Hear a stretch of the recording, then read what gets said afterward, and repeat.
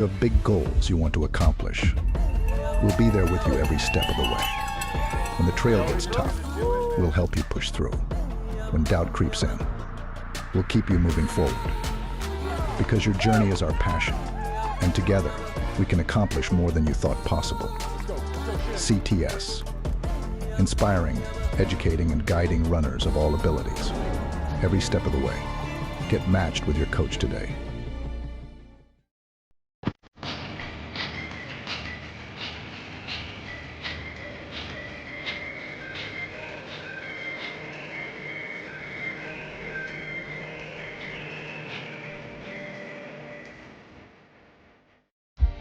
You have big goals you want to accomplish. We'll be there with you every step of the way. When the trail gets tough, we'll help you push through. When doubt creeps in, we'll keep you moving forward.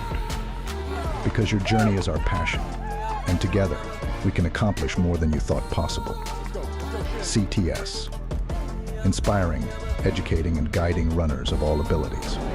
Every step of the way. Get matched with your coach today. What is the feed? Well, the feed fuels the world's best athletes. Hydration, gels, chews, recovery, supplements. You got everything you need. We make your next workout even better.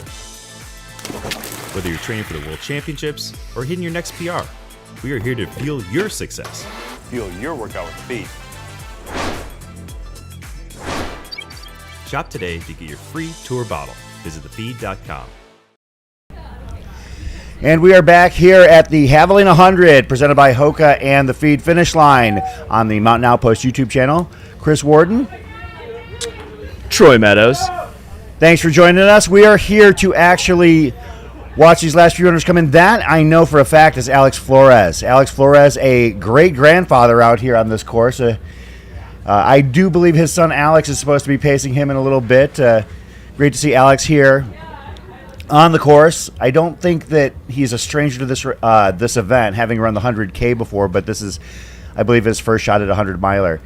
It's nice to jump right in and actually recognize somebody that I've seen out there on the course today and also have known for a while out here this is our backyard. I love broadcasting this race because we know so many of the people that are involved and so many people that are in the race. So, yeah, you got to love that. I'm actually excited because there's a lot of people that are going to be at the back of the pack running from the free trail community, and I'm stoked to see them get that 100-mile finish. So Troy, for those, obviously this is the first time we've worked together, and so we're still kind of getting to know each other a little bit. We've actually barely talked this weekend, so I'm looking forward to getting to know you better. So if you could just kind of introduce yourself to the audience and tell us a little bit about yourself. Yeah, so my name's Troy Meadows. I host and produce a podcast on the Free Trail Network called the Midpacker Pod. So these are my people. I'm excited to be here to anchor the final leg of the live stream with you, Chris.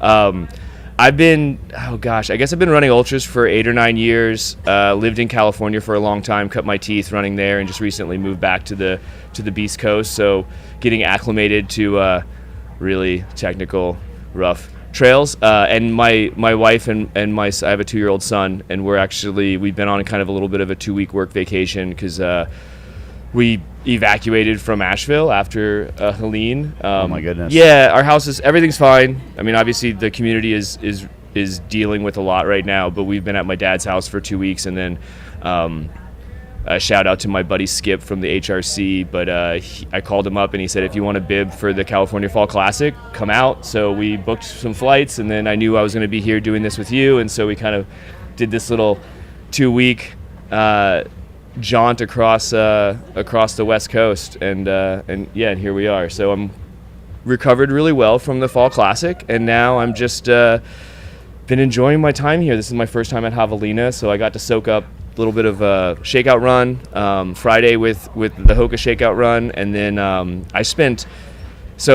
friend of mine, Katie Asmith, we thought she was going to lose her voice yesterday. I spoke with her on Friday at a restaurant, and I thought I was really concerned. Yeah, and so we're staying in the same Airbnb, and I saw her, and she's like, well, what are you doing tomorrow? I was like, I'm not on call until 6 in the morning. I'm not on call until now. And she's like, oh, you have to come to Jackass. Like, I need your help. And I'm like, okay, cool. So I got up and We were a mile and a half from Jackass, so I ran into Jackass and ended up spending like 9 hours there. Helping those guys. Katie's voice came back, which I was happy about. Yeah, she sounded good yesterday. Yeah, she did. And but what I really ended up doing was just supporting the front of the pack, which is a little different for me. So, you know, it was lots of like having ice ready for them and having cold water ready for them and getting to see, gosh, like Dave and Jeff and Raj and like all those guys pushing hard and trying to get them in and out of the aid station as quickly as possible. And then obviously the women's race was really fun to watch too. I'm really stoked for Hannah and really stoked for Corinne as well, Corinne Chalvoy. We actually we do a segment together on my podcast semi-frequently, so we've gotten to know each other really well, and it was nice to see her out there doing her thing. So. Yeah. I to circle around to that, and obviously we've got a lot of time to talk about what happened here this weekend. I think that the one thing that I took away from Corinne Chalvoy's weekend is that she had that performance she's wanted to have for a long, long time. Agreed.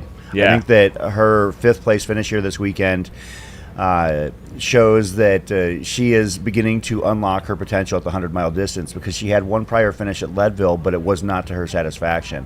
And she's been a maestro of the 50K to 100K distance, but to see her out here at the McDowell Mountain Regional Park and succeed at the 100-mile distance and show that she can contend for those golden tickets, I think is going to be a game changer for her. Yeah, I remember, so her and her husband Graham came in, I think they were on their second to last lap, so that would have been their 4th lap. Aaron was like just left the aid station a minute ago, and I was like, in my head I thought that I realized now that there was only 2 golden tickets up for grabs like at this event, but for some reason I had in my head, because in previous years it was like they did 3 when they rolled over to COVID. And so I was like putting cold water sponge on Corinne. I was like, 3rd place just left 45 seconds ago. And then I went to Graham and I was like, 3rd place just left a minute ago. Like, go get them. And it was really fun to see her like working hard. Obviously, that was like pretty much getting toward as the sun is starting to set and things are cooling off. So we can see Andre Lee. Andre Lee is finishing his 4th loop with his partner Jan. She stepped in to pace him. He usually doesn't normally have one for anything shorter than a 200-miler. Andre was the DFL at Cocodona a few years ago.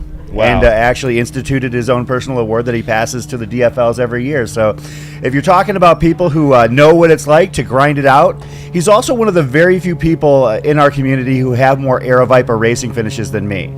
So he's done, I believe, about 160 Aeroviper running events. And I think, I've done about 125. So, Andre Lee going out for lap number 5 as the sun rises. You know, with some of these runners, I would be concerned or worried about their ability to navigate the pressure of chasing the cutoff. But in his case, I've got no concerns whatsoever. Yeah, love that. I mean, this is kind of it, right? You have we're watching runners come in for their 4th lap to go out, and I mean, you got, less than 6 hours to cover 20 miles. Not a, for most people going out for a long run, that's a pretty easy task to do, and then when you've got 80 miles under your legs, it's like a lot of these runners. It changes the calculus. Yeah, they're going to be digging deep here, and I can say from my experience at Jackass yesterday, a lot of the middle of the pack, I mean, that aid station, the heat was definitely working people, and that aid station turned into a serious mash unit for a while where every chair was filled and people just had that, as I know all too well, 1,000-yard stare, hoping that, like, they could fuel through osmosis as they held quesadillas to their forehead, Like, at least that was me last week at the California Fall Classic, so... it's going to be interesting to see some of those familiar faces coming in to get that finish and get that Havalina buckle in a couple hours. So at this point, we have about 173 finishers. Our most recent finishers include Ike Falkenberg, 23:45.25, Chelsea Clough, 23:45.37, Rozislav Havlik, 23:46.41, and Richard Geisen, 23:50.30, and our first post 24-hour finisher, Raul Di Cristina, 24:12.18. So this last few minutes before the bottom of the hour, we might have a few runners who are actually sub 24, but the likelihood is pretty slim because the runners actually self-select their wave here. We have a wave 1 that starts at 6, a wave 2 at 6:30, and for those runners typically people are going to shoot for a little bit of a faster time, and they want to get done sooner. So most people who are on the fringes of 24 hours are going to self-select for wave 1. So we can see, I believe that's a 100K finisher right there. I'm going to do my best to identify and recognize as many people as possible here. Yeah, I want to go back to the heat yesterday. So I talked to a lot of actually. Deb Hamberlin came up to Katie while we were live and did a little mini interview together. I'm not sure if it was live or not, but I was standing right there, and this is her 10th finish, and she just said that it's really, really, really hot out there. And I think most runners, they appreciated the fact that there was a decent amount of wind, a little bit of a breeze going on for most of the day. So I think that helped with some of the the cooling, as far as if you stayed wet, you were kind of staying cool, but yeah, she definitely commented that it was very hot on course, and that was kind of the consensus for everyone coming into the junction yesterday. How was it at Rattlesnake? I know you were there most of the day. It was pretty spicy most of the day, and Deb is no stranger to success out here, having actually won the 100K back in 2014. She was actually one of the people, fun fact, that could have been the second person to actually complete the double win out here. Obviously, she was not in contention for that, as she's not that level of runner anymore, but there were a handful of people who had won one of the events out here and had an opportunity to try and win the other. Raj Panu, Anna Loudon, Deb Hamberlin just happened to be in that little trove of trivia names out there for that. So I love that. Well, Raj, I will say, watching Raj kind of climb the field yesterday was nice, because he kind of we felt like the first couple laps he was definitely not where he wanted to be, and he managed to, I think, really put on a pretty decent second back half of the race. So no, I agree with you there. I actually thought I thought it was interesting to watch him run, because I'm so used to watching him lead out hard, and that was not the way things happened yesterday. And I thought maybe he was running with keeping reserves, but I think he just simply was challenged by the way the course was moving for him, and the way that the field went out. Yeah, it went out really hot. Yeah, it definitely did. So I just want to comment. I went out for a run yesterday morning before I headed out to Jackass. It was dark. Kind of sun was just starting to do its thing as I was on my way back. Like a nice, easy 4 or 5 mile little jaunt in the desert. I will say I could really very much get used to the Arizona sunrises.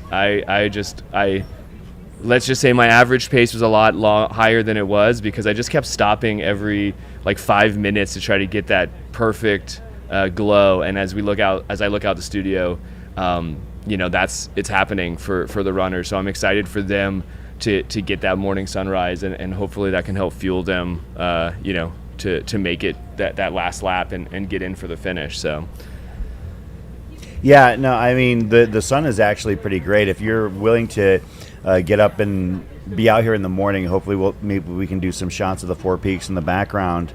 But as long as you're willing to wake up and get your proper sleep, you can actually appreciate the weather out here, because once the sun gets fully into the sky, it becomes much more difficult.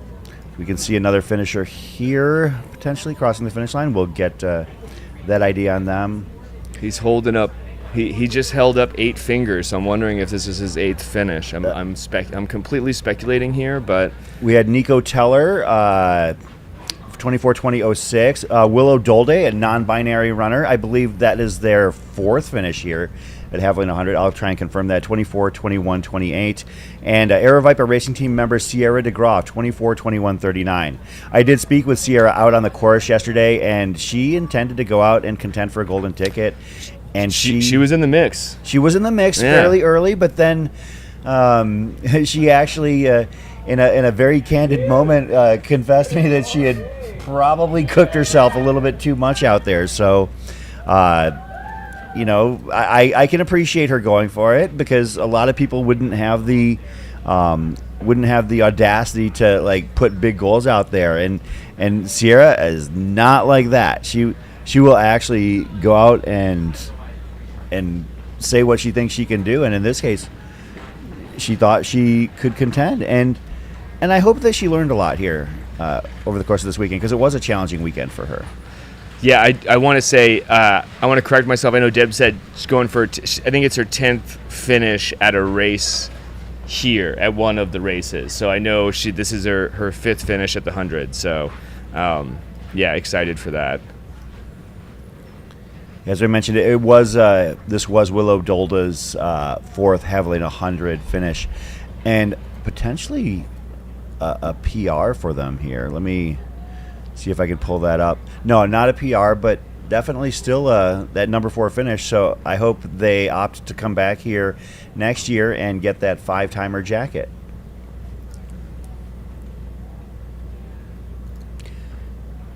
Most recent finishers in the 100K include Melissa Ward, Candace Ferris, and Jeremy Mayberry. Congratulations to the 3 of them. Awesome. And bear with me, folks. I'm just getting all my Chrome tabs together. So Chris is ahead of me here, but I'm trying to get up the same live tracking and also the live stream feed as well, though we have it.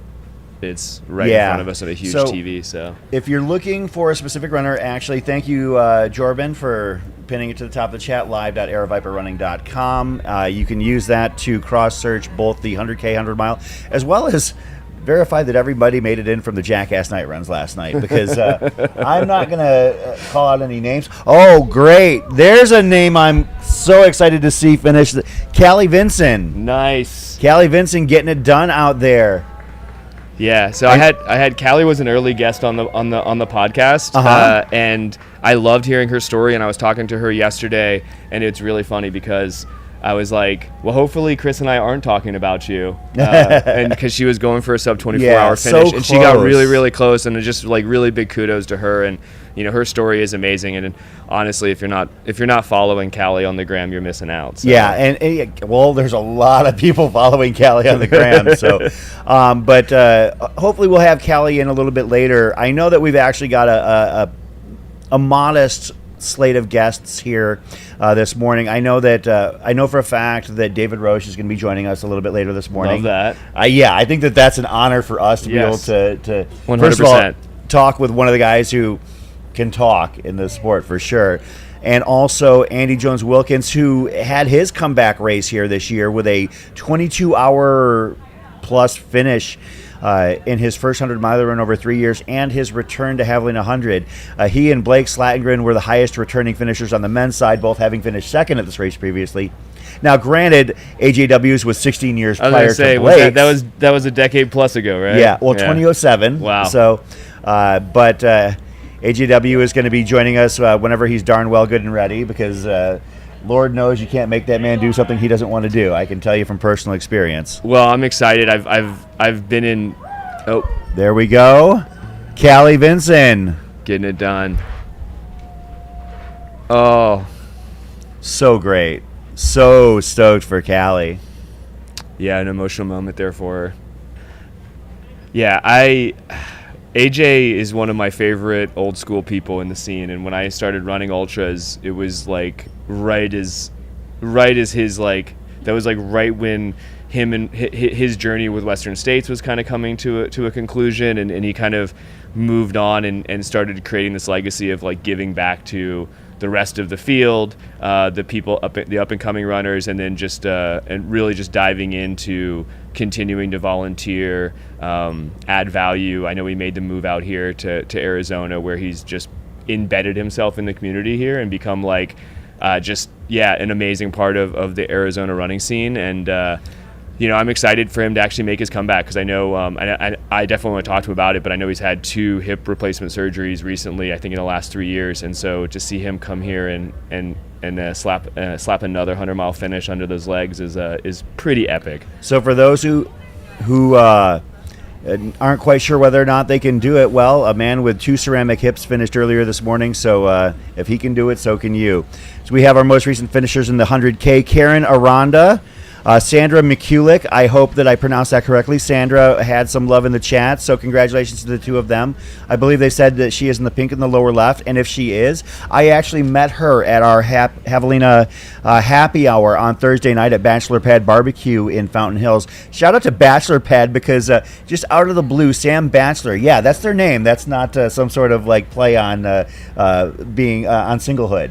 But Bachelor Pad actually dialed me up to let us know that they wanted to donate 50 breakfast burritos for the staff here yesterday. Love so that. They fed us for breakfast after hosting us on Thursday night for the third consecutive year. So we are grateful for partners in the Fountain Hills community such as them. But yeah, I spoke with Sandra briefly, and she was super excited to be out here. So congratulations, Sandra, to get your finish here at the Havalina 100.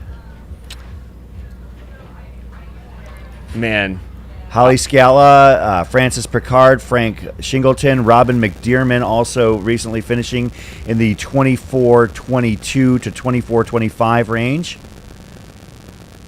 We're just going to kind of call him as we see him out here. We do have a couple of advanced seconds on what you're seeing out there. This is the Havalina 100 broadcast on the Mountain Outpost YouTube channel presented by Hoka and The Feed.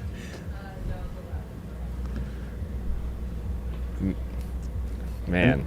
And the thing about this race is trying to handicap who's coming in next is a fool's errand. Basically, we just kind of have to call it as we see it, because we can kind of offer conjecture on who's going to come in next. Actually, I do see somebody I can identify for sure. Yeah. I know our next finisher. I'm kind of loving this. I'm not going to lie, Troy. I feel like I know a lot of people out here. Well, that's what happens when you spend over a decade being a part of the community here at Havalina. So. That is true. And I believe our next finisher is going to be Brendan Duick. Brendan, I actually met at a concert. I was there to watch a band called the Mini Bosses. They do 8-bit Nintendo covers.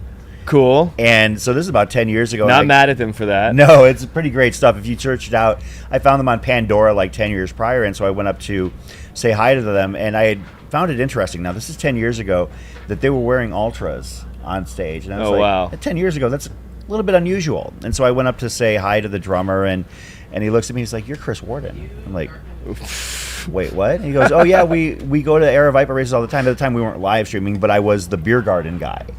So I've always been in for some reason, I don't know why they put me facing people out here, but yeah, so I got to know them through then at that point.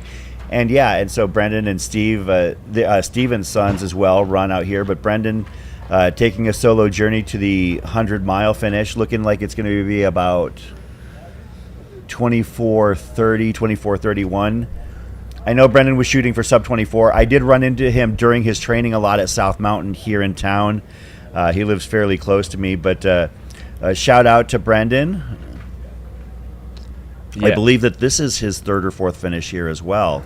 Yeah, I mean, I wish I would have gotten in the sauna a couple times leading up to this event. I think it was 96 degrees in the shade at the California Fall Classic last week, so I definitely got a nice healthy dose of heat. But I ran, to put it in perspective for the audience, I ran a mile and a half yesterday from the Airbnb to Jackass after my wife tried to come out there, and she pushed the stroller about a mile, and I went out there to kind of meet her halfway, and she's like, "You know what, I'm just going to turn around," because it was like 11 o'clock, and she's like, "By the time I get to Jackass, I'm just going to want to turn around and take the kid home." So I pushed the stroller back for her, and then hung out for a little bit, and then ran back out there, and I ran a mile and a half in that heat, and I was like, yeah, like it's funny. I wasn't actually sweating when I stopped. I didn't feel like I was sweating when I stopped because the perspiration was just evaporating right off of me instantly. As soon as I stopped at Jackass, I was soaking wet, and I just felt for everyone else that was running, going, now I know exactly what it feels like to run a mile in their shoes, and I wanted nothing to do with it after that.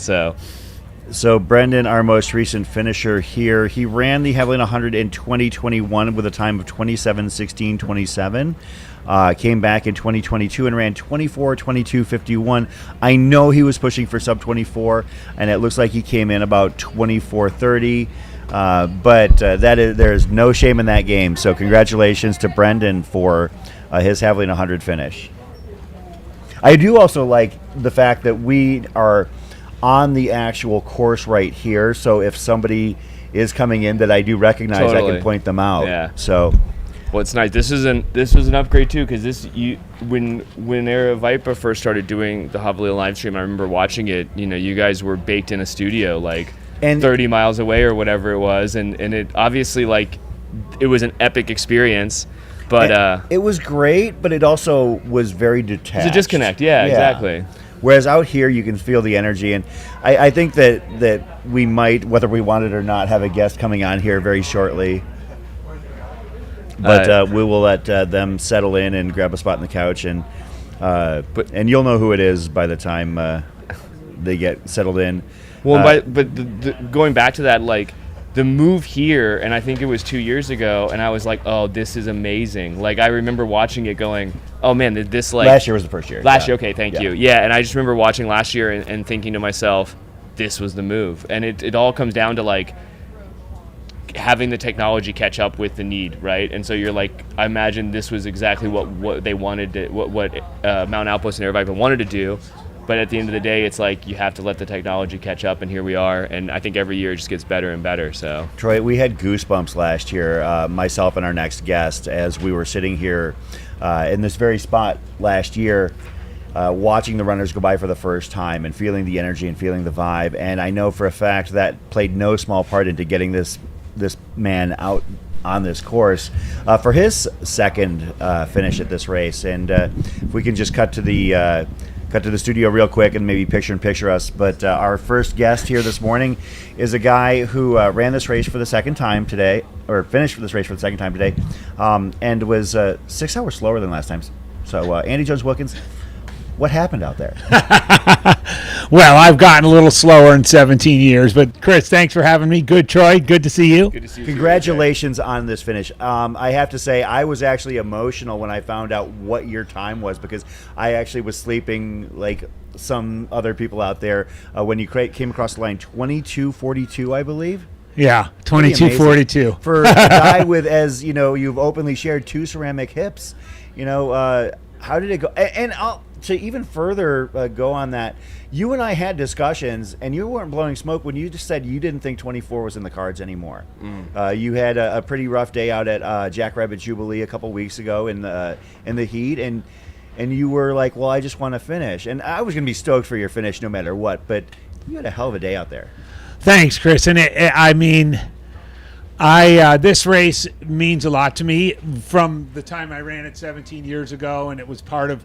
I'm good friends with Jerry Kilgariff, the founder of the race, and I went and touched her bench each time I went by. And Awesome. Her bench is out there right about 7 miles around the loop, and it just felt like the right thing to do. I haven't run a 100-miler since 2021 at Bighorn, and so I relocated to Phoenix, Shelley and I, about 2.5 years ago now, and we lived here in the 90s, and we love it here, and we've completely, especially me, have kind of embedded myself along with you and into the Aravaipa running and Arizona running community. And my roots in the Arizona running community go back long before Aravaipa, and with the Paul and James Bonet and Scott Mojalewski and Ed Zarambo, and a lot of the OGs in Arizona, and this race, now that I've done it, like I've been here a couple of years to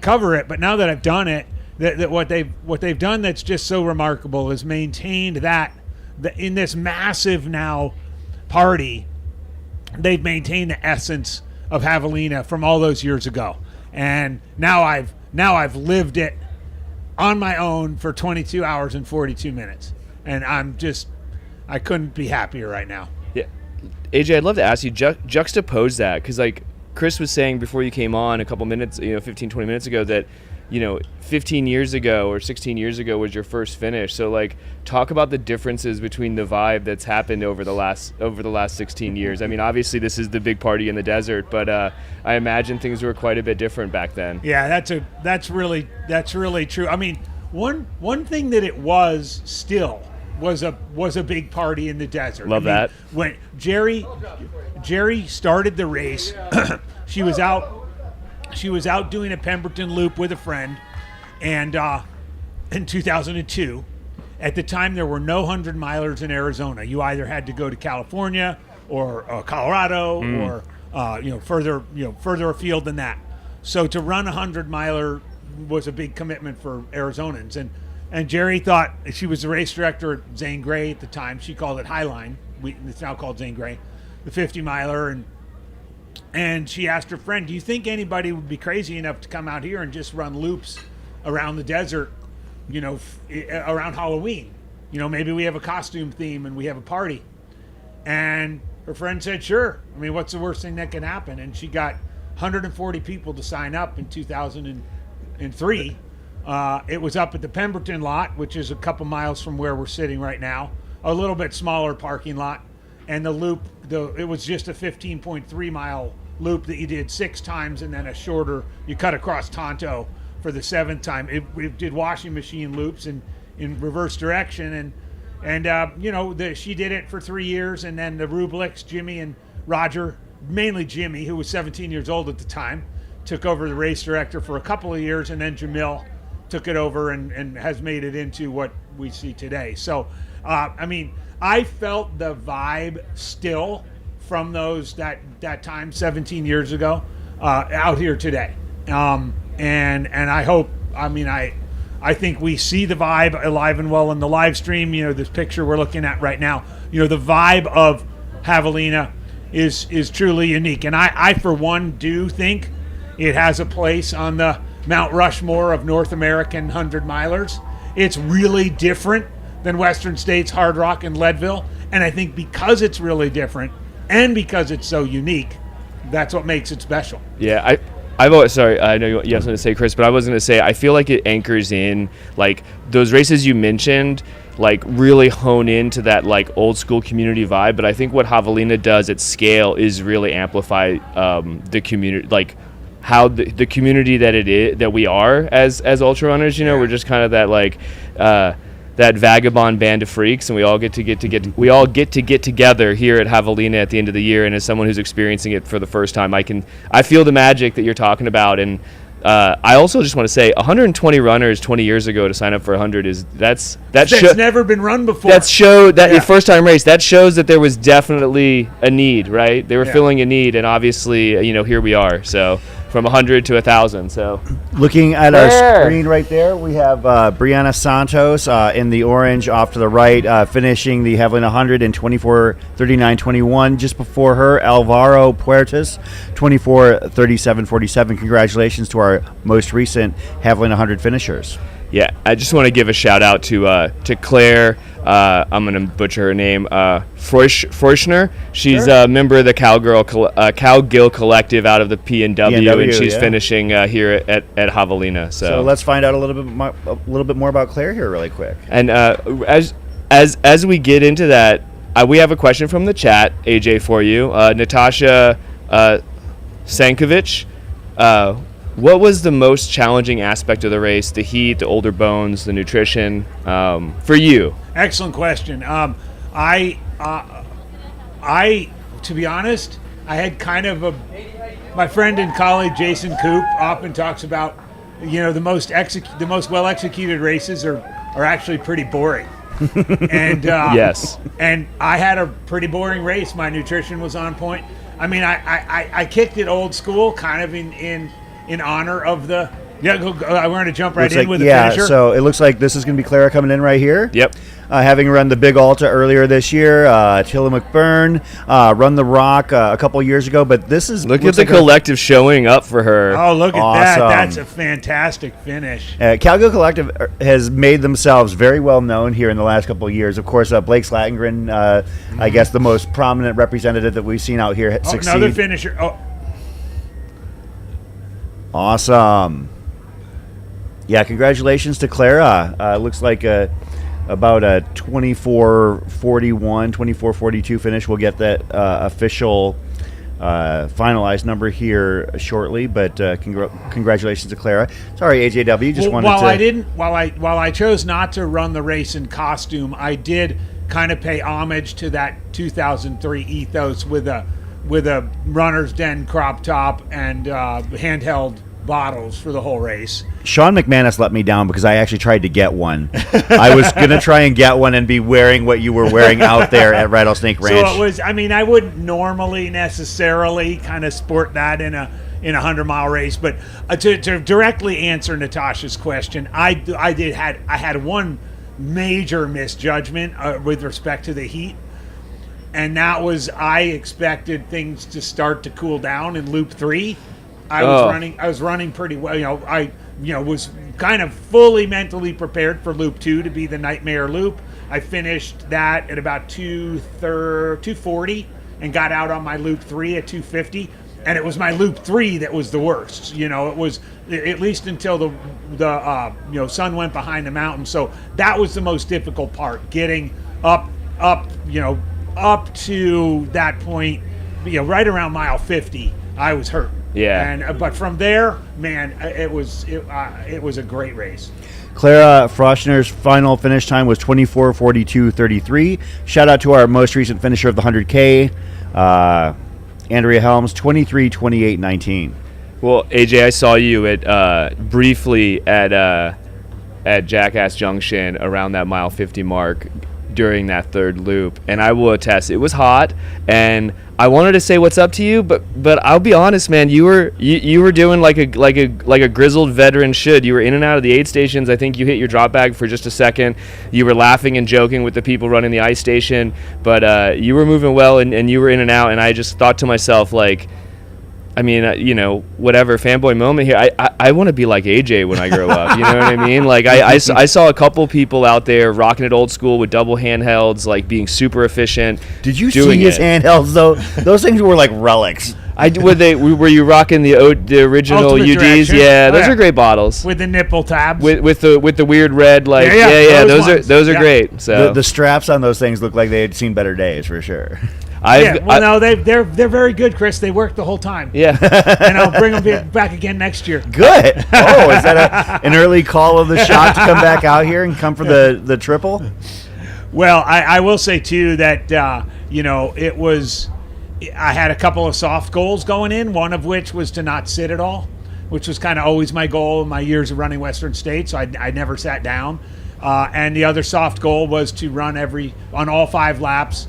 To run every step from Jackass to Rattlesnake, because it's my favorite section of the course. I mean, if I could, it was kind of like my desert island moment. If I was stuck on a desert island and had one section of trail to run for the rest of my life, on repeat, it would be the section. It would be the section from Jackass to Rattlesnake in that direction. Well, AJ, I wanted to let you know. Natasha says thanks, AJW. I've learned so much from you, podcast articles, commentating, etc. So I just want to give Natasha. She's giving you some shine in the chat, and I wanted to relay that to you. Also, I want to plug the fact that you had such a great interview with Jerry Kay this weekend. I listened to it Friday morning on my way to the expo and felt amped and excited.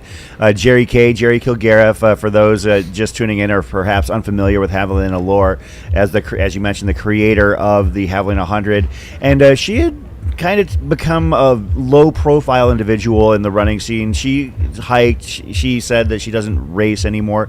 But a couple years ago, I did reach out to her to try and get her to come out here through a mutual friend, Linda Van, who also integral in the Arizona running scene and its development. And Linda set us up, and we brought Jerry Kay over to talk with Jamil. They had known each other a long time, but again, hadn't talked, and they had a great discussion. And then the next year, Jerry was out here in front of the crowd as an honorary race marshal to celebrate the 20th anniversary of her founding of the race. Yeah, absolutely amazing moment last year to see Jerry Kay out here, and I think it's actually now immortalized in the profile or the race briefing. So we can see it looks like we've got a runner with an unofficial pacer here coming into the finish line. The dad feels are real right now. So we had another runner just finished, Chris, and I was trying to find him in the live tracking. Yeah, it looks like our tracker is being a little bit finicky as far as the names. So AJ, just so you know, Miss Julie Moffett says, I remember you cheering for me in my golden hour finish at Western States this year. Way to crush it. So lots of love for AJW. And then Christina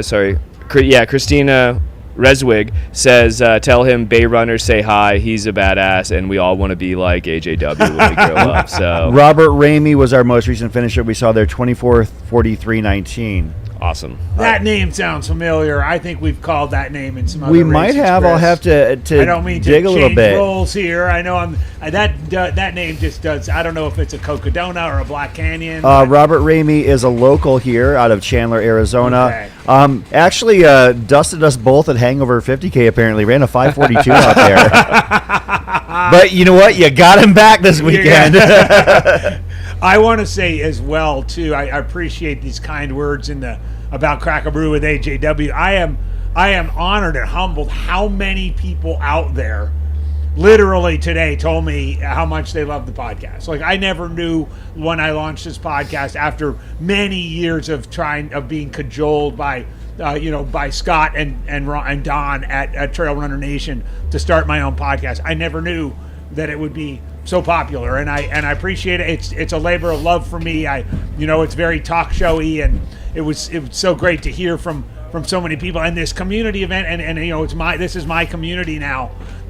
Having that kind of affirmation, and each time coming through here. This is another thing we didn't have. We didn't have this in 2007 either.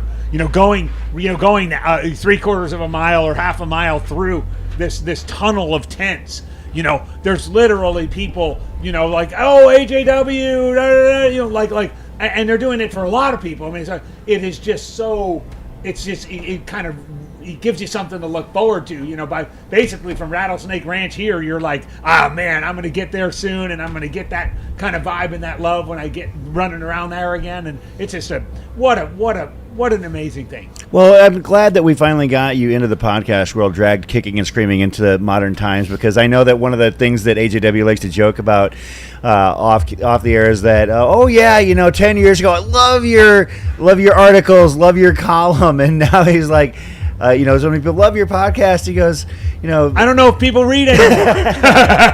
But you know what? The thing about the podcast at night, it's nice, and I'm sure you can attest to this too, Troy, is that people can take it with them while they're running. Yep. Yeah. I mean, I'm guilty of it myself. So Yeah. Well, my favorite, obviously I love the interviews, AJ, and I'm a listener of the pod, but I like that you took the anchor of most of your articles on I Run Far and brought it into the podcast as far as what are you drinking, and so the audience gets, obviously it's nice to be able to get to know the audience through questioning, but you can tell a lot about somebody by their choice of beverage when they decide to just sit back and crack one open, right? And I guess you brought a beverage into the studio, so let's talk about what do you AJ, what are you sipping on today? What am I sipping on today?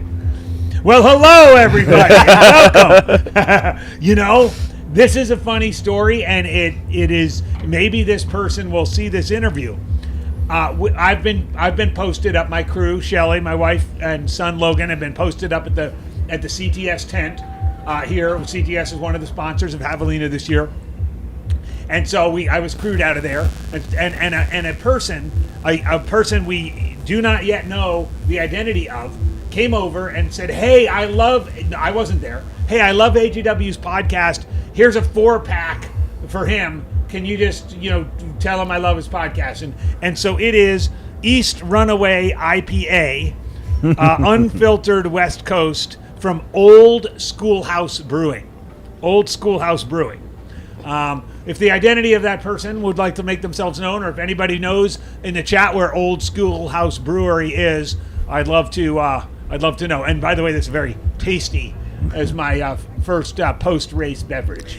of course, your first. I don't normally drink at 6:48 in the morning. Well, yeah, because usually you start when you finish about 4:30 in the morning, right? I want to shout out to our one of our next finishers here. I saw them coming through here. Maybe I'll have to wait because it looks like we have somebody moving a little bit quicker behind us. But I do want to shout out also our most recent finisher, Corey Johnson, 24:47:59. Congratulations to Corey. Well, love that someone is such a fan and knows you so well as to bring a very nice. I mean, if you're a listener of the pod, you know that AJ is a fan of his unfiltered West Coast IPAs, as I am as well. So I got a chance to experience some Four Peaks this week, and then which is a local, and then there's another one. I've been drinking a lot of Daily Driver this week, which is from Flagstaff. Yeah, exactly. So right here, this is Liz Hunt. Liz Hunt going for her first Havalina 100 finish. You know, this is a beautiful shot right here with the sunrise in the background, the Four Peaks. Now, I don't think that's We've Got a Leaner. I think they're just... No, that's a leaner. I Is saw that her a coming leaner? around Hey, here. we got a leaner! That's a solid 130 I right think there. that's 132 o'clock in the lean. Congratulations, Liz Hunt. That's definitely a leaner. Ran the 100K in 2022. Actually ran a race I'm very fond of last year, the Hennepin 100. Beautiful sunrise. Wow. And now a finisher here at the Havalina 100.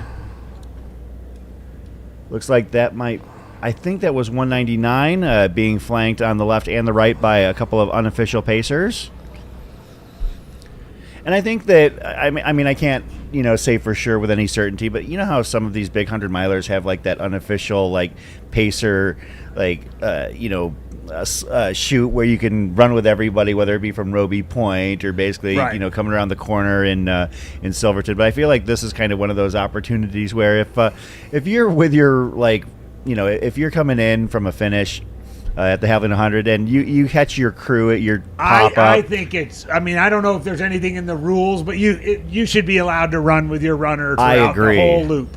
I agree. I think that would be wonderful. Especially now that I've done it, it's just having that loop experience, sharing it with your crew for whatever, half a mile, or I don't even know how long it is, but man, it's really cool. Yeah, it's really cool. It is pretty great.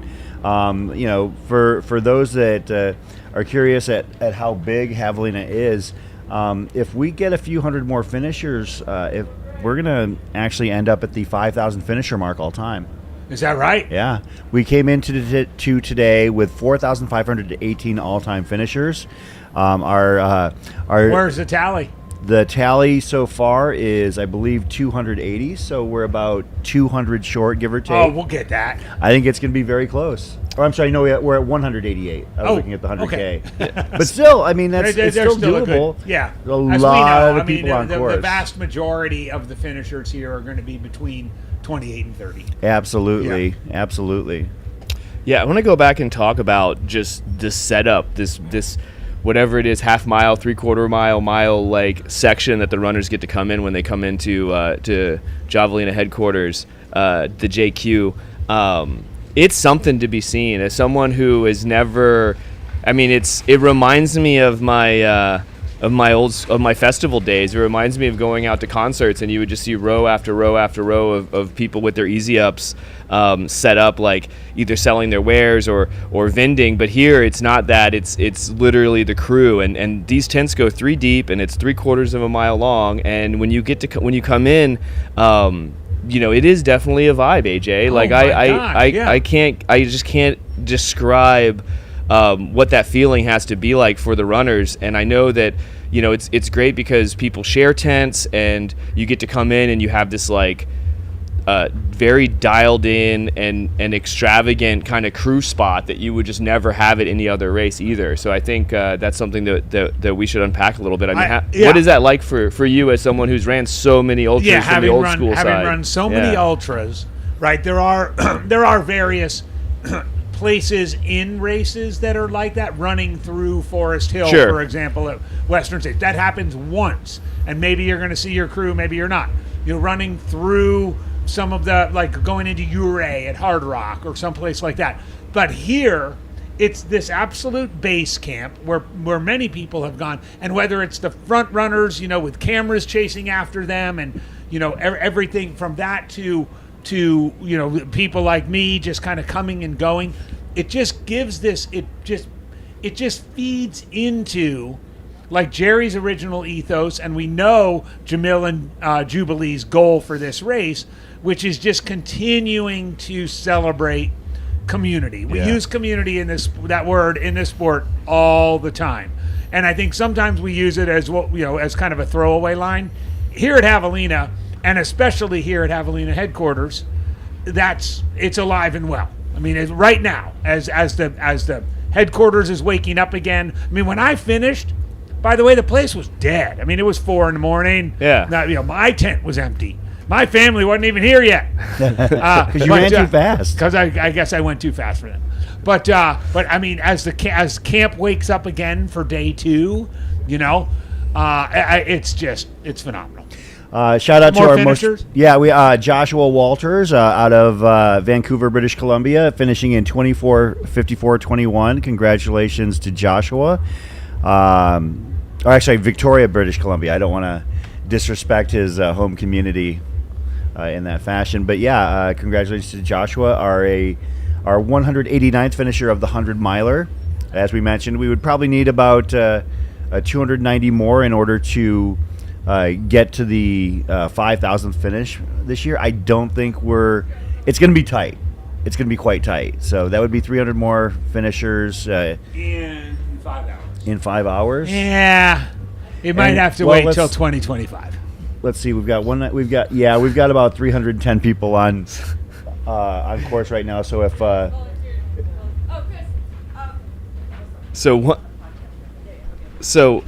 So I have a feeling if that's the case, we're probably going to be giving like the 5,000th finisher Some sort of fireworks show or something. Well, it's going to end up being like one of the top 10 finishers on the men's and women's side. It's like next year, yeah. Yeah, I will say, I would rather it go to someone in the back of the pack if I'm being honest with you. So yeah. Well, AJ, this.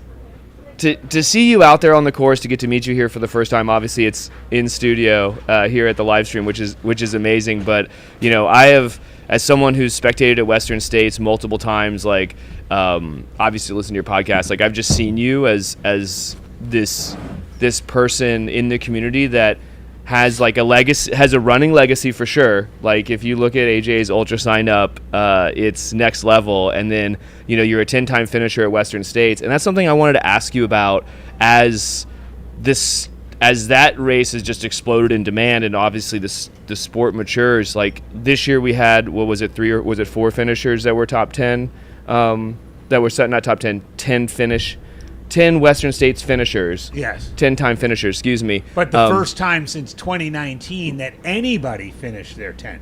Right. And I want to ask you, do you feel like that's going to slowly, you feel like that's going to be like an extinct species in the sport, so to speak, as far as like the ability to do it? Like you have to be, and I think the other part of it is like when you think about the tip of the spear, like most runners, I think Ian Sharman comes to mind, but like Katie Lichtai comes to mind, but like there are very few runners that are running fast that are just going to be able to like keep up with what's cycling in from the new crop of runners that are coming in. So I definitely wanted to it's something I wanted to ask you now, when I heard you were going to be coming on the pods, on the live stream. I do think I was struck when I looked it up because I saw that there were going to be potentially 4 this year and that the last 10-timer was Ian Sharman in 2019. Yeah.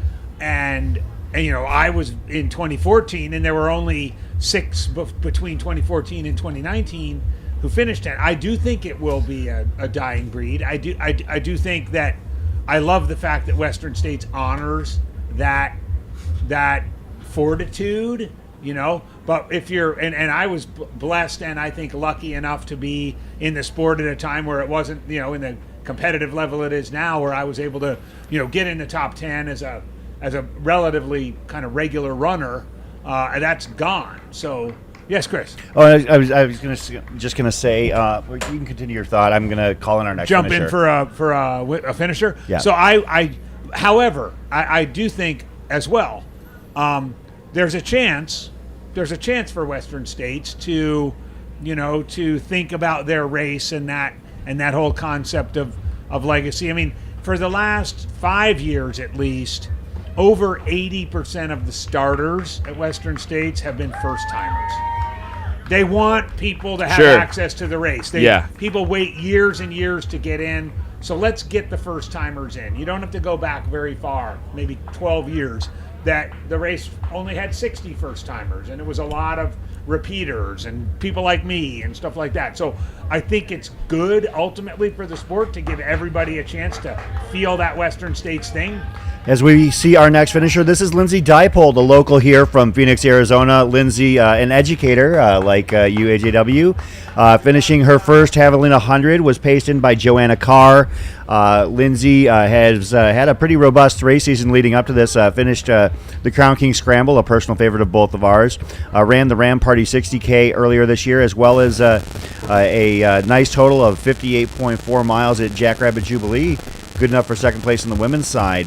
And Lindsay... I thought I recognized her. She probably ran right past probably me. lapped us a few times. No, Lindsay, actually, I ran into her out at Rattlesnake Ranch a couple times, and she was feeling good and moving well. So looks like we've got a pretty strong finish. Oh, we've got potentially 2 finishers here. I'll have to get some IDs on those. My eyes and my advancing years are not quite what they used to be able to pick off bibs, but... Gonna have to talk to the IT folks about getting an announcer's timing mat right behind us so we can. That's a I great think that would idea. be fantastic. Yeah, for sure. I think that would be a next level thing because, like some of those big triathlons, like you'll see like runners coming in and finishing fast Mika and furious. Thews sighting out there. She's been out See here you all next time. weekend. Mika Thews has been out here all She's been weekend. out I here saw all her weekend, at our social hour on Thursday. So You guys keep talking about this social hour, and I was here Thursday, and I just need to get on the right memo here. 'Cause Oh, it was great. I So- would have enjoyed that a lot, I think. So we had probably about 90 to 100 people there at Bachelor Pad Barbecue in Fountain Hills.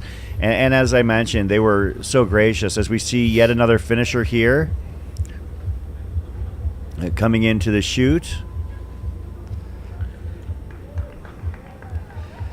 I just want to say one thing for anyone that hasn't been out here. Fountain City, Fountain Hills.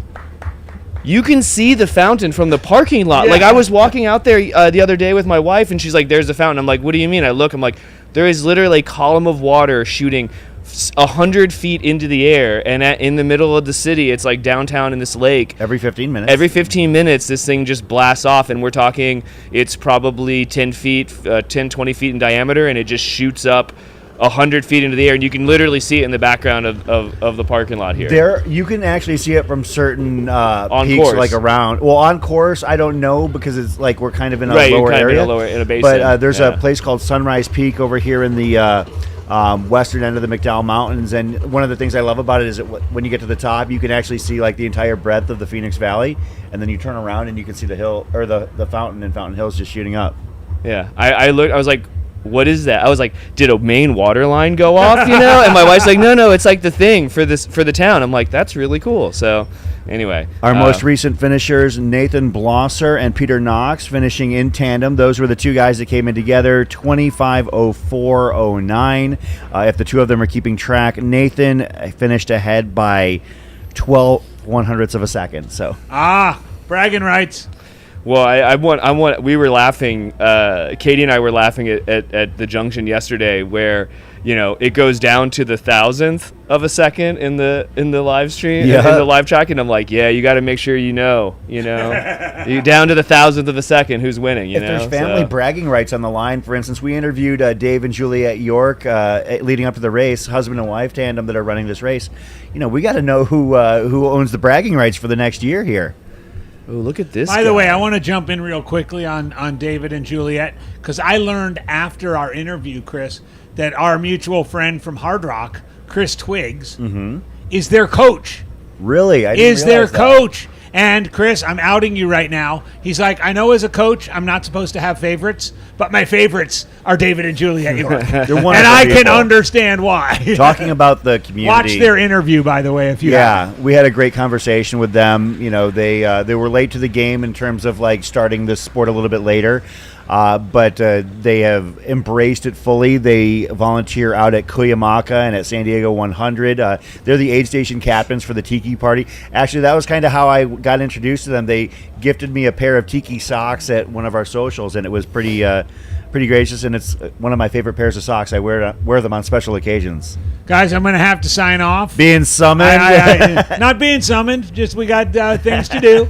I totally get. Hey, you know what? You got your business done here, and you showed that you're back. AJW, thanks for joining us. And you know what? It's fun to be back. I actually said that with 2 miles to go. I didn't say I was back. What I said was I still got it. Yes. And I guess the other thing I'd Yes, say, sir. the last thing I'd say is I do. It is a point of pride for me that as someone who used to be like finishing fast and in the daylight at hundreds, and I don't do that anymore, that I'm still in the sport, and I wish more people did that. So if you're listening out there and you're thinking of leaving the sport, stay in it because it's worth it. I learned that this weekend. Thank you. It's fun in the middle of the pack, AJ. Andy Jones-Wilkins, folks, a legendary runner, a broadcaster, and frankly, just all-around wonderful supporter of the community. It's been an honor to call a race for you for a change. Our most recent finishers, we'll get an idea on them. I want to shout out to Phil in the chat for mentioning one of my personal favorites, Karen Bonet Natraj, bib number 68, going for her 15th finish here. And that's one of the things that's cool about Havalina 100 is that is actually being recognized. So if you walk into the tent city, I don't know if you had the chance to do that, Troy, and saw the little streets that they have set up with street signs. Yep. So you have like a Reagan Court, you have a Ray Drive, recognizing the people who won the street, Pixie Lane, things like that. You also have like a Bonet Drive, recognizing Karen Bonet for 15-time finishes. Susan Donnelly has a street out there. Runners who don't necessarily end up finishing at the front of the pack, but those whose contributions and presences have been indelible to the history of this race are also recognized out here. So we appreciate that. Yeah, I mean, just going back to that word that AJ mentioned, just community. There's many ways to add value to this community besides being legendarily fast like Mr. Roach is. So. Alexandra asking in the chat what the average DNF rate is for this. It's higher than you'd think. For a race that has less than 10,000 feet of vert as a 100-miler, I don't know if we'd go so far as to call that easy because I have a very specific rule about not saying that word about 100-milers because there's no such thing. However, with an elevation profile that is fairly friendly, it has about a 55% finish rate. So that's about 45% DNF rate. That's extremely high for a race of this, quote, difficulty.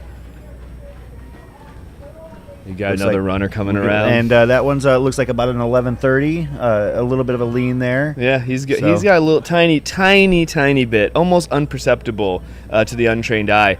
I will say, though, Troy, it's funny because when you cover some of these races and you get to watch some of these runners that you learn over the years, cover them for so long, you can tell little hitches in their in their stride. Like, for instance, I remember a couple years ago, Arlen Glick was running, and I mentioned, he's favoring his side a little bit. They're like, no, he always runs like that. I was like, no, that's a little bit different. Yeah. It's like kind of arguing with people who know him better than I, but I've spent a lot of time watching these people on screen and in person. So, well, going back to what you're talking about with the obviously 100-mile distance. 100 miles is hard. It doesn't matter how much gain there is. But one thing you're working different muscles when you run what we're going to call relatively flat 100-mile effort. So, it's not the quads that go first, it's the hip flexors that go first, right? There's just a different, it's a different animal. And, I ran the Lost Coast, and you run 20-something miles on the beach there, and it's off camper beach running. And it's not, the sand here there's definitely sandy sections, but I think underfoot conditions are relatively solid. But I remember getting off that section and being like, oh, hi hips, they were not happy with the fact that they just ran flat and hard. Oh yes, that lean is definitely favoring more of the 10 o'clock now. Yeah. No. Shout out to our most recent finishers, Leah Genth, 25:05:34, Joe Seeley, 25:06:55, Joe Snowert, 25:07:15, Jason Siegel, 25:08:54, Carrie Parks, 25:11:33, and we will get the most recent finisher's identity down as well. So this Oh, is. I know who that is. Yeah, this kid. What is his name? He's finishing the 100K, I He's believe. 13 years of age Yeah. running the 100K. Oh, I can't remember his name. I met him at Jackass Junction. We talked to him. He was bone dry, looked good, and Katie was like, dude, you can't leave here without water on your body. Like she kind of she was kind of mama bearing him a little bit and being like, oh, dude, no, you're way too dry to be out here running the 100K. But she sat there and kind of vibed with him for 10 minutes or so, and then got him wet and got him out the door. So that is a father and son running this race, Jeremy Remillard and Jeremy Remillard Jr. Shout out to the Remolards. And Jeremy, the father, is 39, and Jeremy, the junior, is 13 years of age running the 100K. Yeah, Of course, that. I believe the youngest finisher of the 100K is 8, or was 8. But congratulations to the Remillards getting it done. So someone told him that at the young Remillard at Jackass, I think on his first loop, I think. And when he found out there was an 8-year-old that finished the race, he's like, "Well, I definitely have to try to beat that time." So he has the competitive juices at 13. I loved hearing that from him too. So Well, I do know that Jeremy, unless he decides to take a nap between now and then, he'll have it beat, because I believe that was a golden hour finish. But that was because that 8-year-old had a full night's sleep in between loops. So oh wow, love yeah. that for him. Her. It was a young girl. Yeah, for so. them. I should take that advice. I like that advice actually. You know, there are people, and a lot of the locals that have that approach about this race. A lot of times they'll go out and they'll do. Actually, back then, I believe it was still at the old headquarters. So, because this was some years ago, but you had to do at that point 4 loops of the Pemberton Trailhead. So they would do 2 one day, and then go and get like a good night's sleep, and then like maybe start like late at night, early in the morning, and then do 2 more. Well, going back to our conversation about the DNF rate, I think the one thing that you don't think about is what we were talking about with AJW, is this tent city and the amazing crew access. And, you know, you're coming here, you get to see your crew 4 times, and it's really easy to get stuck in the chair. Your car's right there. You have access to wherever you're staying. There's a tent. You know, if you're camping on site, your tent's right there. It's really easy to, if you don't have a strong why here, to get 3 laps deep for, you know, get your 4th lap down and just be like, you know what, I'm done. You know. Yeah. So shout out to our most recent finishers. Kerry Parks, 25:11:33, and I thought that was him, but he got a haircut. So our leaner was a guy by the name of Cliff Matthews. Cool. Cliff Matthews has he's been I know he has hung out with us here in the valley here a few times. I don't think he actually lives here necessarily, but Clifford Matthews was our solid 10:30:11:30 leaner. And finished in a 25:12:37, and he's actually got a pretty robust race resume.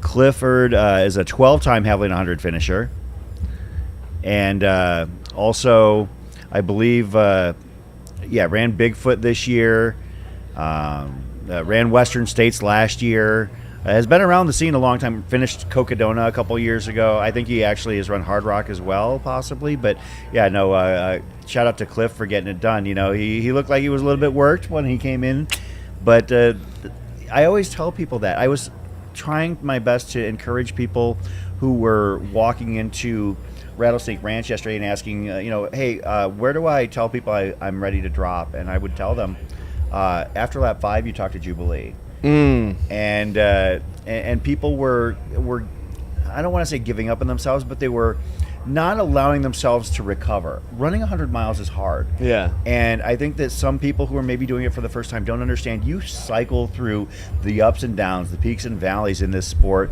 like nothing else you've ever experienced. Yes, I can attest to that. So, is that Dave and Juliet? Yep, that's Dave and Juliet York from San Diego. We just talked about. We had them on our preview show yesterday, or on Friday rather. Oh, holding hands through the finish line. Love that for them. Dave and Juliet, they ran this race together last year, and I know it was a brutal time.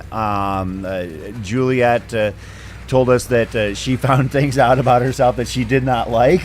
But I don't know. Like, she didn't expand upon that. But to see her crossing the finish line with such a smile on her face, along with her husband Dave, who is so supportive of her, definitely brings a smile to my face. It looks like it took them just over 24 hours to do the 100K. They come out here. They actually have their RV set up. When I arrived Friday morning, they were sitting down having coffee and loving the morning and watching the traffic pour in. Those are the stories I love seeing about this race. Yeah. Well, and going back to your point about the valleys and the mount and the peaks that happen when you run long ultras. I've said it before. I was at the California Fall Classic, which is the Lake Sonoma 100K last week, and I was there. Like, my friend, my buddy, who's the race director, gave me a free bib. He was like, I used to live in Sonoma County. I spent 8 years cutting my teeth with the community there in the ultra distance, and for me, my why was just like, I'm coming here to have fun, see my community, see the people I haven't seen in many years since I moved back to the East Coast, and just enjoy getting to race kind of my end of the year, like kind of end of the season race for me. All the races in Nashville were canceled, and so I was just feeling very blessed to have this opportunity to get back to California. Well, it got hot and things got hard, and I got to Warm Springs Inn, which is the mile 58 station, and the boxes were all checked for me, Chris. And I'm sitting in this aid station with the 1,000-mile stare, sat in this chair for 20 minutes, and I said it out loud for the first time at Ultra. I said, I'm done. I quit. I'm going to drop right here. And there was 4 people that I know really, really well from the Healdsburg running store, and then also from just the Sonoma County running community. And they were all standing there, and they just laughed at me.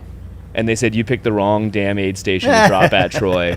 And then my other friend looked me dead in the eyes and said, there is no vehicle here that will take you anywhere. Get out of the chair. What do you need? Get down the trail, right? And I think that's something, I mean, obviously, like, I've got enough of these under my legs to know that, like, it's not if, it's when it's going to get better. But I was just sitting there going, like, I have my Western States qualifier from running Laurel Highland this year. I told him, I'm just here to hang out and have a good time. And this stopped being fun 2 hours ago. You know what I mean? And so it was just, it's something that I will remember for a very, very long time. It was, besides getting sponge bathed by Gordy at the mile 30 aid station, it was kind of I had 2 peak life experiences at the race last weekend. So, I admire the fact that they were absolutely not willing to accommodate your request. Yeah, it wasn't going to happen. Yeah. Shout out to our most recent finishers. In the 100-miler, we had Michael Simons, 25:16:53. Akiko Ikegami, 25:16:54. Shikang Su, 25:17:50. And a couple of people we recognized as they crossed the finish line in the 100K. Jeremy Remillard Jr. and Sr. Jr. actually came across in 24:14:40 and 48 1,000ths of a second. And Jeremy Remillard Sr., 24:14:40 and 78 1,000ths of a second. So the junior came away ahead. Dave and Juliet York, of course Juliet won, 24:17:44 versus David's 24:17:45. And Stephen Kimball, 24:17:53. So shout out to them. We just had a couple of people come by pretty hot just past us here. They were moving really good. Well. They're smelling the hay in the barn there. Yeah, they're ready to get this absolutely. thing done. That's for sure. I mean, look, this woman right here is. She came charging by as well. I didn't see a bib on her. I was looking as she went by, but it's probably her shirt may be that's covering true. it because she's Extra got that layer, long sleeve on. Yeah. Yeah, shout out to Grizz B in the chat. Looks like if I'm reading the shorthand here, it looks like you mentioned Clifford Matthews. He's from Albuquerque.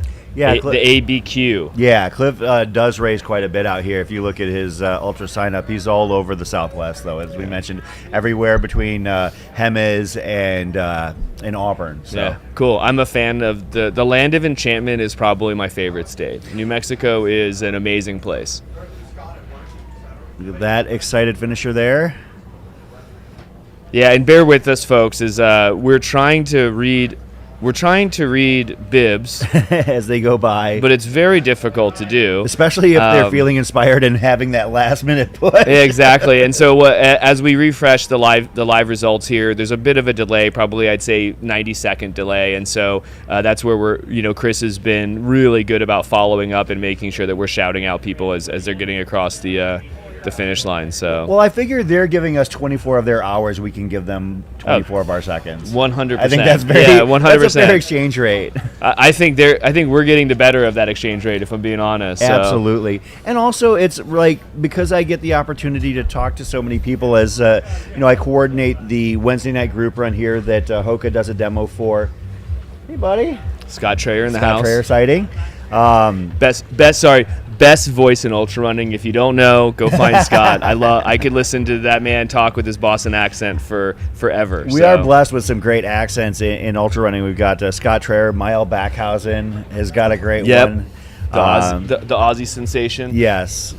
Oh, this is a beautiful shot this. here. I want to find out who that is. Like, these are the shots that I love seeing as these runners are making those final steps, grinding across the finish line. Well, the sun is up, and I will say I'm in a sweater, and I'm glad I kept it on. I had to run here. I was running a little late today, but I made it on time.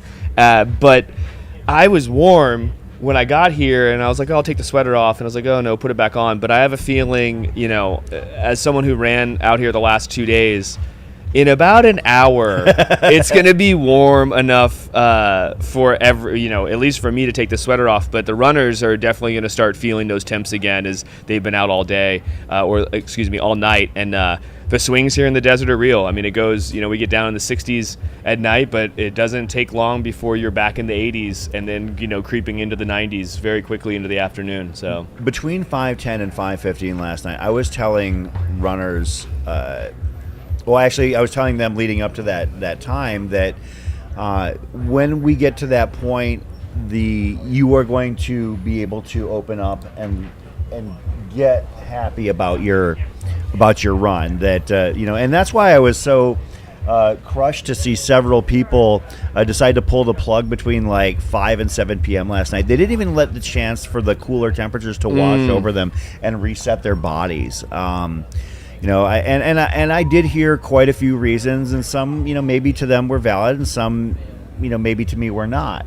People talking about things like blisters or their calves hurting, and one of the things that I think maybe people who are not accustomed to what this is going to involve, they don't realize that nothing is going to feel great after, even 12, 13, 14 hours. Yeah. I mean, we've all, those of us who have run 100 miles have experienced that, and you just have to basically understand that it's going to take, all it takes is all you've got. Yeah. That's what I always tell people. Well, sometimes it doesn't feel good at mile 12, 13. Forget hour 12 and 13. And you just have to know that. Right. I mean, it's something I tell myself all the time, and I will tell runners that I know are having a hard time of it when I see them on the course, is like, it can always get better, And I think that's something that everyone needs to understand when you're coming here to tackle the ultra distance. Is it's like you mentioned it, there are peaks and there are valleys, and AJ was here going, I had a pretty boring race. You know what that means? Everything went really well. And I've had those experiences too. And I'll be honest with you,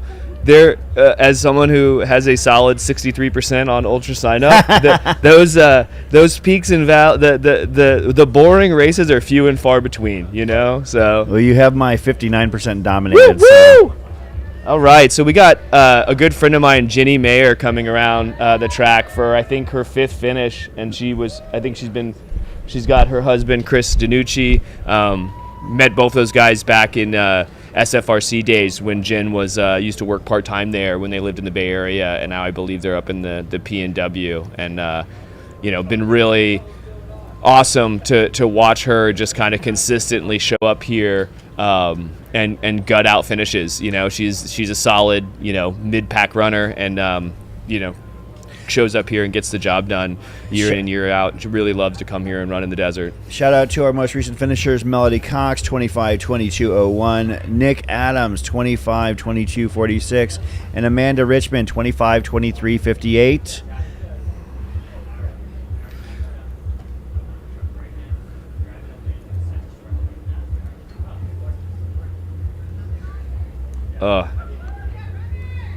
Yeah, here she Another comes. strong finisher. Looking good.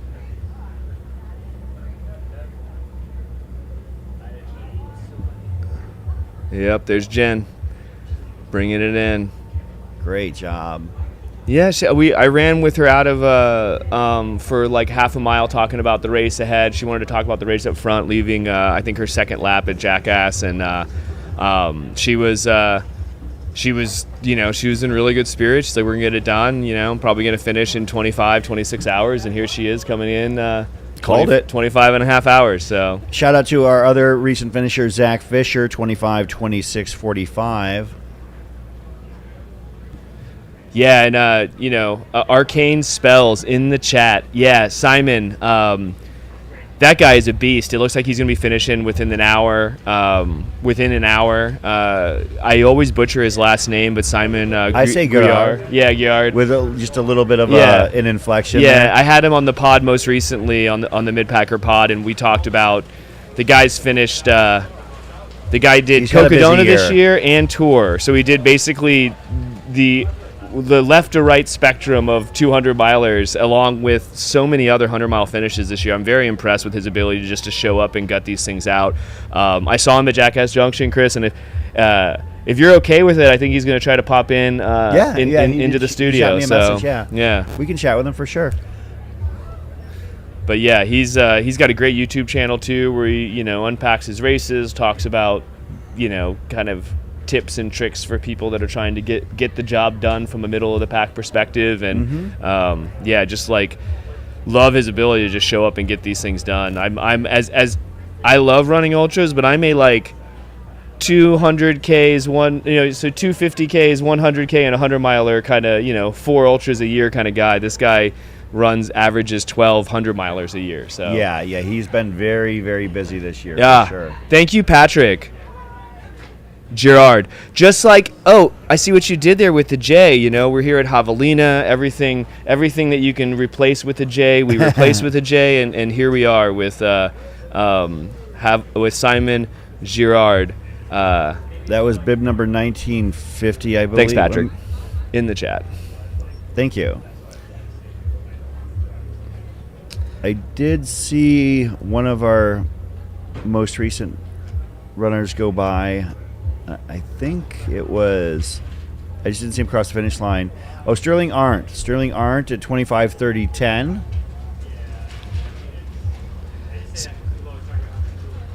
So you guys probably aren't picking this. You probably aren't picking this up, but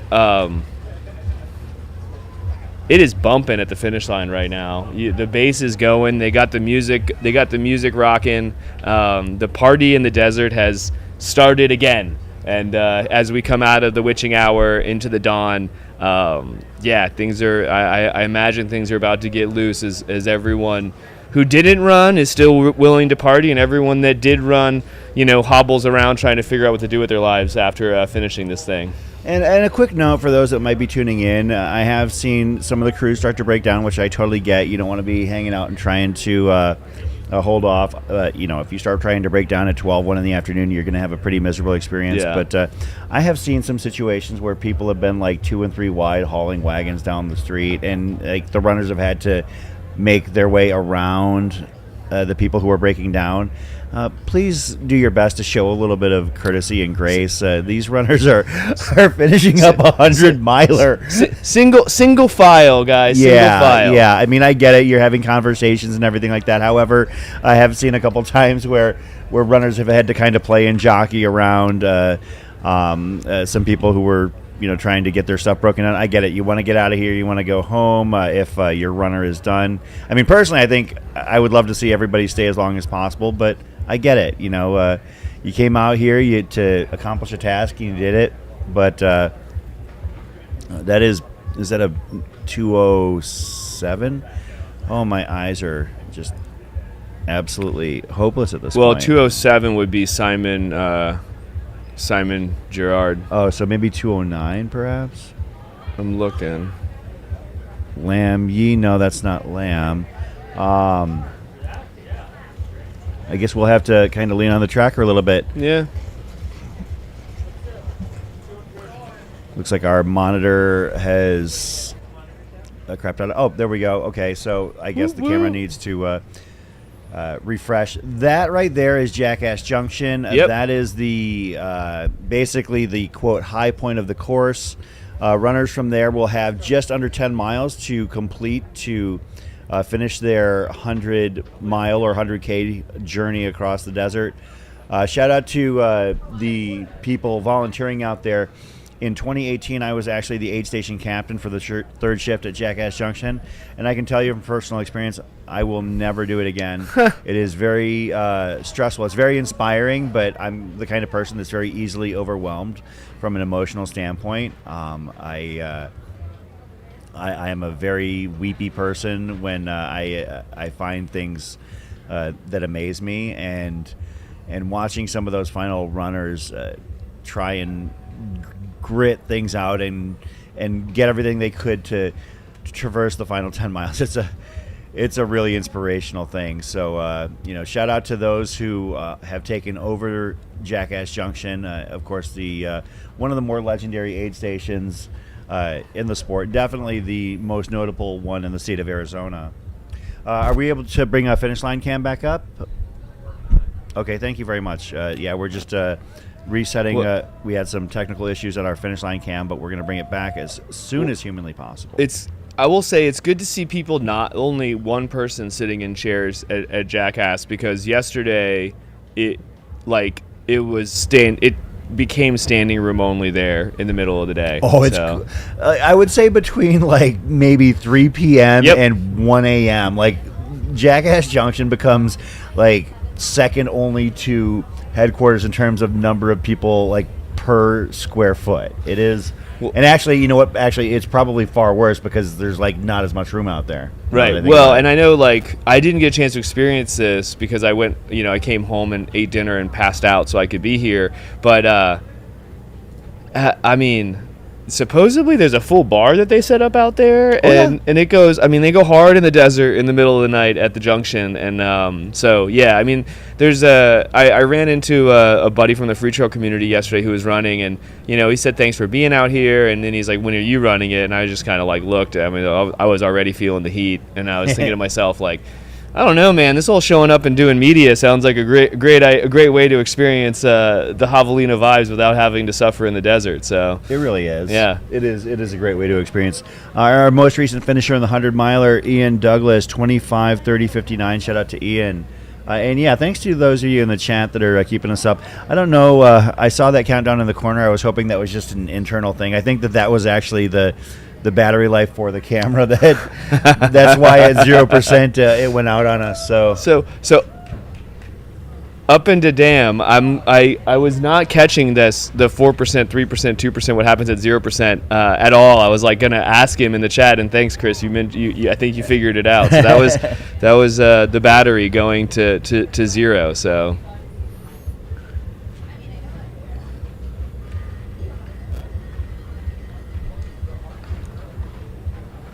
Here we go. What's up, Troy? Hey, Adam.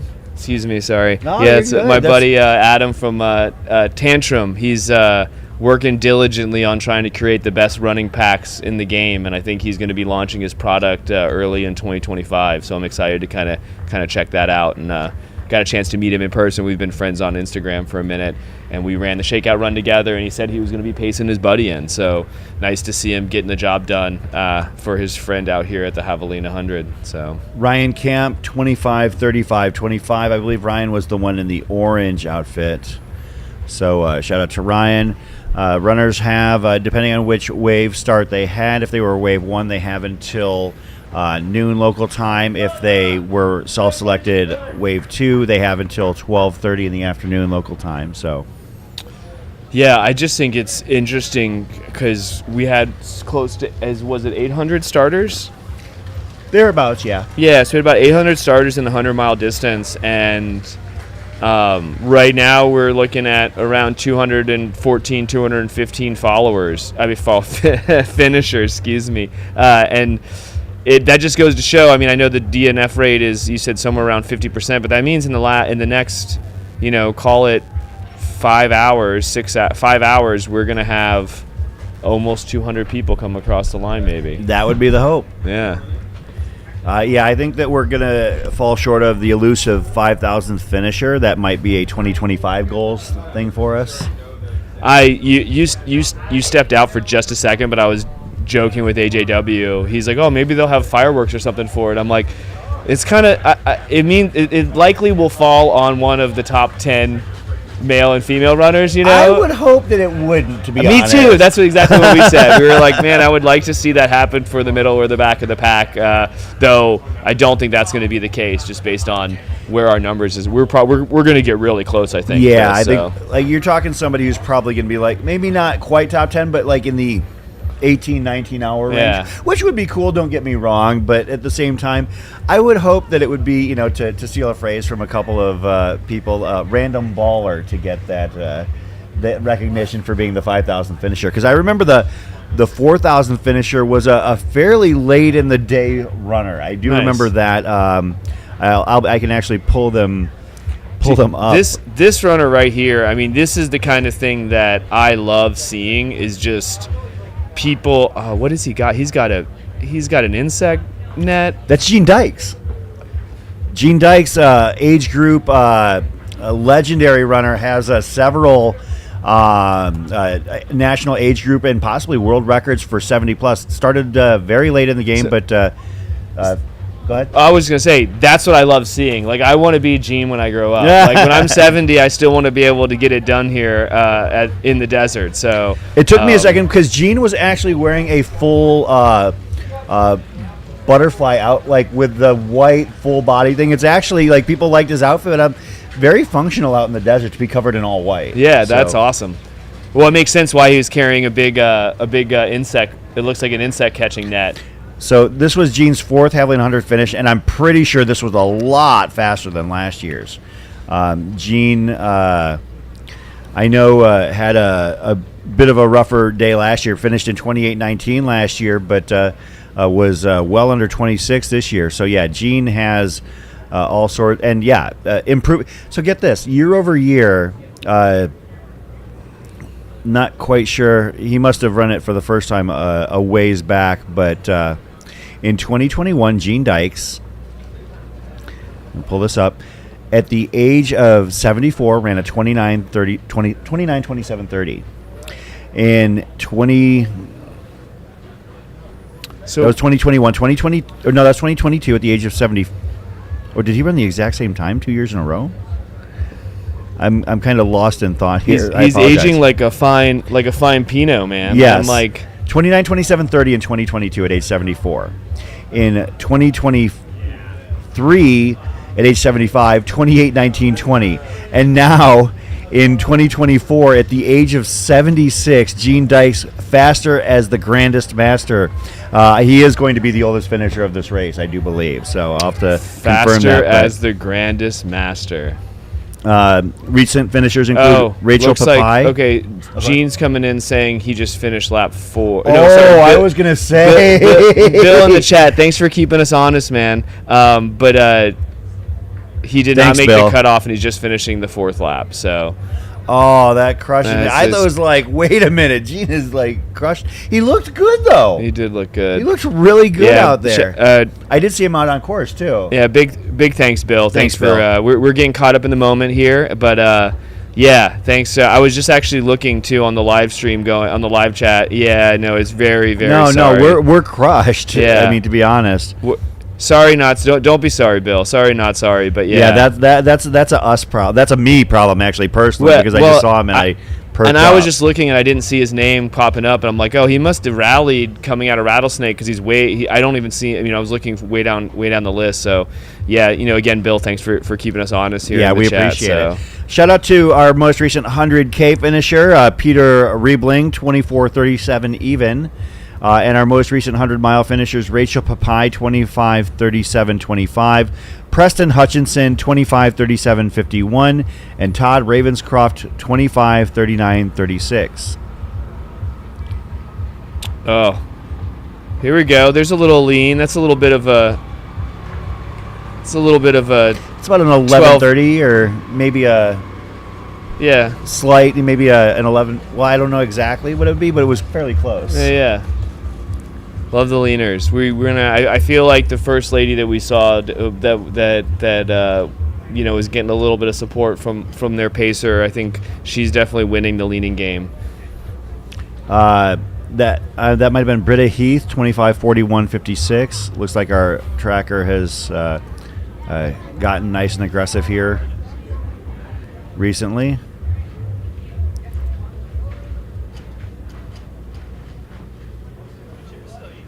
Yeah, I'm crushed that Gene missed the cutoff because I was really rooting. I always root for him whenever I see him at events. Like I said, holds several like national 70+ records, like 100-miler, and across the gamut too. He's got a like 50K, 150-miler, 100K. He's got records across everything.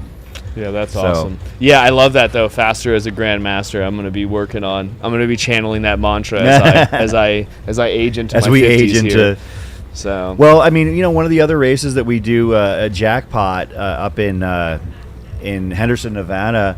Like, it's not uncommon for us to have 5 gentlemen shooting for the 80+ age group category in the 100-miler. Wow. And they'll be having fun amongst themselves, but they'll be jockeying to try and get it done. And the top finish times for the 80 to 84 age bracket at the USATF 100-mile championships will occasionally dip under the 30-hour mark. And I'm just super in awe of that. Guys that are 83, 84 years old putting down times like that. 30-hour 100-milers? Yeah, in their 80s. So my 100-mile PR right now is 33 hours. So mine is 29:30. Yeah, so I get it. These were relatively hard Beast Coast mountainous 100-milers. And these are roadies. Yeah, it's but it's still that's awesome. Just of course it is. That's amazing. Yeah, I'm still trying to figure out how to have like an hour-long low patch at a 100-miler. Usually I have like a 8 to 12-hour long low patch when I run 100 these days. So I'm still trying to work out the distance, if I'm being honest with everyone out there listening to the live stream. Yeah, and maybe maybe it's come out to Havalina and rip the Band-Aid off of maybe getting a sub 24-hour 100-mile finish. I'm not saying it's not impossible for me to do it. I definitely think I could get it done, but there's a lot of variables out there in the desert to running that boring race, as AJW says. This is one of the places where you would be most likely to do it because you've got the support. It is super easy to crew because they've only got one point of access. Yeah. And they don't have to move. And actually, that's one of the things I love about covering this race. Like, for instance, yesterday when we were talking to crews for people like David Rose, JP Giblin, and Corinne Chalvoy, their crews are just right across the way. And we were able to basically just pull them in and have them hang out on the couch and tell us about what their runner was doing. And one of the things I do love about covering this sport is that over time, our first live stream was the Desert Solstice 2018, where we actually got very fortunate when Camille Herron set the 24-hour world record, so we had a pretty built-in audience.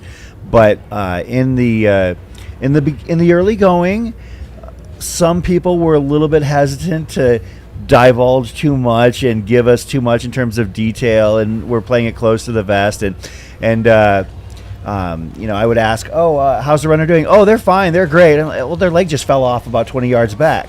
And no, that's fine. Like, quote, merely a flesh wound. Yeah. But nowadays, Just a when flesh wound?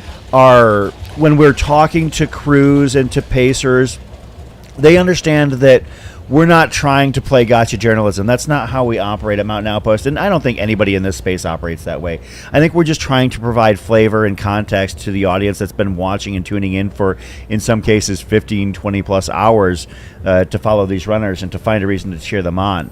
So I think that that's what we've learned over time, is that people are very willing to divulge and share as long as you provide them a reason to trust you.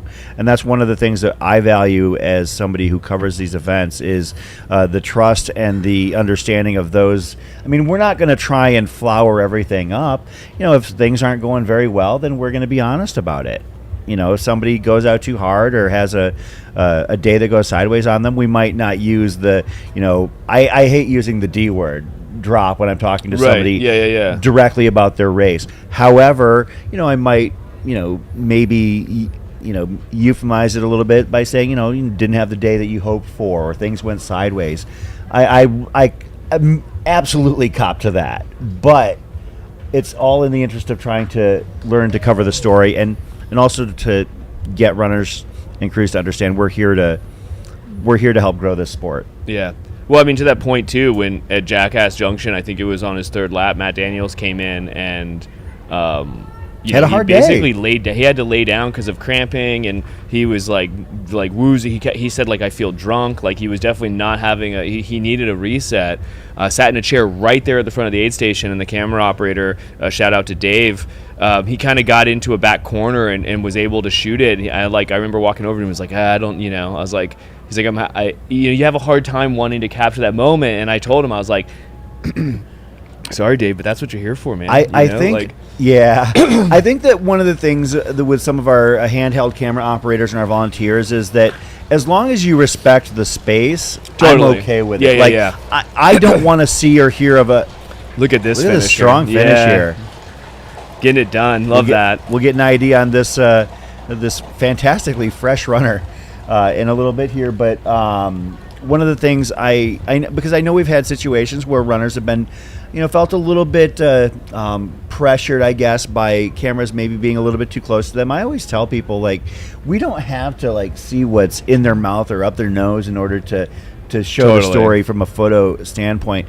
As long as we can see what's going on from a safe, respectful distance, I don't think that it's out of hand to film somebody in a bad moment, because I'm going to do it. If I'm at an aid station and I see a prominent runner or race leader absolutely just, having a terrible time, I'm going to give them all the space. For instance, I might be 30 feet away, but I'm going to not ignore it unless they're going through a serious medical condition or openly projectile vomiting. I'm not going to catch that. But if there's something head in hands and not feeling it, I think that's just, at this point, part of the reality of event coverage. Yeah, I will just say, if you show up to a race with a live stream and you're at the tip of the spear, you need to be prepared for that. I feel like it's kind of what you're signing up for. Yeah.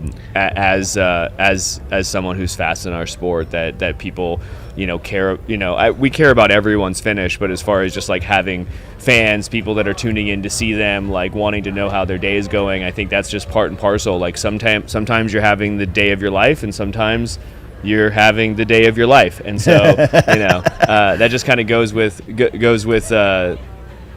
what you signed up for, in my opinion. So look at this. Our very inspired finisher, the gentleman that was bouncy as hell coming into the chute, was David O'Connor, 25:49.05. Congrats to David.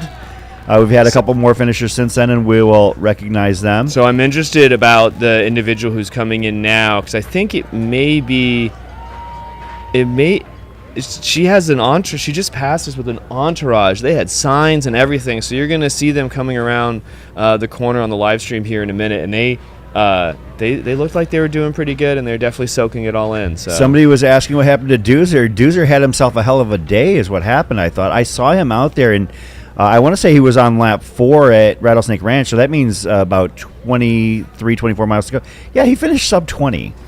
Doozer was killing it out there today and yesterday. He looked fantastic when I saw him. He was in great spirits as usual. So I'm talking about a guy that we actually interviewed before the race, and also has one of those streets named after him out here at Havalina headquarters. So Ryan got his 4th finish, and I joked with him. I said, so if you get done with 4, you got to be ready to come back for 5, right? And he 100% agreed. So the last 3 times that he had run this, he had not broken 24, or not broken 20. This time he did. Congratulations, Doozer. Yeah, I believe coming in right now to the finish, this is Sheila Boyd. This is a member of the Free Trail fam. I know her really well from the community there, and she was really excited to she was really excited to run this race. She's 58 years old, a mother of 3.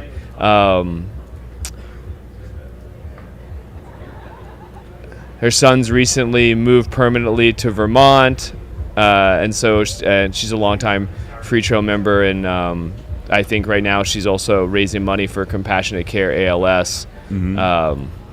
So yeah, really just stoked for Sheila to get it done. Saw her multiple times on course, got to give her hugs and high fives, and nice to see her getting it done. So yeah, all of these runners, regardless of 100-mile, 100K, whether they're setting a personal record, personal best, or whether they're just basically dragging themselves to the finish line, that's the one thing they all have in common is that those that crossed the finish line got it done. Yeah, Sheila Boyle at 25:52.25. Right before her, Ty Hutchison 25:51.23. Lily Wilhelm 25:50.23.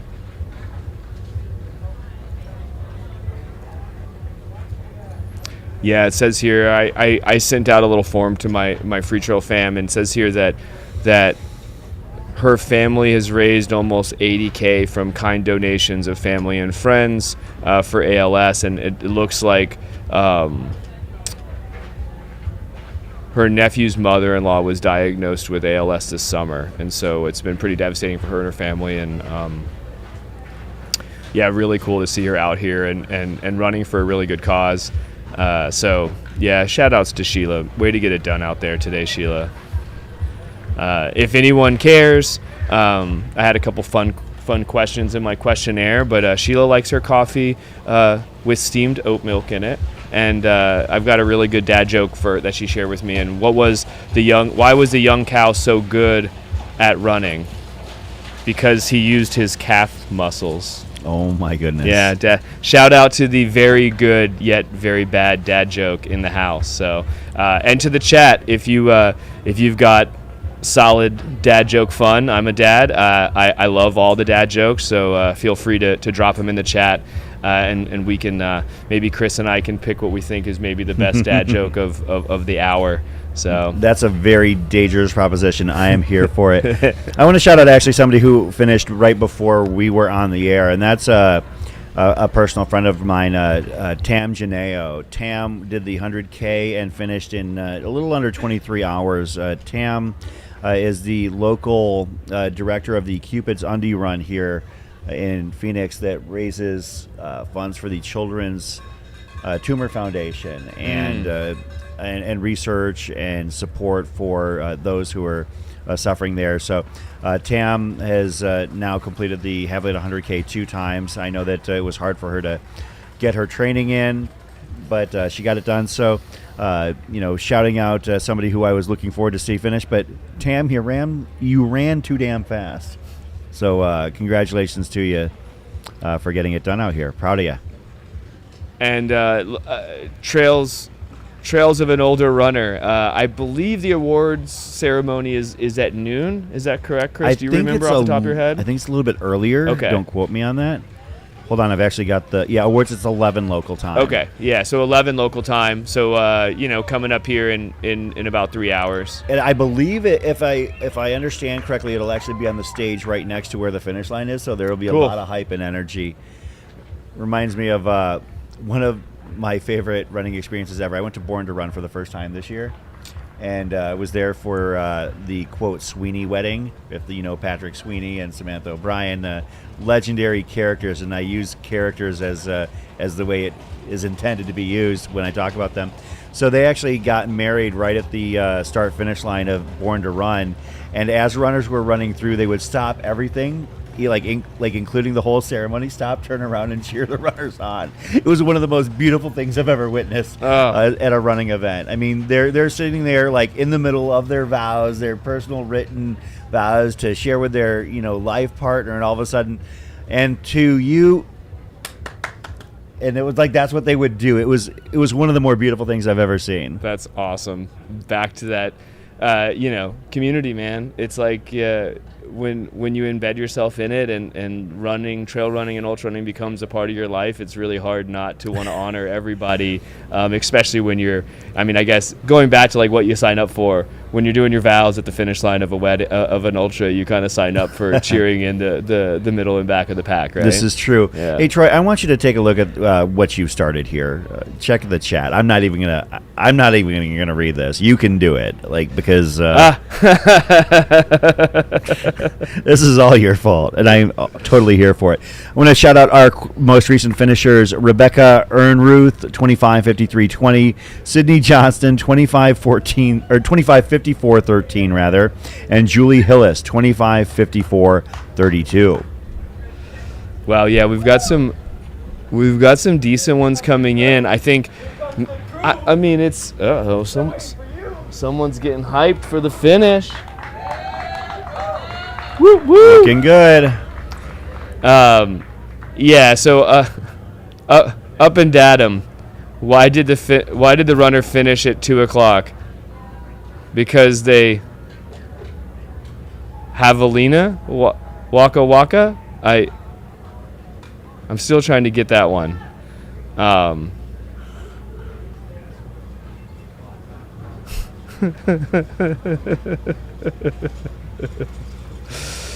Oh man, John, that one is not worthy of airtime, but I appreciate the sentiment, my friend. I don't think that one qualifies as a dad joke. So. Yeah, that's definitely not a dad joke.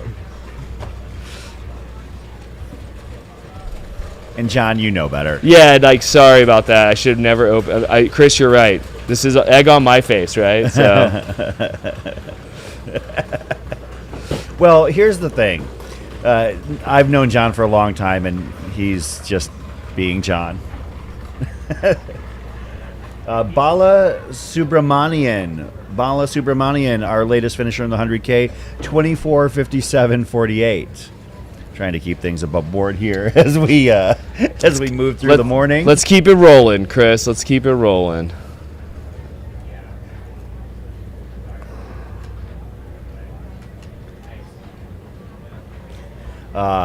Nico Raffo, our most recent finisher in the 100 miler, 25:58:13.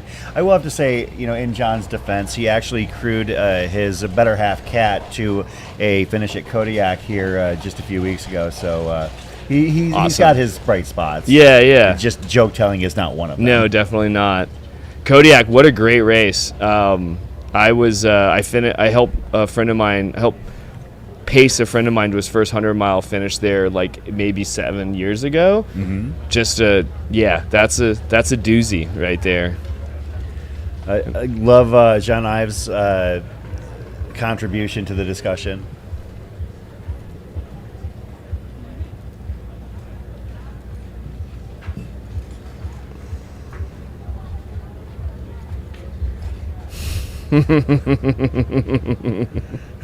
Yeah, that one's good. That's really good. Well, Arcane Spells, hi joke, I'm dad. That's that's a really good one. Yeah, so. that's definitely got a strong dad joke foundation for sure. It's basically like it's a nice, stable, safe, one that every dad is probably told at one time or another. We are expecting to have the 100-mile winner, David Roche, swing by sometime here this morning. At least that's what I heard last night. Yep, Jam was in the our WhatsApp chat saying that he's got confirmation from several podium runners that are going to come in at some point throughout the day and just and stop in for interviews. So definitely stay tuned. Definitely stay tuned for that. We have no idea who it's going to be. Obviously, like Chris said, Dave is going to grace us with his presence, so we can talk about his experience. I know that Jeff McGavro, I guess, had to bounce out, and I might already be on a plane at this point. But we'll interview who we can when we have the opportunity to do so. But it's going to be kind of interesting, and hopefully our guests are going to be cool about understanding that we are here to focus on the runners that are still on the course. Sure. That is one thing we do our best to try and balance. We obviously want to tell the story of what happened in this race for as many people as possible, and we do want to provide greater depth and detail for somebody who had a great day out there. However, we might find ourselves pausing them and raising a hand to be like, hey, we got to recognize this finisher here. So I'm just checking to see if there's a way I can actually get the information faster, so I can try and call them as they cross the finish line rather than immediately after. I do love that immediacy that when we can get it. Yeah, the vibes are strong here, though. People have been coming in really good spirits after basically spending, at this point, 20, 27 hours on course. So, yeah, this is 28 hours on, 27 hours on course. Don't try not to do public math here on the live stream, but I think it's 26. We have the timer counter on the right-hand side. I need to put my glasses on. Mine aren't even helping at Was this it point. It was a 6 a.m. start then? Correct. Okay. Yeah. 6 a.m. for the 100-miler first wave, 6:30 for the second wave, and 7 a.m. for the 100K. Oh, this is a great moment right here. Oh. I'm gonna catch a moment on that one. That was we just had a woman come behind us up here, and I caught the bib number, I think, and I'm gonna do my best. Well, she just picked up her son, started holding his hand. He looks like he's 7, 8 years old, and she got a little misty. And me, I'm like you, Chris. Like I have a hard time with I wear my emotions on my sleeve, and I'm not ashamed of it. So things may get a little misty for me, especially during the golden hour here in a couple hours. So but that's what it's all about. It's about seeing, these people, grind out and leave it all out there. I'm gonna verify. I believe that was Sarah Spagnol. But we'll keep an eye out for her as we have another shot at Jackass. Do we have our finish line cam or cams, one of them, that we can bounce back? dude.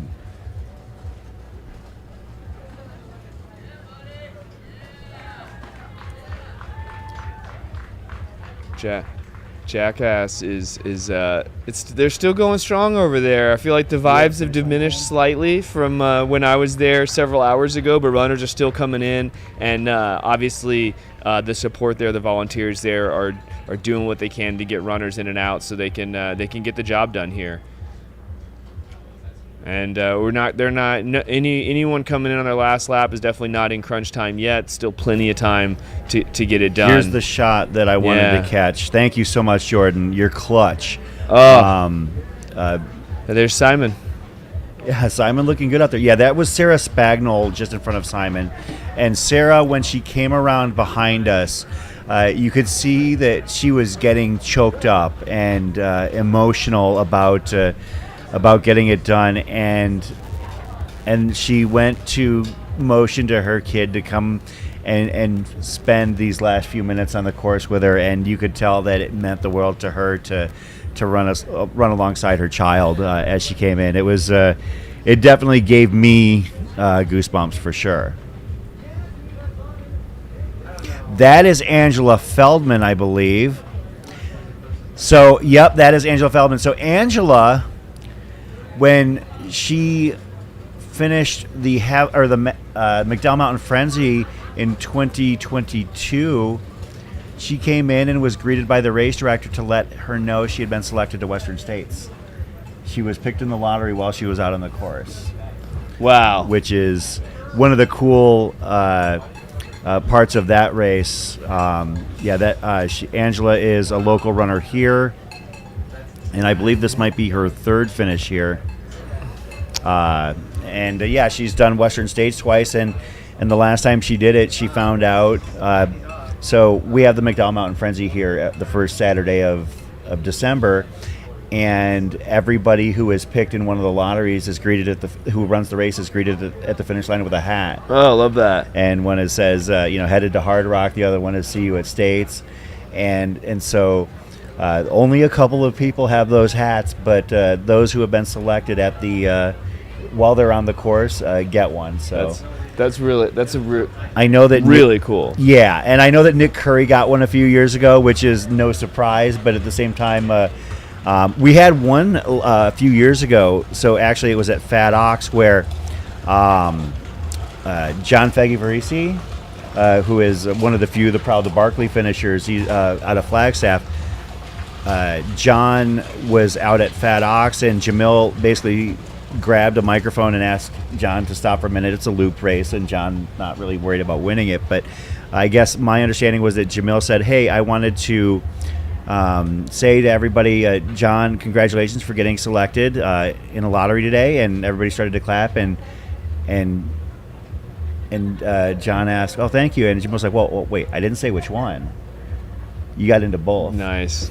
So that's happened a couple of times where people have gotten into both lotteries while out at an Aravaipa race. One was Pam Reed. It happened when she got into the doubler last year. So it is kind of cool to see these runners, and hopefully several of the runners who complete Havalina as their qualifier are able to get into the races of their dreams.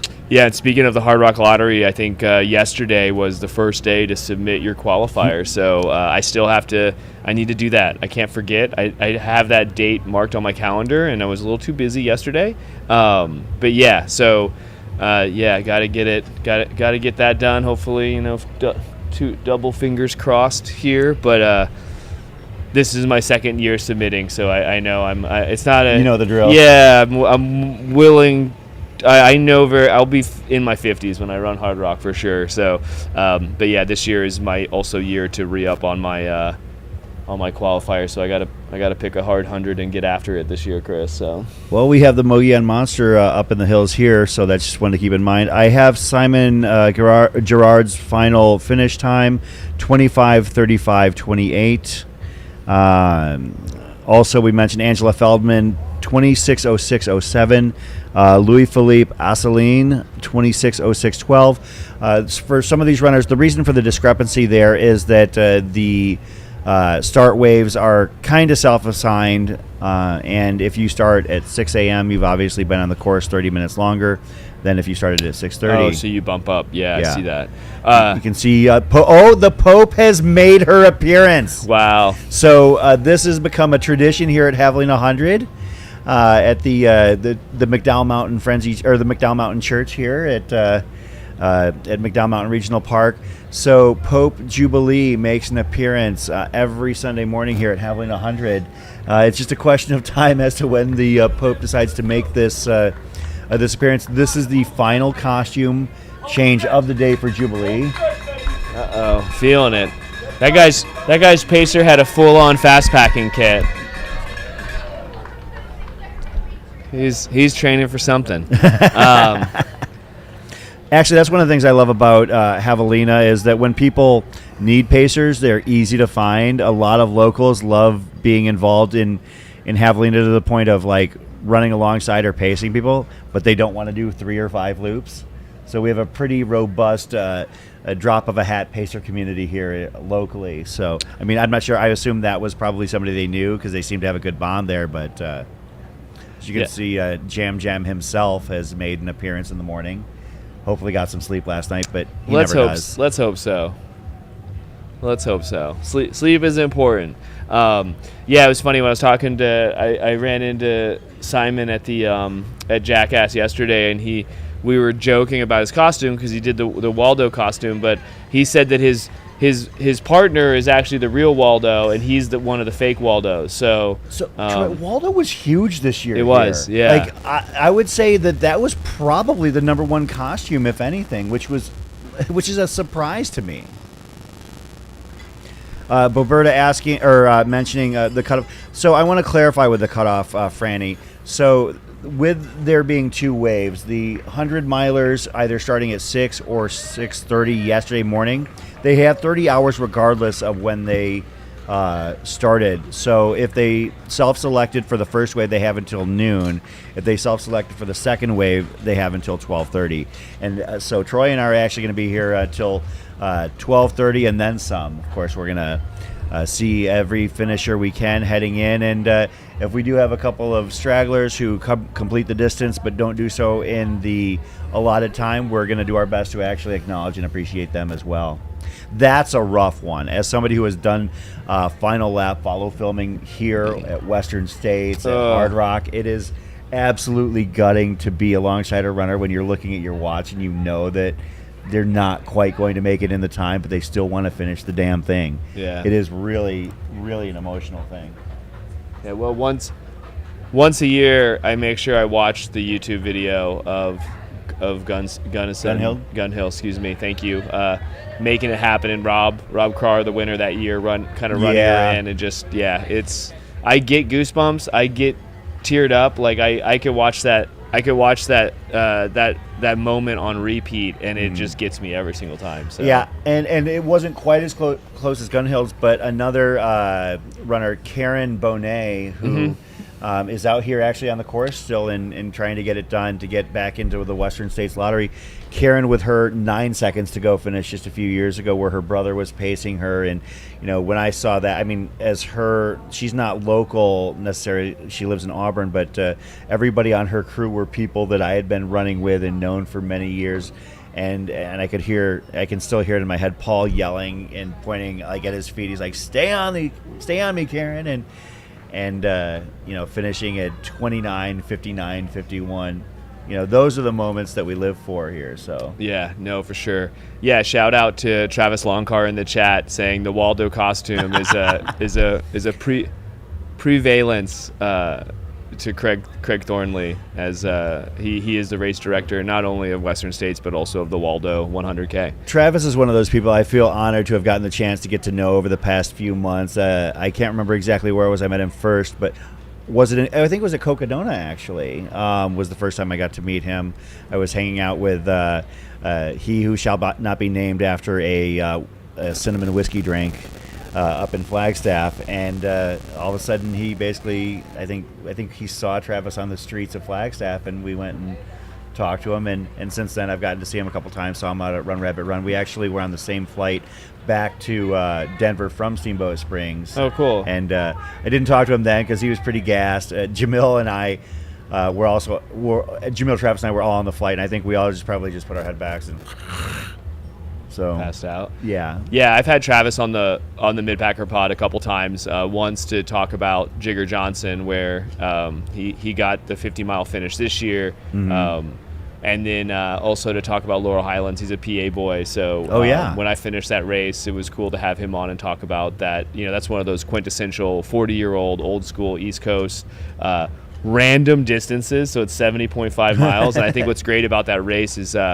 you follow you follow blazes on trees the whole time, because it's basically unmarked because you're on a designated long trail in Pennsylvania the whole time. So, okay. Yeah. Anyway, but yeah, shout out to Travis. He's also, if anyone out there is played Free Trail Fantasy for Havalina this year, you can thank Travis for putting that together. He is the man behind the man behind the program.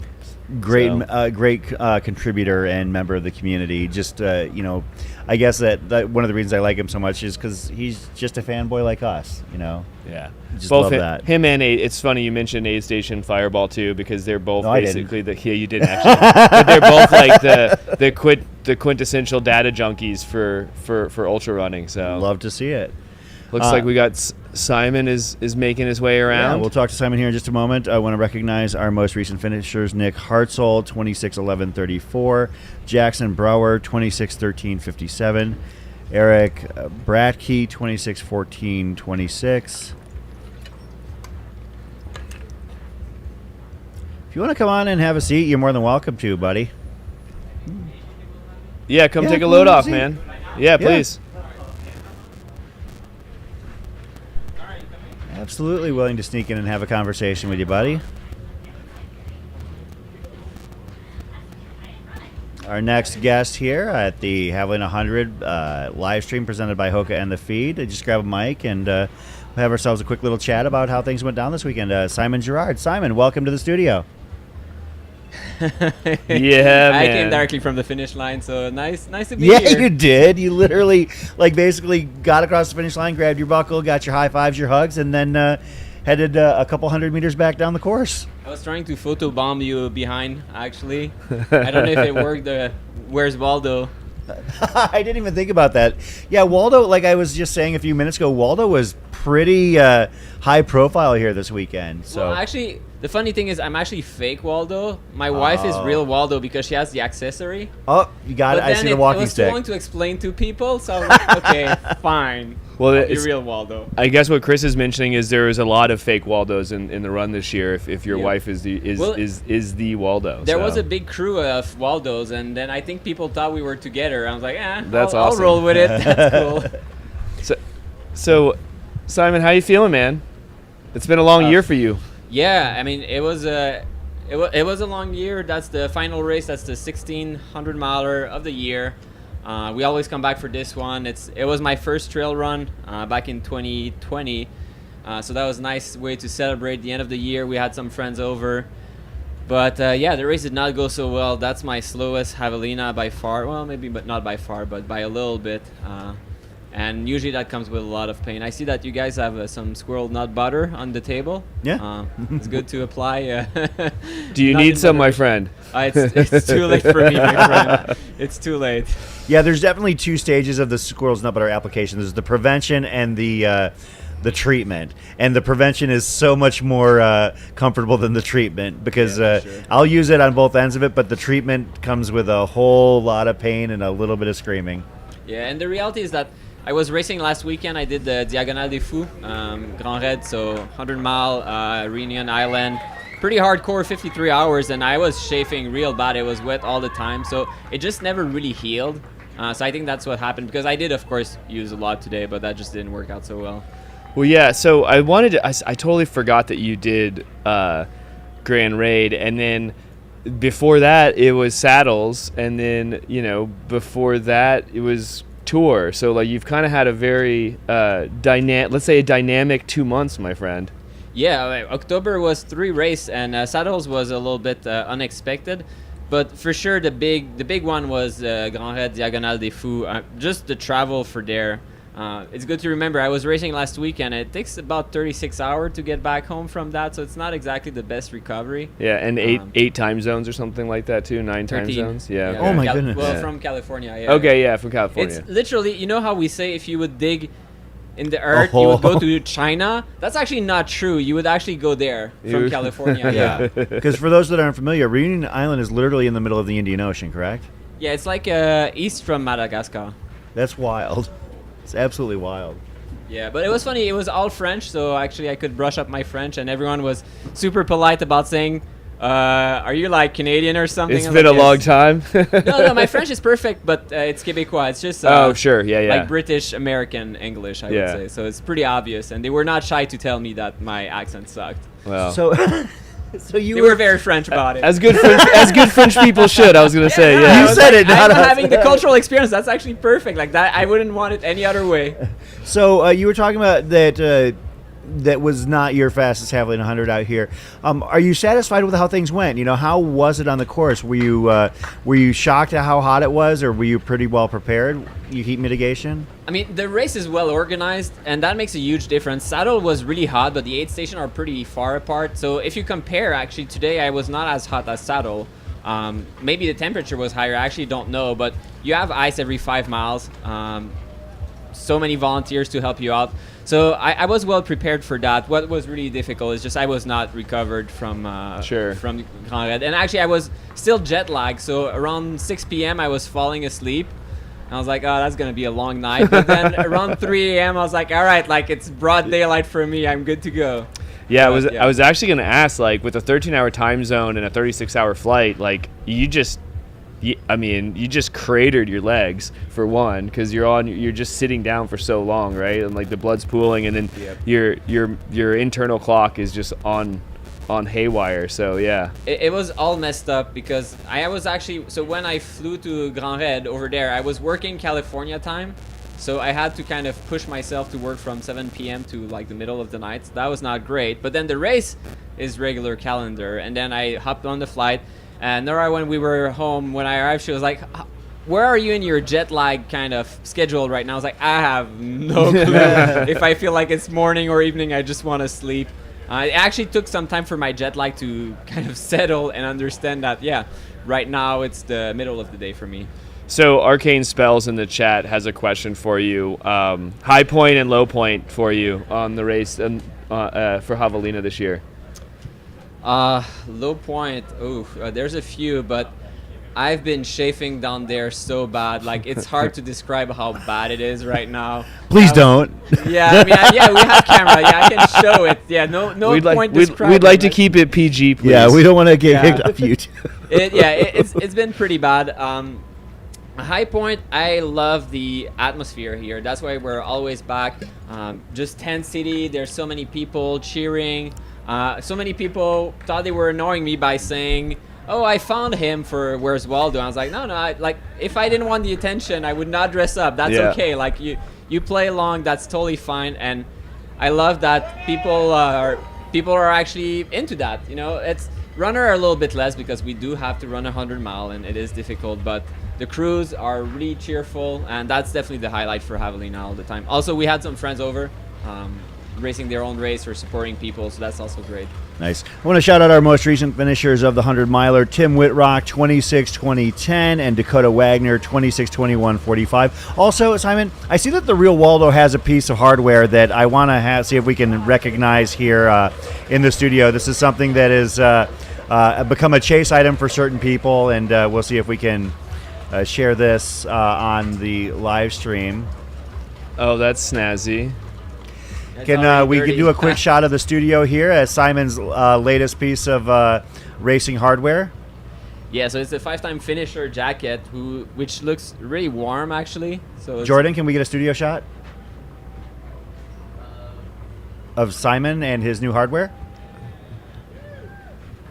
Yeah. So this is his. You can describe what you got there.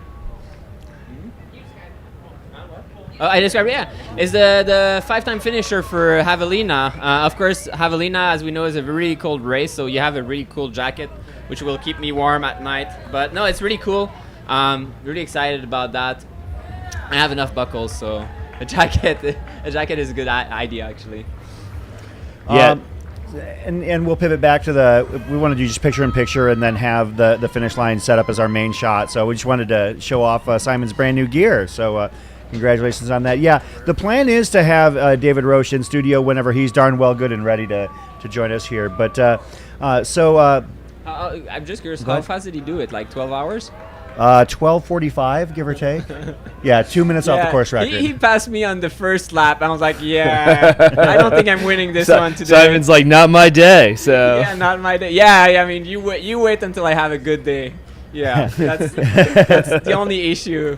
But that was, amazing performance for sure. Most recent finishers, Christine Olhausen, 26:24:13. Legendary runner Pam Reed, 26:24:13.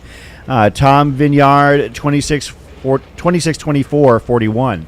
Most recent finishers in the 100-mile. There's a big party down at the finish line right now for the most recent runner coming in. Everyone's decked out in the same gear. You got to know something lively is happening when the whole crew shows up wearing the same button down. So, Simon, I wanted to ask you. I mean, we talked about this on the pod because I just recently had you on, but like you did this. The far end of the spectrum of 200s this year. So you did Cocodona, and then you ran Tour de Jance. And I wanted to ask you, like, when it comes down to preparing for those events, because like you love running the 100-mile distance, but like, was there anything that you felt like you had to do differently to kind of show up to run 2 hard 100-milers, especially with the fact, I mean, you mentioned it, you ran 16 races this year, all of them 100+ miles. What was that like for you? Cocodona, you wouldn't necessarily need to do anything special other than preparing for a 200-miler. If you want to perform, that's different, of course.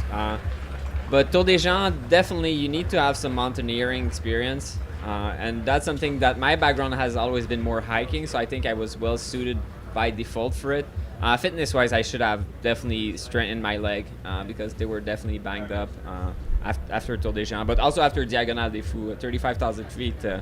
without poles, you're feeling it very quickly. So a little bit more strengthening exercise in Yeah. the future. More strength. Hear that, folks? More strength. He said more strength, less miles. But I don't know if we're gonna get that assignment anytime soon. Yeah, I don't know. I mean, I'll have recovery now. Actually, that's gonna be great. Yeah. Sometime for us. What's next for you? I know you're trying to knock off a lot. I mean, you have a bucket list of hundreds that you're trying to get done. And just for the audience, like, he's ran all the races I want to run already. So but what in 2025? Like, what do you have your eyes set on besides coming back to Havalina for that 6-time finish? Yeah, I mean, I'll probably come back for that. The special race that I already signed up for will be Monster 300. Okay. So that's gonna be cool. Other than that, no specific plan. Of course, I'm applying for Western State and Hard Rock. Of course, I won't get in, but it's good to dream. So if you're asking for things that are on my bucket list, both of them for sure. Someday, I will keep applying until I get in. But usually, what I do is I take actually the Hard Rock list, the qualifiers, and I'm like, these races usually are pretty cool. So Yeah. I try to knock down a few of them every year. So probably that's what I'm gonna do. Right on. Well, if I could give I'm not sure what's going on because I know they pushed their registration. It's usually October 1st, and they pushed it to November 1st. But I know they're kind of waiting to see what the conditions on the trail is going to be like. But Hellbender, you should put that one on the list. It's a new Hard Rock qualifier now. It's also a Western States qualifier. It's in my right outside my hometown in Asheville. It's Yeah, I heard. it doesn't suck, and it's very hard. So yeah, and I will say, Simon, if you can get extra tickets for the number of qualifiers that you run in a year, wish it worked then like you'd that. probably be running either Western States or Hard Rock. And another, have you submitted your race for Hard Rock this year? Have you done it yet? It started That's on the yesterday. to-do So list, yeah, me too. Yeah, like as soon as I'm back home, yes, that's what I'm doing. What if I can ask you, what race is going to get the honor this year of being your Hard Rock qualifier? Have you thought about it? No, but a lot of them that I haven't done are lottery based, so I'm probably gonna apply Sure. for a few. One that I might want to do, there's a new one in Japan. So it used to be Fuji. I did Fuji when they removed it, but now it's Lake Burma. So I'd like to do that someday. Well, no. I mean, do you know what race you're going to put in for your application this year? Yeah, You have to look at the list. You have to look at the list, huh? Yeah, I need to. Yes, I have a few choice, and yeah. That's true. Fair I enough. will just say it's amazing because, many of us, like myself, I am targeting one race every other year to get that QT, and my man Simon can literally pick from a list. So You still have to be careful. It's easy to miss them. yeah, Because they're 100%. all lottery based, almost all lottery Yep. based. So if you don't plan ahead a little bit, at least one that for sure you can do, you're missing the year. Well, if you don't get a chance to do Hellbender this year, put it on the list for next year, and you and your partner definitely have a place to stay and a home base when you do come to Yeah. the east side. You said Nashville? So, you're right in Nashville. Yeah. She So- lived in Nashville for a while actually. Oh, cool. She went to Vanderbilt. It's Nashville or Asheville? No, Asheville, North Carolina. Oh. Yeah, Asheville. Never mind. Yeah. we can go anyway though. Yeah. So, I want to shout out our most recent finishers here in the 100-mile. Let's see. We've got Andrea Schaub, 26:25:34. Nicole Hamilton, 26:25:40. And Cameron Tully-Smith, 26:26:13. Well, Yeah, Simon, you good? Hey, Si- you know Simon. what? You've got. I wish that you did have the opportunity to get more lottery tickets for each qualifier that you ran, because you'd be a stone cold lock for an even busier season next it's year. not like I don't enjoy doing the other race. It's not like, oh no, I have to run another Hard Rock qualifier tragedy. It's fine. I'm having a good time, and that's how I plan my calendar. I just look at a race that looks exciting. I'm like, all right, I'm doing that and just having a good time, and someday it's gonna make it even more special. So. yeah. Well, Simon, best of luck with the lotteries coming up here in early December, and thanks for joining us. Congratulations on your 5-time finish here at Havalina Thank 100. you, and thanks for having me. Yeah, guys. man. you, Simon. Legs up, eat, sleep. Man, recovery. Pass out. Yeah, just in Yeah. case you haven't got your recovery dialed in yet for Well, for but long this time races. is real recovery. No race in a while, so that's That's gonna fair. be That's really fair. special. All Recharge those thanks batteries. For having me. All right. Hi, Mom. Simon Girard, folks, 5-time finisher of the Havalina 100. High five, Simon. Dude. Good And job, the brother. Waldo that we found. Nice job, buddy. Our most recent finishers of the 100K, Rachel Kimmerly, 25-26-31, and Keisha Ferrulo, 25-26-31. I'm not sure about Rachel, but I know that this is Keisha's second Havalina 100K finish. She is a local runner here, I believe part of the Surprise Running Club. And once again, the Surprise Running Club is not a running club that it just popped up out of nowhere. It is a running club based in the town of Surprise, Arizona. Oh, love that. That's great. This is the finish line shot that you can see right here. We can see, I'm checking to see who I can see out there. Is that Pope Jubilee off to the left, or is, no, that's Yeah, she's right there sitting. She's the Pope is sitting down for just a second. oh, that is Jubilee. Yeah. So yeah, I mean the vibes are high right now. I think this is that time where everyone is really happy to be finishing now and not in a couple hours when it's going to be super hot. But you know, really feeling for those runners and also excited for them to get that final lap done and make it here. I think one thing, you know, we mentioned having it looks like we're going to have multiple podium finishers coming in for interviews in the not too distant future. Not sure when, so definitely stay tuned for that in the live stream. We always have an open rule about basically like whenever they're ready, because we had people last night asking like, "Are you gonna have David on?" It's like, man, let him breathe. Yeah, after he pukes up a couple 100 grams of the calories he took in, the extras. Yeah, the extras, and then and get some real food in, and get some time with his family, and gets a chance to kind of reset and recover a little bit. Like that's the thing I think is the most important part, you know, and that's why it pays to stay tuned to the live stream for the last 6 or so hours, because that's when most of those people are going to be showing up. And another thing too, I'm excited to bring in the DFL runner this year. Sure. The brand runner RNNR has a really great activation they're doing with I saw that. with the DFL runner, and so you're gonna want to stay tuned and see that as well. So yeah, and shout out to our producers, because they know what they're doing back there, and we got our cameras set up where we want and need them to be. So you know, I got no doubt that Jordan and Michael have things covered in terms of where the cameras that we're pivoting to are. So just saying.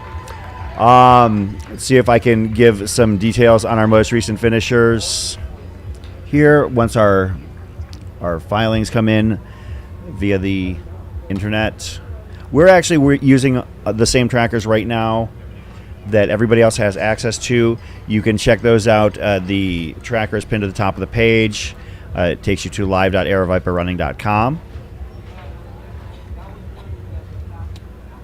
Are we gonna get Zach in the studio? Is he? I thought we were talking to finishers. Did Zach not make it last night? No. I believe he's still out on course. Okay. Yeah. I did see Zach Marion out on course. He was at Rattlesnake Ranch, and he came in and he sat down for a while, and I did have to kind of nudge him a little bit to say, hey, you need to go. Yeah. You know, he was hurting, but Zach has that kind of base level fitness. You're talking about a guy who can really win. Oh, there's... Love this.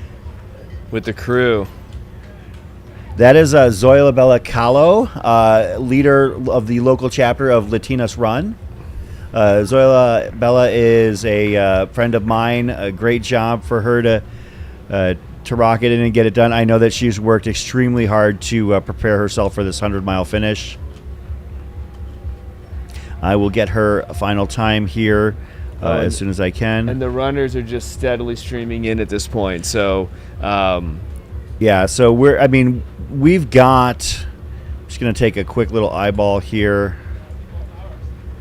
246 to 294. So we've got about 50 runners between Rattlesnake Ranch and here right now. So we are going to be quite busy with our cameras, our follow filmers. It is tricky for us. We might need to see if we can get bib numbers with a little bit more contrast next year. It's tricky for us to see in the daylight. But we do have runners and pacers going by constantly. Looks like that was 654, but I'm not 100% sure.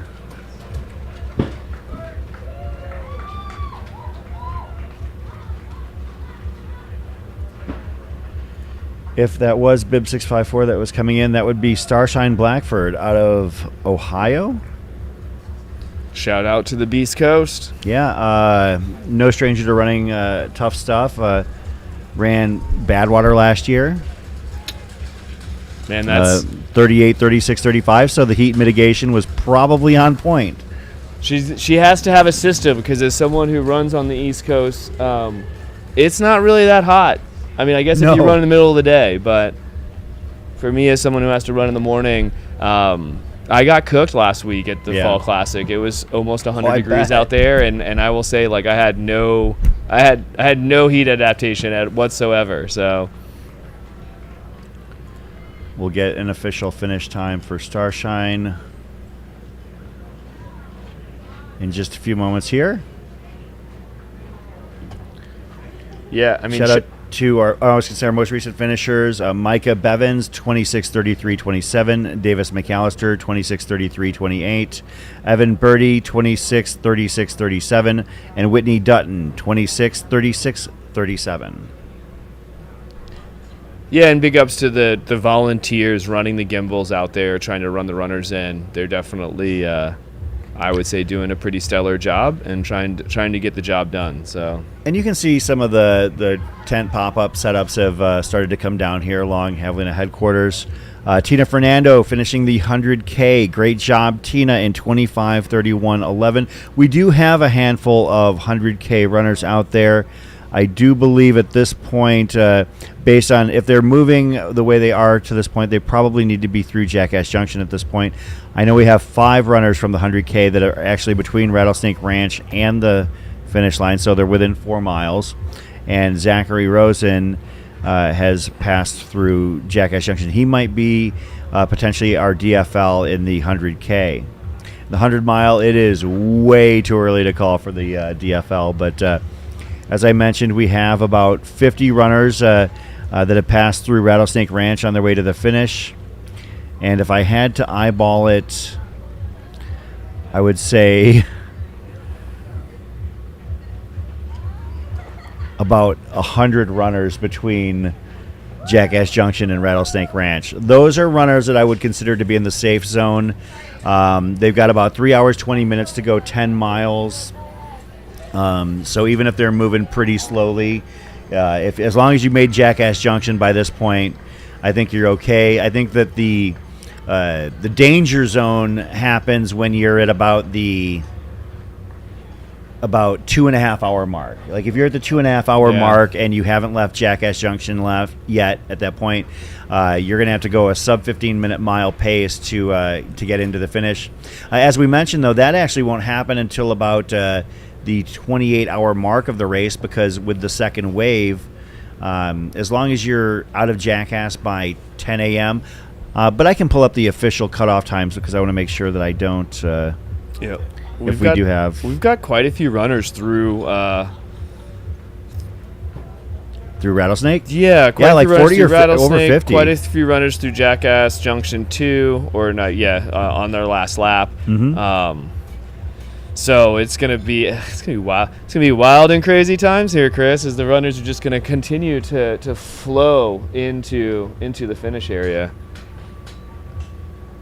Most recent finishers include Jamie King, 26:37:35, Catherine Lynch, 26:38:14, 26:38:15 for Starshine Blackford, as we mentioned earlier.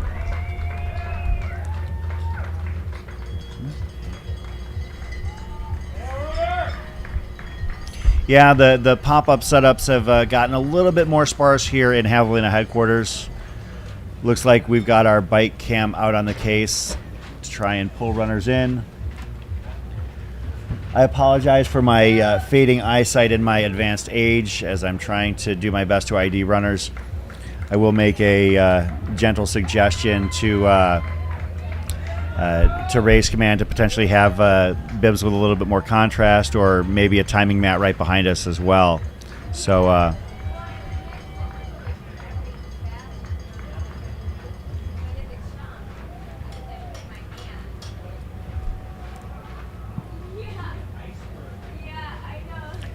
As you mentioned, we've got a handful of runners that we expect to be coming in still from the 100K.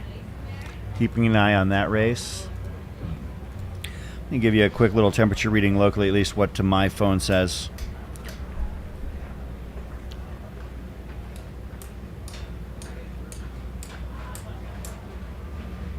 Currently 77 local in the shade here in Fountain Hills, Arizona. Just a shade outside of Fountain Hills on the outskirts of the Valley of the Sun, Phoenix, Arizona.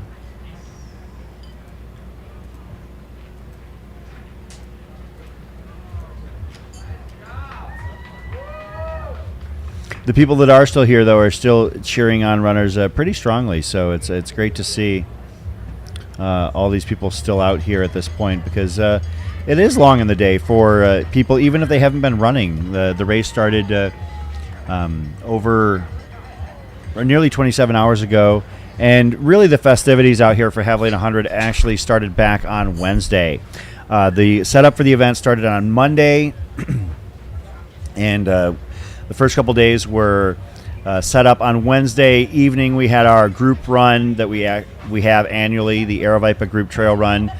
We had about 80 to 85 runners there for a group run, where Hoka actually sponsored a demo, and we hung out at a local establishment here, Bonehouse Brewing. Shout out to Keith Chapman and the crew over at Bonehouse for showing us a good time on Wednesday night. Then Thursday night, we had Bachelor Pad Barbecue, the Havalina Happy Hour, where runners came over. Bachelor Pad shut down for us. Shout out to Sam and the crew over there for taking excellent care of us. And then, of course, everything shifted to here at Javelina headquarters, where the cruise pop-ups were getting set up. The expo was open, and the Hoka Shakeout Run took place.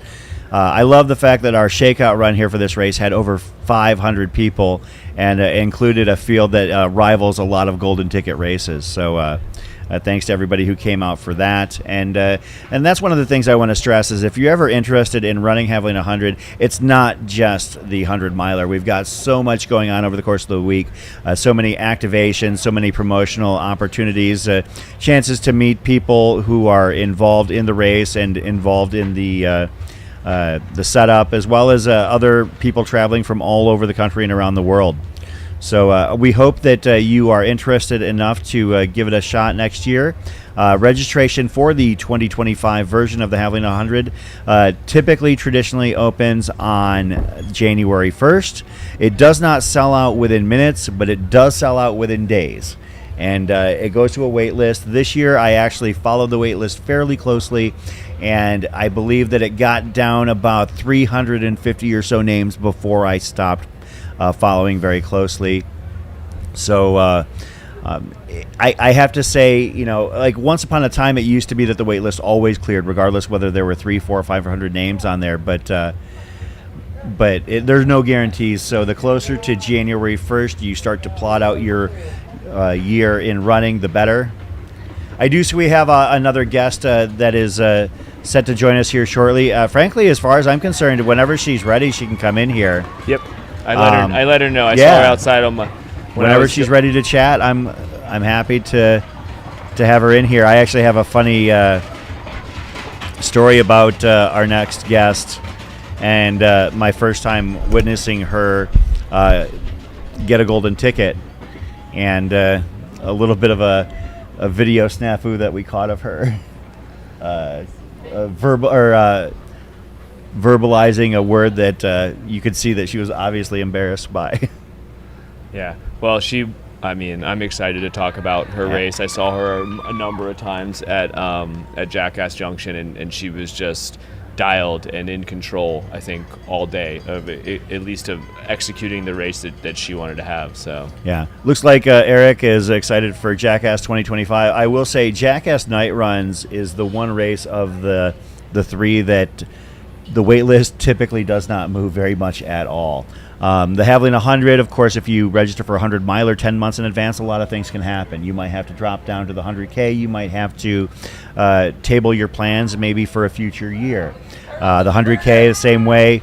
But when it comes to the the Jackass Night Runs, very few people elect to give up their spot for that one. Yeah, it's actually funny because I didn't exactly know what my schedule was going to be like here, doing some commentating on the live stream, and I wish, in hindsight, I think if I know I'm going to be here next year, I'll just go ahead and sign up for the night run, and then decide based on what my schedule ends up being, because I would have loved to get a one lap in the desert done at night. I think it's a really cool concept to allow people to get a taste of Havalina, without having to bury themselves in a 100K or 100 miler. So. Well, for a long time, access to Jackass Junction was so limited, and the people who were volunteers out there volunteered year after year after year, and they got so good. And there were a group of a few dozen of them.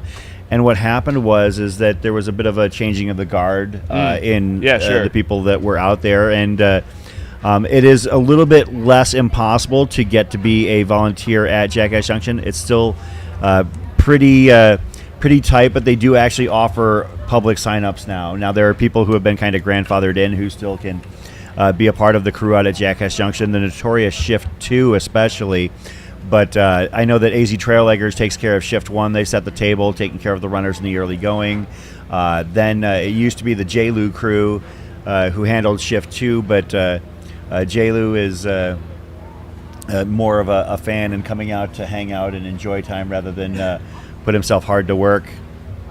And but now, like we said, there's a lot of locals who love to step up, and it is definitely a different place. But Jackass Night Runs enables people the opportunity to check it out without, number one, having to run the race, the 100K or the 100 mile, and also not having to, to be a part of the volunteer team out there as well. Have a seat.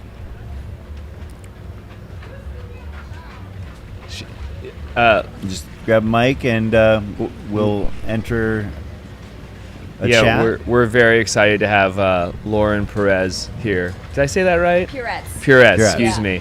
And Lauren, you're moving actually pretty good. I'm impressed the fact that you look like you actually have a decent walking gait, considering you threw down yesterday on course. Yeah. So getting up and down is rough, but once Sure. you get going, it's not too bad. well, you're ask you again tomorrow, right? I know for me it's the first day is you're like, oh, that's not so bad, and then it's the second day where you're just like, oh, I just got hit by a massive I'm feeling a little bit of that right now. So Lauren, you ran a blistering 15 hours and change, like 15 hours and seconds. Yeah. How are you feeling about how things went out for you yesterday? You actually were part of a group of women that from the 2 to 6 range were pretty tightly wound over the course of the day. Yeah. I was feeling pretty good the first 2 loops. The third loop was rough. I hit, I don't know if it was needed more salt or just more ice, but that third loop was rough. So I was a little worried at that point. But then picked up my pacer for loop 4, and I felt great. So I guess it was nice to walk in the heat for a little bit. So I felt great, and I was just kind of taking it. If I could move and could roll, I was just going to take it. And told myself that I'd done all my walking, so I wasn't allowed to walk anymore for the next 2 loops. So was able to kind of claw my way back after that to third, which was pretty exciting. Yeah, well, I was at Jackass Junction yesterday and saw you, I think, for at least 3 loops. And I just felt like you were cool and collected, and you were very efficient, and it looked like you were executing at least your race day strategy really, really well. I think the one thing I wanted, we were joking about it right outside before you came in, but Lauren, you had this technique with the ice that I thought was amazing. They had this big swimming pool out there, and they just kept putting all the big chunks of ice that they couldn't break up for runners into the swimming pool.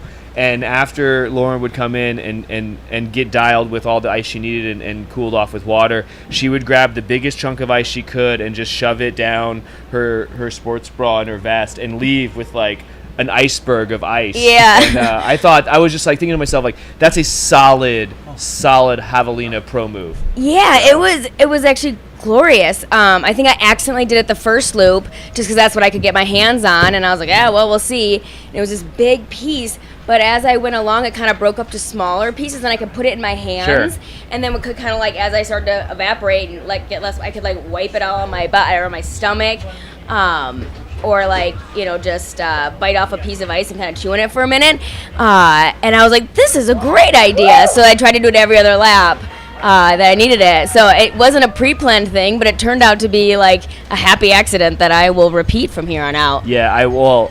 Let's just say taking notes, because that was really good. And obviously people were putting ice in their hats, ice in their bandanas, ice down their arm sleeves, but just to take like a huge, I'm talking like huge chunks of ice. So, the first one like came up to my chin and then went down like to here. It was huge.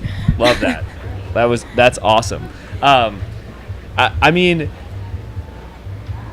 To have such a great, if I felt like, I wasn't looking at your splits, but I just felt like you were just very consistent, like all day. But anything, you mentioned the walking spells, but any like the one moment where you allowed yourself a little bit of grace and have a little bit of reset with the walking, but any highs and any really high highs and really low lows out there for you? I think the fourth loop was my high. So after that not so great third loop, something just clicked.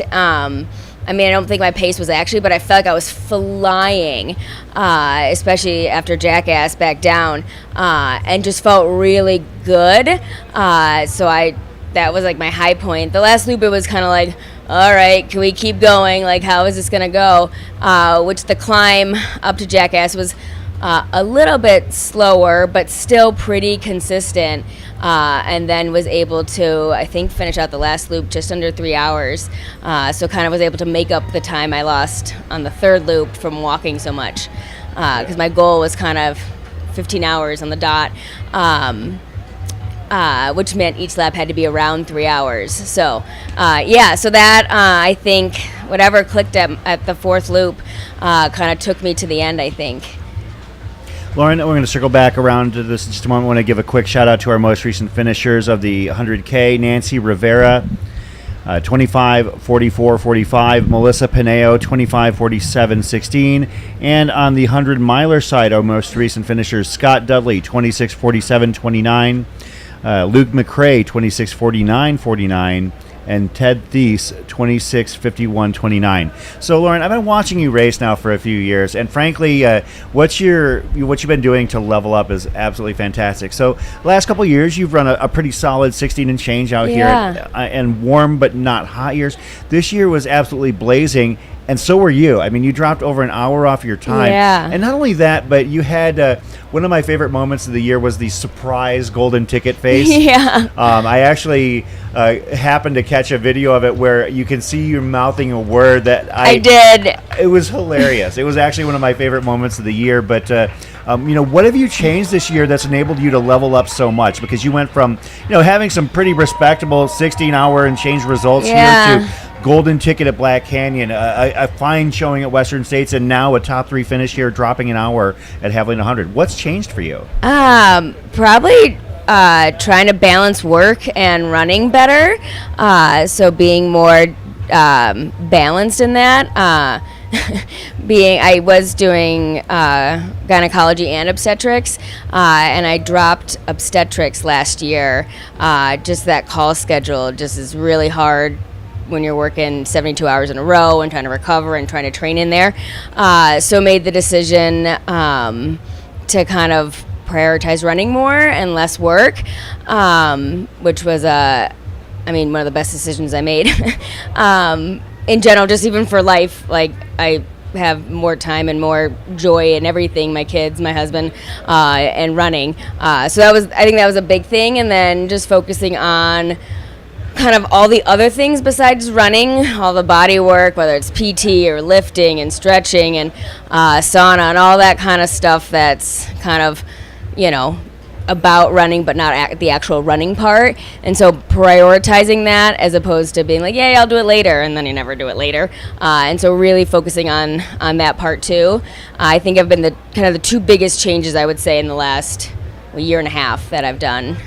Well, it's definitely paid off, obviously. Yeah, so, you're doing really great, and I can't wait to see, where 2026 leads you. So, Yeah, I mean, this is something, For 2025. yeah, I was just going to say, obviously you're a type A person that comes out Slightly, as far yeah. as being a professional and a professional, right? So you're running you're running at an elite status, but you're also elite in your vocational life too, right? So you mentioned the whole balancing all that stuff, and as I'm a new father, it's something that I talk about with most of my guests when on my podcast is like, how do you balance all the things? And I'm talking to mostly middle of the pack runners, but like even as myself, like I have a 9 to 5, right? Who doesn't, right? And then I also I love to run, I like to train. I'm a new father, but like, what does it look like for you to be able to show up in those 3 facets of your life that you mentioned, which is training to be a pro athlete, and then also like being a professional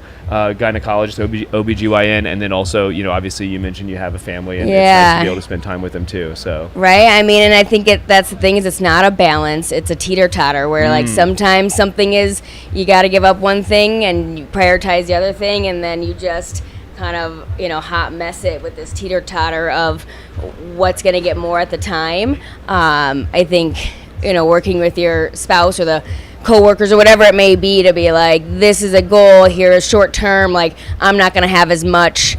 Brene Brown, I think, has this really great quote, but basically like, marriage isn't 50-50. Sometimes it's, 20-80, and you basically have to be like, hey, I'm going to put more time into this training for this run, like spouse, can you cover me, right? Or partners or coworkers, right? And this is that balance of like, and then when I, the next little bit, like I'll pick up and give him a break so he can do some stuff he wants to do and take on more of those responsibilities. So yeah, there is no balance, but it's a teeter-totter of adjusting things as you roll through life, because it's never a balance. I love that, and I think it's what I'm picking up here. It's really the communication, right? It's having really open and direct and not vulnerable, but being vulnerable with what your goals are with the people around you, so that everyone understands like, hey, this is really important to me, right, and I'm going to be there to support you, and it's okay to ask for that support. And I think that's the hard part, like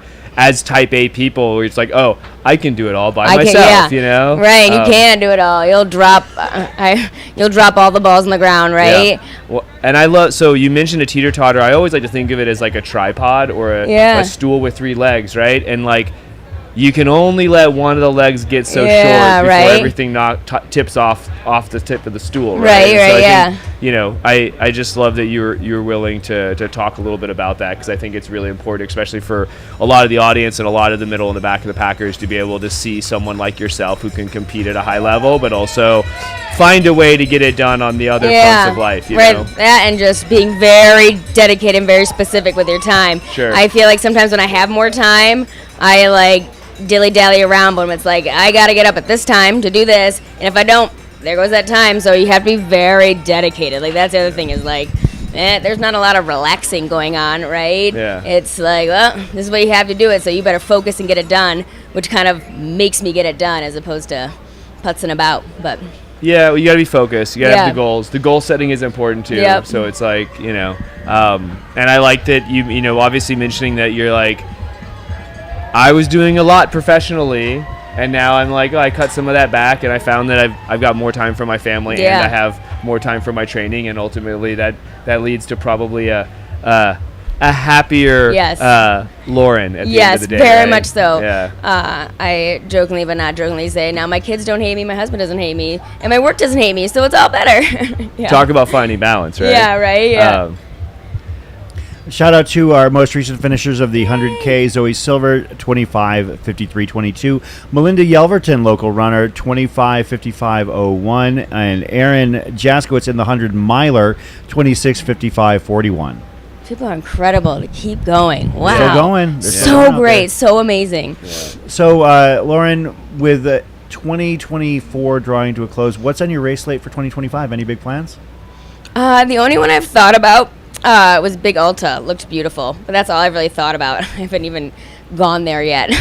And slide back into Black Canyon, grab another golden ticket, perhaps? Or? I don't know. I'm bummed that I didn't get a golden ticket.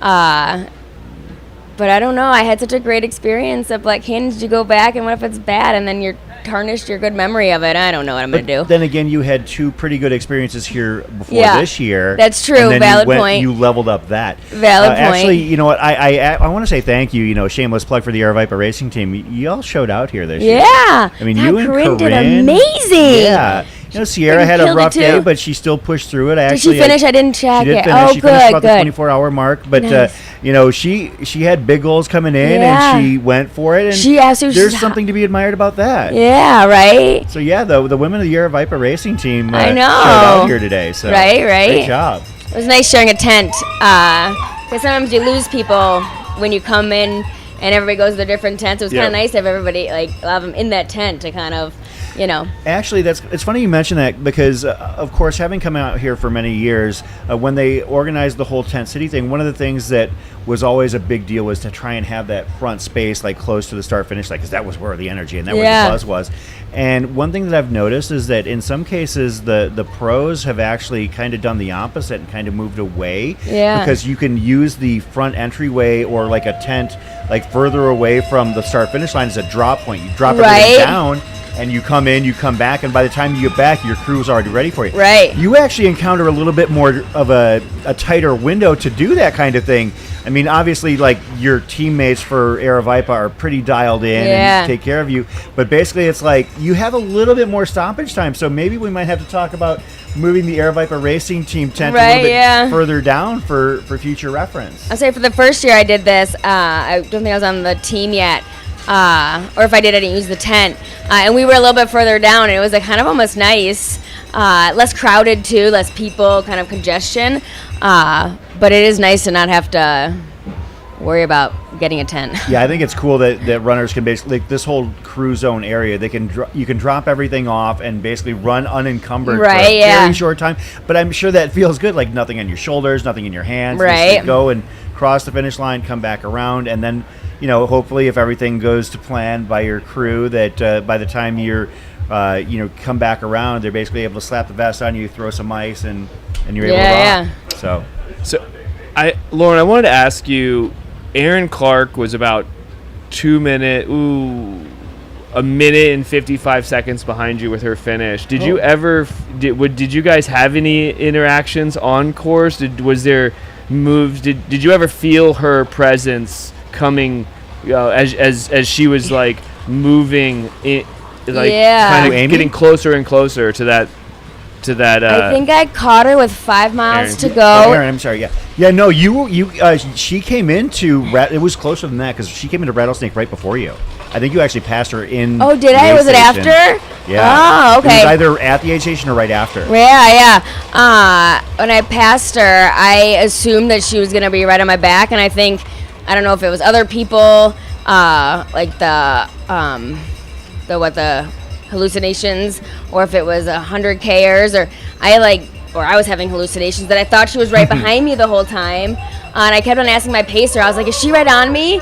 And it's hard with headlamps to like know who's who or whatever. Yeah. So I just assumed she, when I passed her, that she just stuck on my butt and went. So I was running scared for the last little bit, thinking she was right there.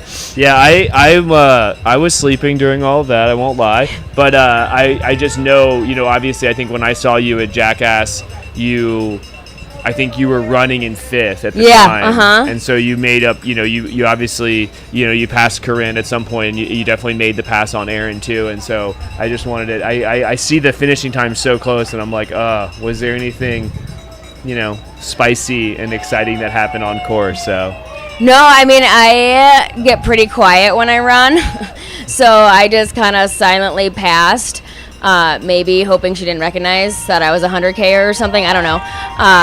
But I don't know if she did know that it was me or not. I assume so. Right. But yeah, I was pretty quiet when I passed. So I do want to correct myself. You actually did hit Rattlesnake just a handful of seconds before she did. I was going to say, I thought it was right before ish. But anyways, but yeah, no, I passed her. I just assumed she went with me. So I was just, like I said, running scared that she was right there, but nothing like actually. Sure. Yeah. Yeah, I mean, it's Yeah, you're always running scared when you make that last move with a couple miles to go. Right, right. So, yeah, that's awesome. Let me ask some tactical stuff. What shoes were you wearing for the race? The Adidas with the Agravic Speed Ultra. Okay. I don't know how to pronounce it. This their super shoe or yeah, whatever? mm-hmm. Yeah, nice. My first race in them. What'd you think? I liked them. Yeah.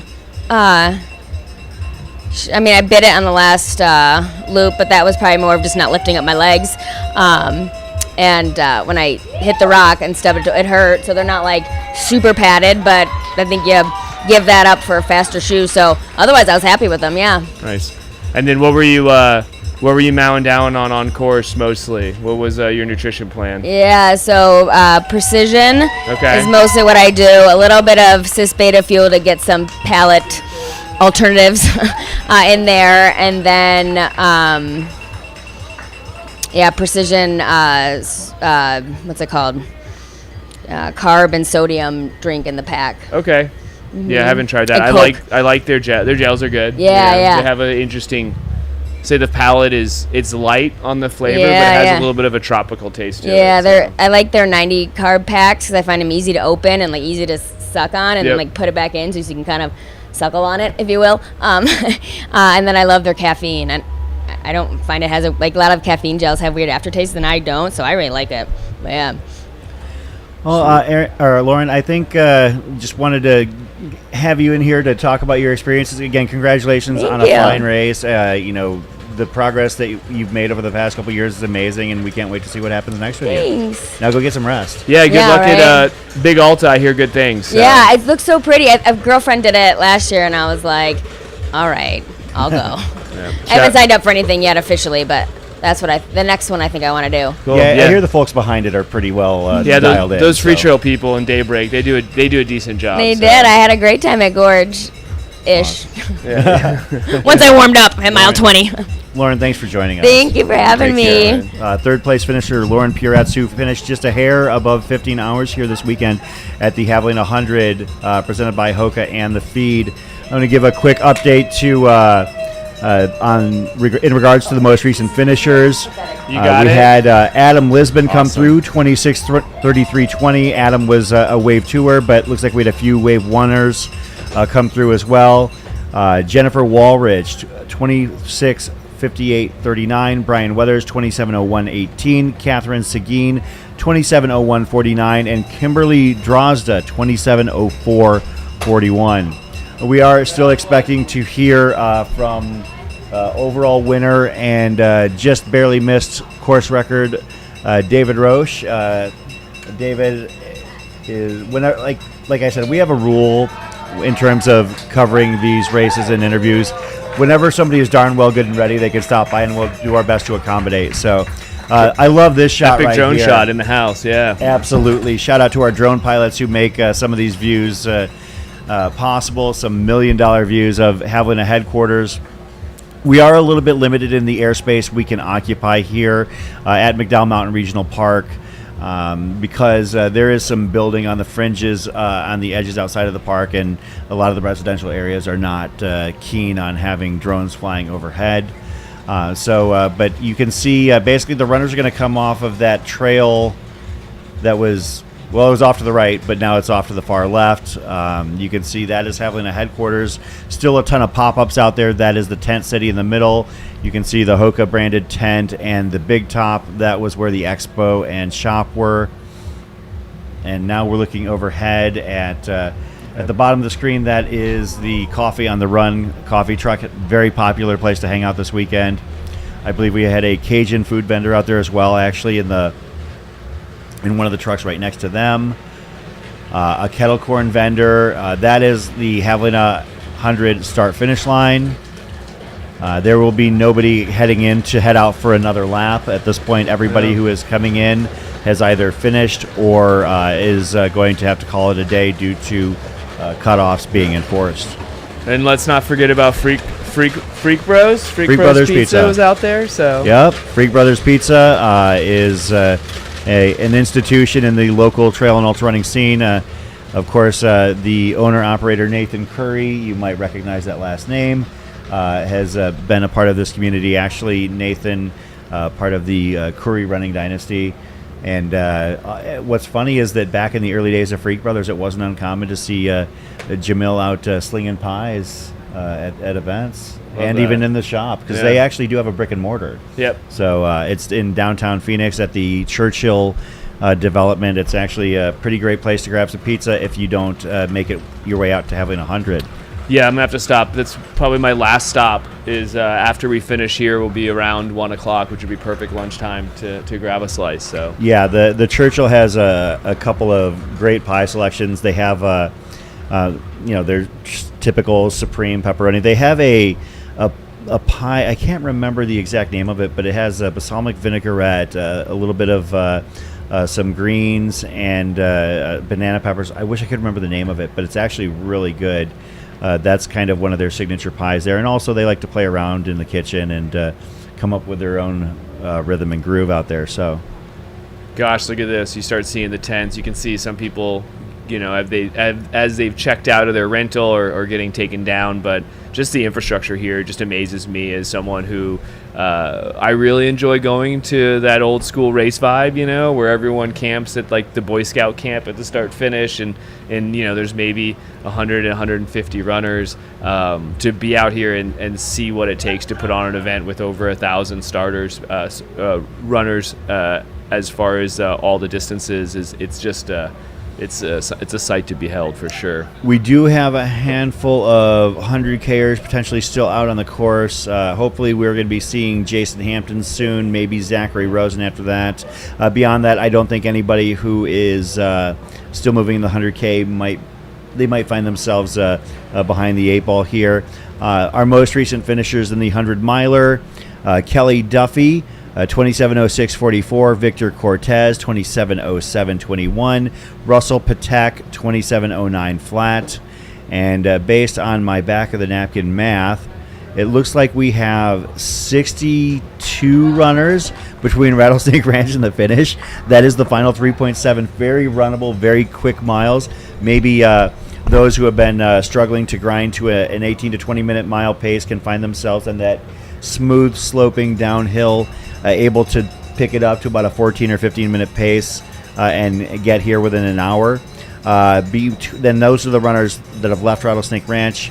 For those between Jackass and Rattlesnake, we're talking about another 75, 80 names. So we'll be keeping an eye on them. There are a handful that are not yet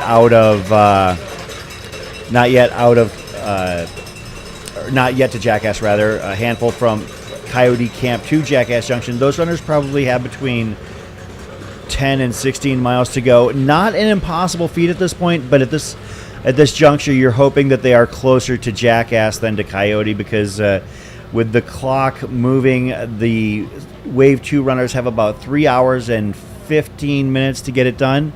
Again, if they're coming from Coyote Camp full, they're looking at about a 15-mile run. So it can be done, but it's going to be pretty tight. Yeah, like you said, it's kind of, we're getting close to it, but about 15 minutes, you kind of hit that. You want to be through Jackass Junction in about 15 minutes. Is that? Yeah. I think that's kind of the rule of thumb I use, is that if at this point you're still out on the course, you probably need to be able to reliably bounce at about a 15-minute mile pace, and because at that point you really haven't been keeping that the entirety of the day. But if you can find that second, third, fourth, 15th wind, perhaps you can find it now.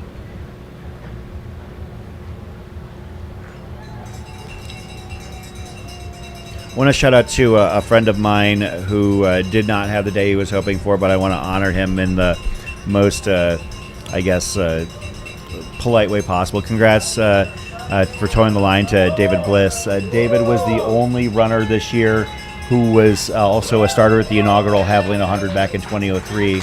Wow. Chasing that 10th finish here this year at Havalina 100. It didn't happen for him. David, when I heard that you had elected to pull the plug at Jackass, I was truly gutted. I am hoping that you give it another crack next year, because frankly, I think that this race just wouldn't be the same without you. So shout out to a friend of mine, David Bliss. If you go down the row of tents, there is a Bliss Alley named after him, and he was very flattered and honored by that, and he should be, because people like David, who have been around this event for 20 plus years, I think deserve to be recognized.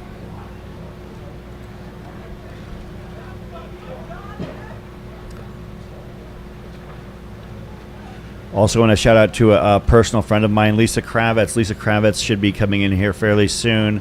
Local runner here, one of my sometime training partners when I actually do train.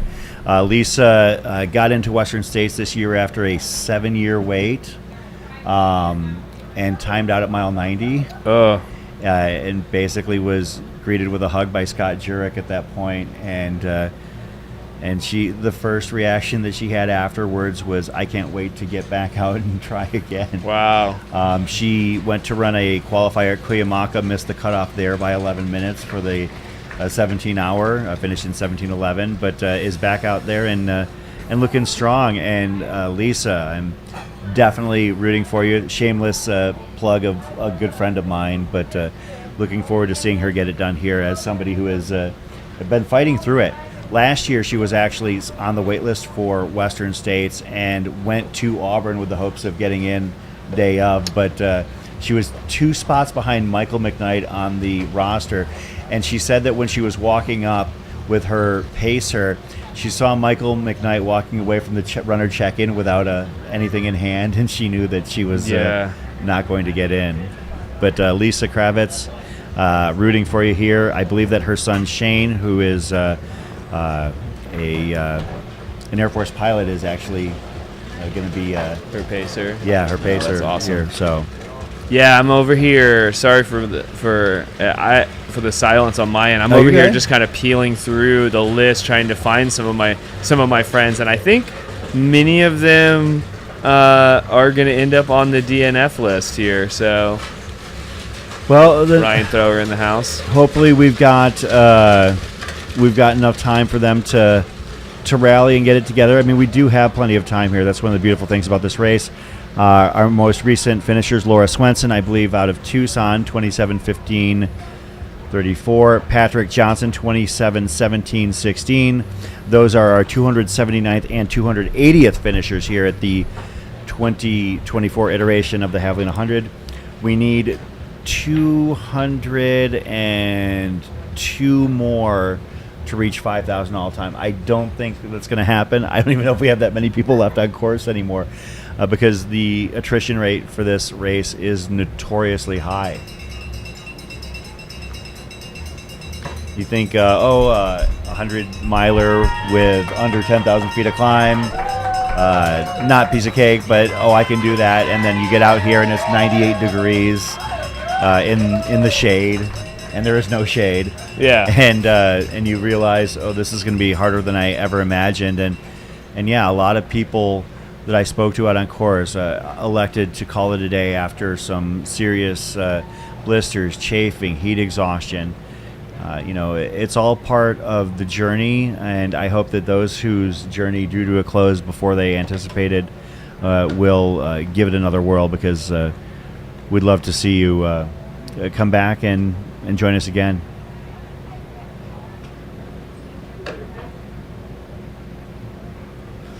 Yeah, looking at my list, I've got 4 runners I was excited to see finish, and I think Shelby will be the only one that gets it done. I'm not 100% sure, but I think everyone else, I think the heat got the best of them. So, I'm crushed to find out, looking at the roster, that Jordan Camastro was unable to get it done today. Jordan Camastro is a pretty fast runner. He's done a sub 1600 miler at Desert Solstice.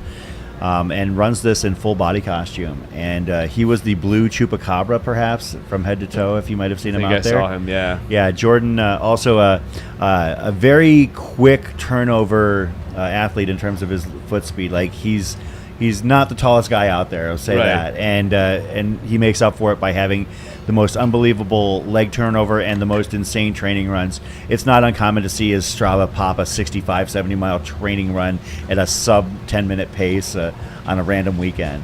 Wow. And Jordan actually, interestingly, always rents a cool car to a race that he's excited about. Like, he's shown up at Desert Solstice with a slingshot. He's shown up at Black Canyon in a Corvette because he just wants to feel fast. Yeah. So I like that mentality. That's amazing. A little bit of the local flavor here at the Havalina Jundred. I do love the fact. I think actually I did take a peek and saw that we had runners from about 40 states here this year, which is pretty amazing. Gosh, that is pretty epic. I wonder what states missed the mark. We're going to have to work on that for next year, We need all 50 states represented. So to see all 50 in 1 year would be amazing because it actually took us 20 years to get number 50.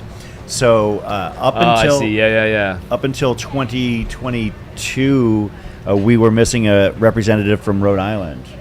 And I was in the expo, and I saw that there was somebody who had actually registered that was from Rhode Island. And I'm like, oh, if they finish, they'll complete the map. And the guy actually came up and said hi to me maybe like a few minutes later, and his name was Maurice Lohman out of Rhode Island. And Maurice finished the Javelina Jundred in 2022 and thus completed our American map of having a runner represented by all 50 states. Ty Tolkien, excuse me, in the chat is asking how many territories. This year, I don't know. I can check. That should be an easy thing to do. Anything that has 3 letters, pretty much. Or actually, no, that's not true. Let me filter, remove duplicates. Chris is over here doing some extraordinary Excel work over here, live on the chat for us friends. I might actually have that already sorted out. Maybe I don't. I can do it really quick. Yeah, the desert running is definitely a next level. You can see in the live stream. I think that's Joe Corcione standing there at the finish. I think he's waiting to greet some of his runners. Media division coming in. I think he won the media division this year. So M10 had a pretty solid running. So did he or did Corinne Shalvoy? Okay, so Corinne won the overall, and Joe representing the lads, got the media division for. It was a pretty tight battle, though. Both of them ran an extremely great race. Oh wow, gotta love it. The headquarters is coming to life, and there's a lot of people out here cheering these runners in, which I think is pretty exceptional and something that you just don't really get to see at a lot of ultras when you're finishing in the very much the back half. So, Bubba in the chat, would you say he excels at Excel? So Bubba is a member of our local Aravaipa group trail run scene. He actually leads our fast groups. He won saddles this year.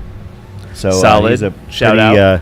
He finished first this year and second last year, so a pretty legit runner Bubba is, and he's a jokester.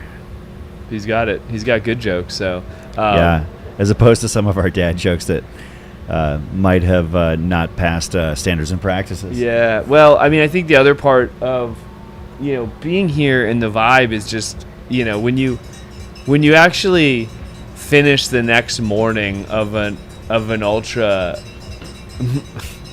Most of the time, like, no one's here, you know what I mean? And it's just nice to have this for people to finish and have that party in the desert vibe for everyone to get to experience as they've been putting it out there on the line. We're getting on 27 and a half hours. We have a 30-hour cutoff for the 100-mile runners, and that's, I can attest, that's a long time to be out on course, and you definitely live a life in a day, and to be able to have a pretty substantial celebration of that life in a day when you get to the finish line, that's definitely something very special. So somebody was asking how many provinces. The answer to that is 6. 6 Canadian provinces represented this year. Alberta, British Columbia, Ontario, Quebec, Saskatchewan, and interestingly, the Yukon. We had a runner from the Yukon. Shout out to the Yukon. Lots of sauna training going on if you're coming in from Canada to run this race. So, wow, that's awesome. Yeah, that is pretty impressive. I'm going to have to dial in that Yukon runner's name here real quick.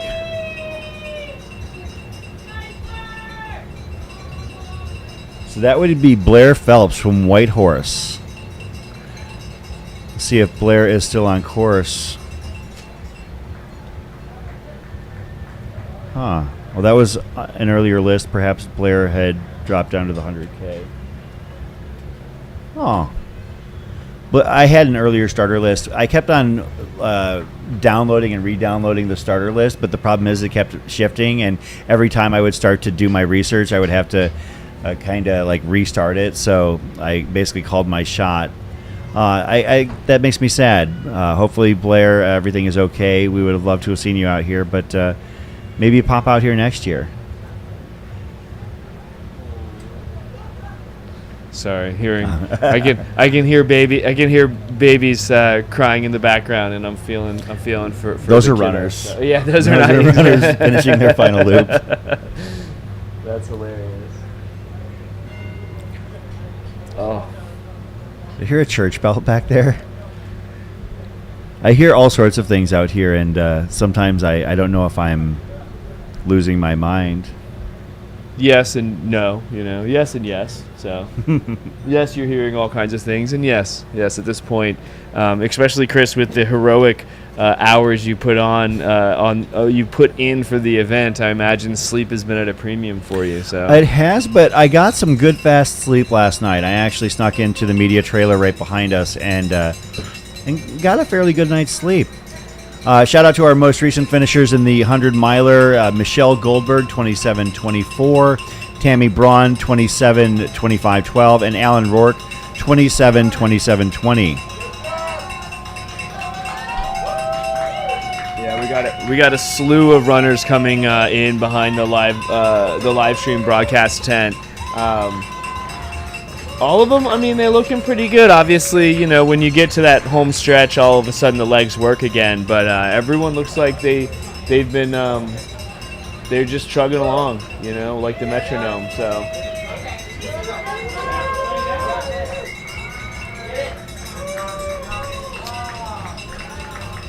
Emily Parker, is that the 100th female that just came in?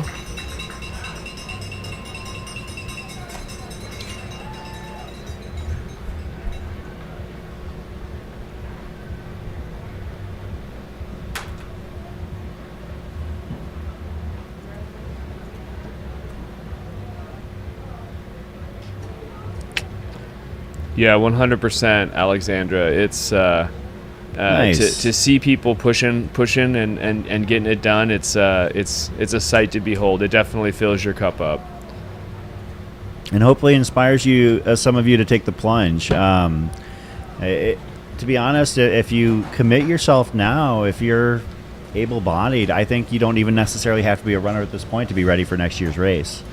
I think if you put forth the effort, that it can be done. Going to shout out some of our upcoming finishers here in just a few moments. I did see that we've got some drone footage coming in from the finishers. Love that.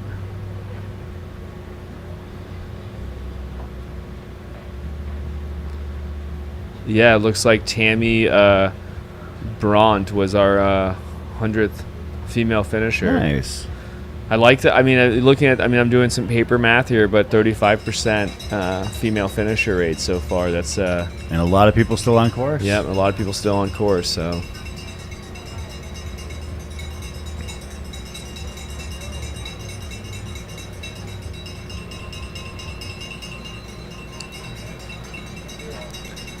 That filmer is literally right behind us.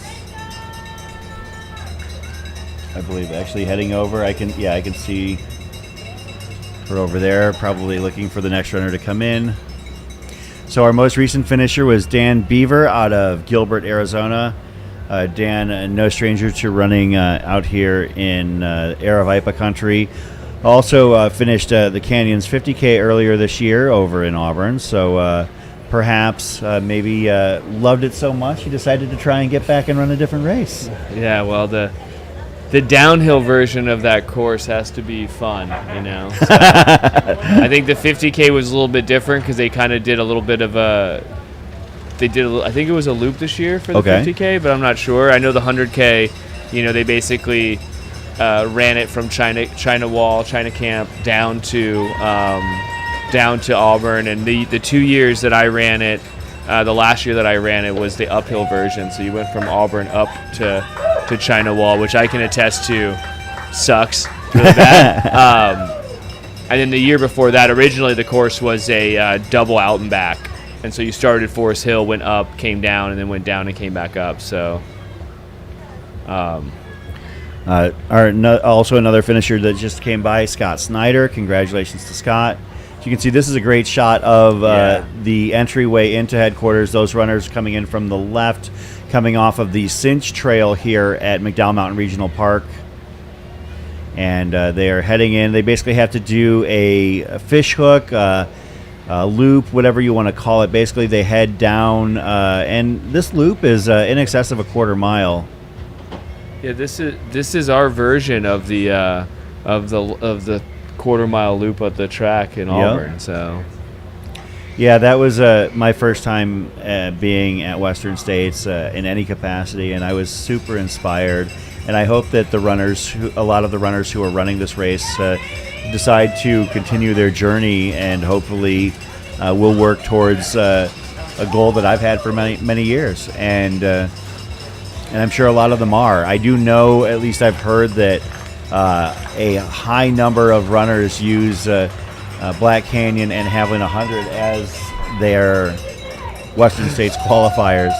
As you can see, it looks like somebody's playing like a game of whack-a-mole on some of the tents as they're coming down. People have checked out of their hotel at Hotel de Havalina a little early, it looks like. And I just want to shout out the runner that just ran past us, and I didn't get a bib, but she's dressed up like a piece of toast with jelly on it, and she has this epic, the costume is like 3 people wide, and I just got to, I almost want to know, did she run the entire race in that, or was that a nighttime edition or a finishing edition? So some people do opt to change into or change out of costumes along the way. I have a friend, Nick Robertson, who has run the race where he's like maybe a couple laps he'll do in costume. I remember one lap he did a year in a full blown like Elvis costume, and he's been known to pop up here and there with that suit at Havalina 100, and I couldn't imagine doing a full loop, let alone 5.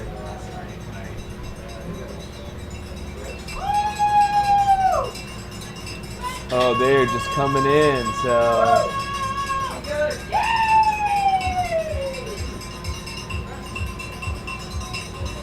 I love it. We got runners that are moving like they just started the race, and then runners that are definitely steady eddying, bringing it in to the finish. So, not sure what we're looking at here, guys. Looks like the drone is coming in for a landing. Can we grab a different shot?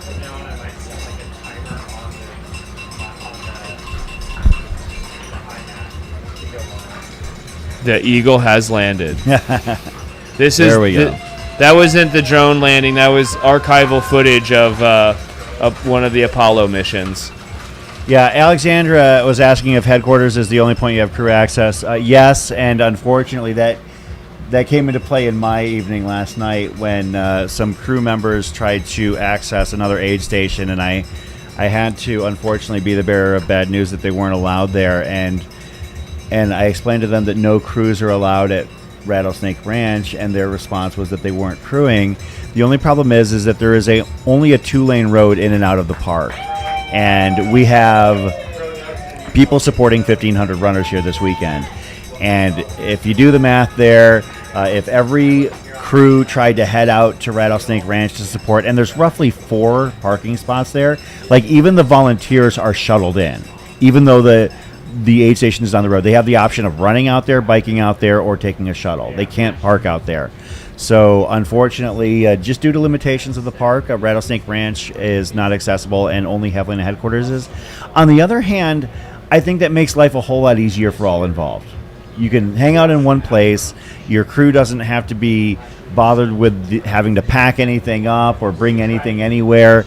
I think that the logistics are so much easier. And frankly, if you haven't been to an Air Viper race, the aid stations are fairly well designed and fairly well stocked. Yeah, I will say I can attest to that as someone who was volunteering yesterday at Jackass Junction. Shout outs to whoever made the chicken salad pitas. They were on point. The regular chicken or the regular? The vegan I wasn't version? eating the vegan. Everyone said that the vegan version slapped. The chickpea chicken salad was really, really good. But I was definitely I was eating fowl yesterday. So yeah. So I'm not vegan by any stretch. I love myself a good steak, but the vegan version of that chicken salad sandwich, the chickpea salad sandwich, is actually one of my favorite race foods now because it is widely available at a lot of, especially the fixed time Aravaipa events. Yeah, and it was coming out. They were like cool, They were keeping them chilled, and so it was definitely like a pleasant surprise. And it was nice to be able to have solid, just a real food option for me. As like, I'm not running, so I'm not trying to eat Oreo cookies, or whatever. Like as someone out there volunteering, I just needed real sustenance. So I do know that, and it's an example of how well prepared things are. I know for a fact that in a year past, I can't remember, I think it was 2018 was the last time I have a number for this, but people ask like, how much ice do you go through? And the answer that I knew at that time was 20,000 pounds. 20,000 pounds. So, 10 tons worth. I wouldn't be surprised. They were definitely. And that doesn't count the stuff that they actually sell. That was actually right. That was like to for aid stations. For runners. Yesterday kind of it was. Let's just say they didn't run out of ice, but things were starting to get pretty tight at Jackass Junction at one point, and then the ice truck showed up. So, I think it's. I just don't know if. I just don't know if you could do it without it. I'm trying to think of could you just run this race, and finish strong without with just watered out, with just water-based cooling? And I'm like, I don't know. I definitely couldn't do it. It'd be tough. I would have like a 10-pound ice bandana on every time I left an aid station. So. In normal years, that's not ideal. I mean, so I've been out here every year since 2014, and I can only remember one year where you might have been able to get away with that. And that was 2020, and that was a weird year all around. It was cloudy at Havalina, so that tells you what kind of year it was in the world at large. Sure. Liz Heath in the chat asking, do they have medic volunteers at this? They definitely do, and blessings to you for getting your EMTB, because I will say, they're needed at every race. Races love to have. They have to have a medical staff on site, and they love having people who really get the race and really get the culture, really get the community here, come out and help support the runners from a medical standpoint. And there's a couple moments like yesterday at Jackass Medical hiked out on the trail, and they brought a runner in, and he was walking in, but he definitely, the medical volunteer was kind of help holding him up and like bringing him into the aid station. And I do believe he left the aid station under his own power. I do not think he DNF'd, but it was, people have moments. Things get kind of scary out there, and it's the medical volunteers. It's needed. It's a big part of the need for runners on course. So absolutely. Our most recent finisher for the 100K, Jason Hampton, 26:16:02. Our 294th finisher in the 100K. In the 100-mile, we've had a few. Shout them out. Bradley Finn, 27:33:08. Anna McFarland, 27:34:31. Abby Reinhold, 27:34:58. Susan Lands, 27:35:09. Ryan Cody, 27:36:47, and Skip Brand, 27:38:33. Yeah, so shout out to Skip.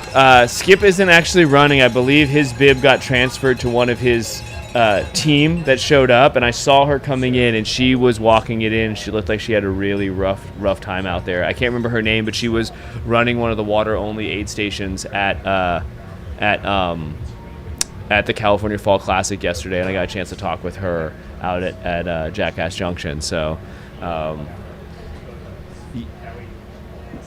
Laura, yes, there's definitely in-person spectating at headquarters for anyone who's not crewing or volunteering. It is legit a party in the desert, and it's a very welcoming atmosphere for anybody that wants to show up and enjoy themselves. Lots going on, lots to do. I believe, can spectators come in to Jackass Junction if they're willing to get out there, or is that okay? No, and frankly, Jackass would be the absolute last place I would want anybody to go. Sure. If you were out there, like, you could see how stretched to the limit that area is. Well, there is no parking, that's for sure. I mean, I was lucky enough to be living a mile. We were staying a mile and a half away, and so it was like a really easy run on a nice dirt road to get out there. And so, and I was showing up in a media capacity to help Katie. And once I realized that Katie, the Rocket Asmith, because she was dressed up in a rocket costume, actually had her voice, I just filed right into being a solid volunteer for the aid station and helping out runners. So, well, I'm sure that, I appreciate that, and I'm sure that everybody else did out there as well. Yeah, I mean, Havalina headquarters, you get your fill of spectating capabilities here. Is that BP pacing? Shout out to my friend Brian Peterson pacing the next runner in. Oh, the Brian, Wolf Runner himself. He's a local from Flagstaff. Okay, sorry. There's a couple of Brian Petersons floating around. Okay, yeah, shout out to also a Cosmic C in the chat. I know who you are. Was part of the first wave of safety patrol. Rescued well over a dozen people yesterday. Wow, that's heavy. Yeah, that's pretty impressive. And I do remember one of our drone shots where we actually saw medical flying out or medical walking out the trail onto the cinch to meet somebody out there. So. Yeah.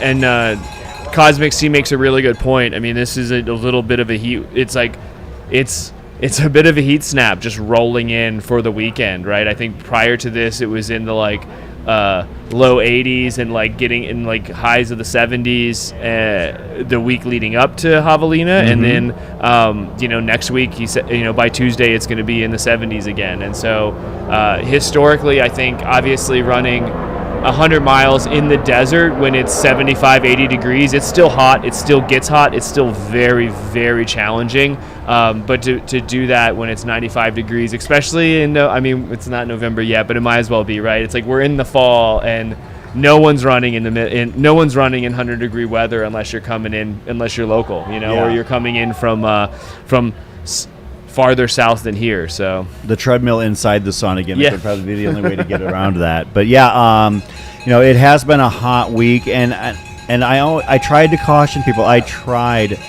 so hard to caution people. We had in the Facebook Q&A group every year, people get excited that there's a cold snap right before, and I try and caution them, hey, just so you know, it's going to get hella hot here over the next few days after that cold snap. And they're like, oh, well, we'll see. And I told them, I literally had people telling me what the weather was like here.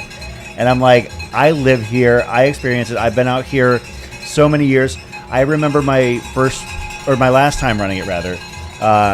We were at our group run, and Jamil was at the run, and I told him how stoked I was that, I know this runner. This is Greg Vergood. Get it, Greggy! Get it! Greg and Lisa Kravitz! Flanked by Denny Ewell and Margaret DeHaas, a couple of local runners here.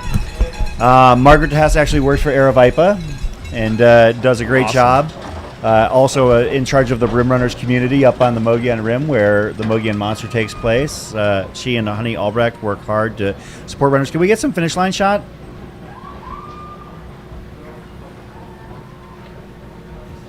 Yeah, I want to keep things on the finish line here so we can keep an eye on people as they're crossing the finish line. This shot is great in tandem with another one, but I don't want this to be our primary shot. course, as you can see, the Javelina 100 is presented by Hoka. I think that this is an excellent opportunity to recognize and Shout appreciate out. them. They've done a great job supporting us here this weekend for sure. There's no doubt about it. Yeah. They make so much of this possible. Yeah, Hoka and the feed showing up big for the live stream this year, and among some other sponsors, I know Goo, Squirrel Nut Butter. Who am I missing? Goose, Squirrel Nut Butter, the feed, Hoka, CTS Coaching. Yep. I saw was a Halo. sponsor. The Tannery Sunscreen. Tannery Sunscreen.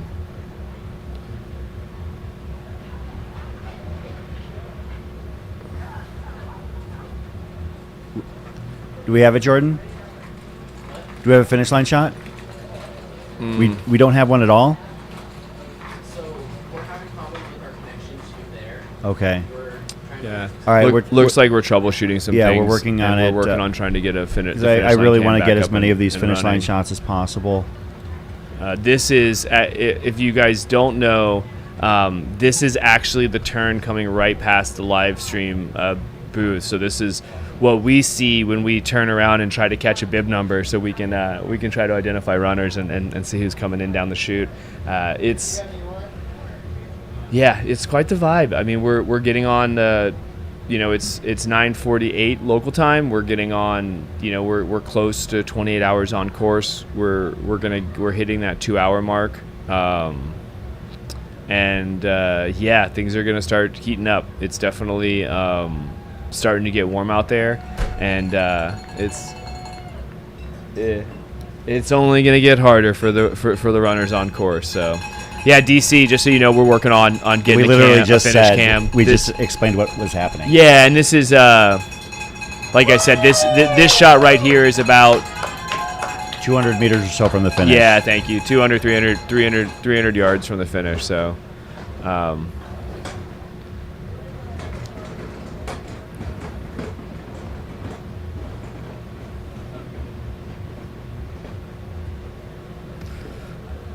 slowly but surely the migration is happening, right? As people wake up from a long day of crewing and suffering in the heat, and they're slowly trying to make their way back to civilization, as obviously the party in the desert for them is over. So.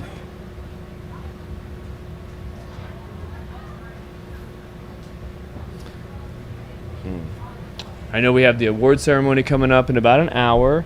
That'll be a lot of fun. We'll get to a chance to see the elite field that finished yesterday evening, and then I know we've said it before, but I know we have a handful of elites that are still come into the studio and say hi to us. Most recently we had Lauren Peretz in.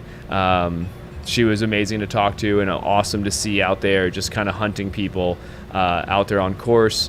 And then, I know David Roach is going to come in, and it would be really awesome to be able to get some of our other top female finishers as well.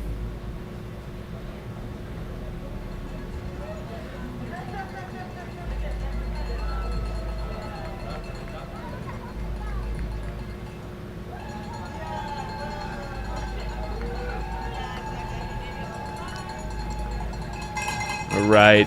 I mean, you can see it here, folks. You got people who have been working really, really, really hard out there. This runner right here, obviously dropping the pacer. Yeah, found her legs, is dropping her pacer, and then you have the gentleman right here who has had a long day out there and is just trying to get it done. And that's kind of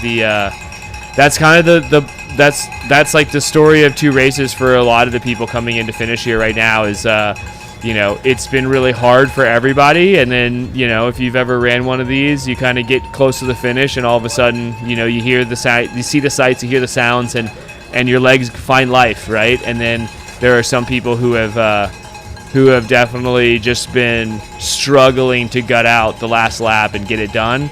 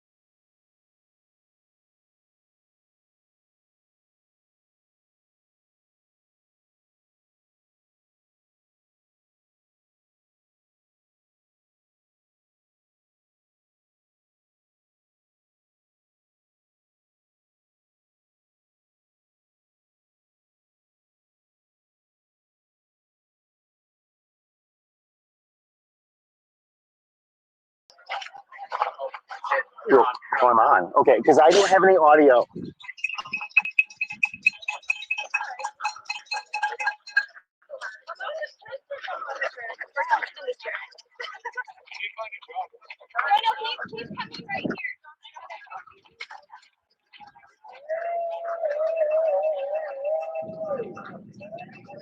All right, I'm just going to start follow filming. If you guys can get me on audio, that'd be great, but I can't hear anything.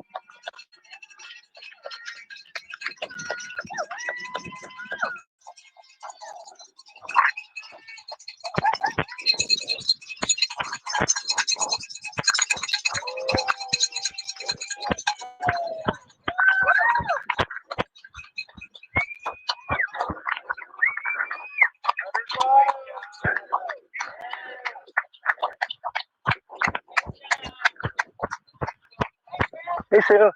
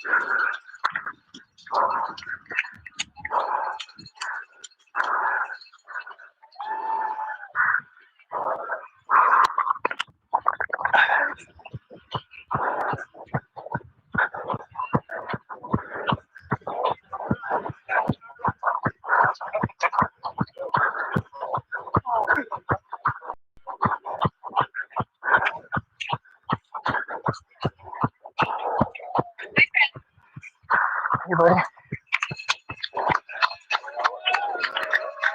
There's nobody to film.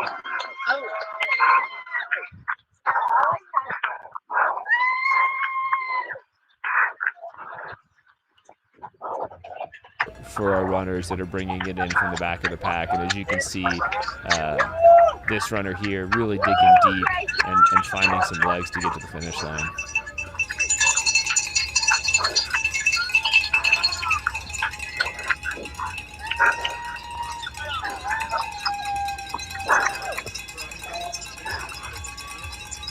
You guys can hear me there in the chat. Give me a thumbs up or a heck yes if you wouldn't mind. We have nobody to film.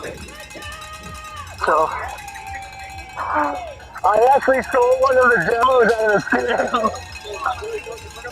And there was much rejoicing. My man on the ones and twos is been diligently troubleshooting and had no idea what was going on, and looks like he was able to solve the problem for us. So I'm supposed to be sitting in the studio. Big ups to everyone who behind the scenes who is making this happen for everyone. There's a lot going on. I can attest to being out at Jackass Junction yesterday with the mobile camera. There's just the shout out to Dave, the guy running the camera back at Jackass Junction during the day and into the night. It's constant troubleshooting. There's always something, and that's kind of more than half the job for the producing staff and the tech team on the background that no one sees is troubleshooting the problems as they come up and trying to bring you guys the best live stream experience possible. So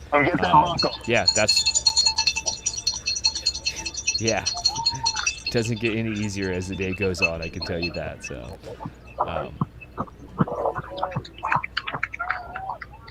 But yeah, we're excited. Like I said, we're at the 10 a.m. mark. We're getting closer and closer to that golden hour. In about an hour, less than an hour, we're going to hit that magic moment. By then, it'll probably be 90 degrees again on course. It'll be hard for me not to get emotional watching some of these runners really push it to the edge and make it happen. And then I am really, really excited to get to get the DFL runner in. As Runner, the brand, has a really cool activation that they're doing with the DFL runner, and I'm excited to share it with you guys when that does happen. So yeah, it looks like we got Team Air Viper runner coming in. It's pandemonium out there, man. We've got a dozen plus runners coming in, all getting it done. And let me give some shout outs here to the last couple runners who have finished here in the last couple minutes, as Chris has been out there with the gimbal, getting real jiggy with it. Yeah, shout out to Christopher Smith, Tiffany Shewell, Sonia Lacapelle, Erica Bash, Shannon McQuaid, Judelka Vargas, Christian Lunda, Kristen Klink, Eric Glass, Laura McDowell, Nicole Hopkins, Michelle Lee, Ryan Rose, Uwe Stammer, Kevin Tomset, and Magdalena Sizemore, and Mr. Mike Smith. Shout outs to all of the runners bringing it in, bringing it home, making that fifth loop, committing to finish the race. And I apologize if I butchered anyone's names. Yeah, so. Oh, I don't have one. No, it's all good, Lord. I'll get one bottle. Yeah.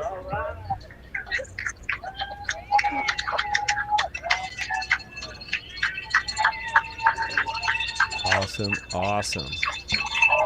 Look, well.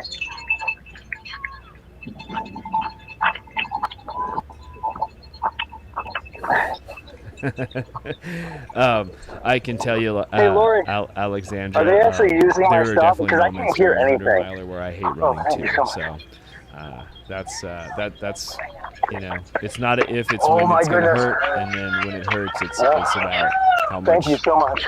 How much you really want it, and the ability to push through the pain and really get to that edge of what's possible. So that's kind of at least why I do it.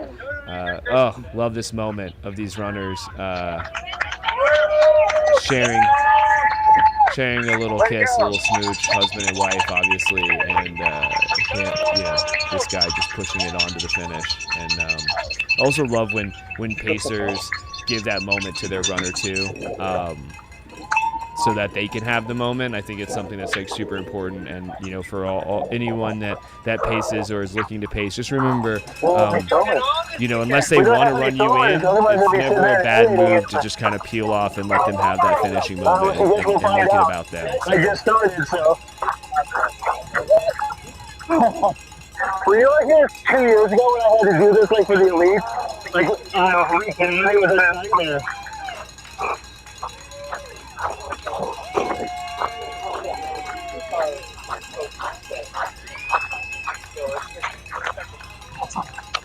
Oh, love it. Love to see it. Right. And again, big shout out. So, Chris Warden is out there with the gimbal, bringing the shot in, and this is an amazing moment right here with father and son duo bringing it home to the finish. Look at this kid wearing his dad's vest. You're almost there.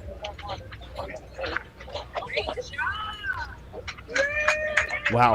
Yeah. This is magic here.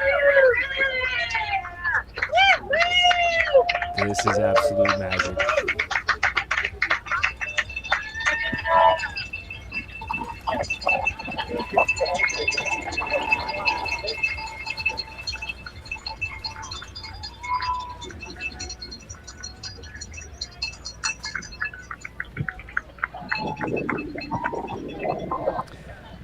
Yeah, as a new father, I have a 2.5-year-old son, and I remember the moment when he was about a year old. I got to carry him across the finish line. That was a really special moment for me of a really hard 100-miler that I did called Hellbender in Asheville, North Carolina. And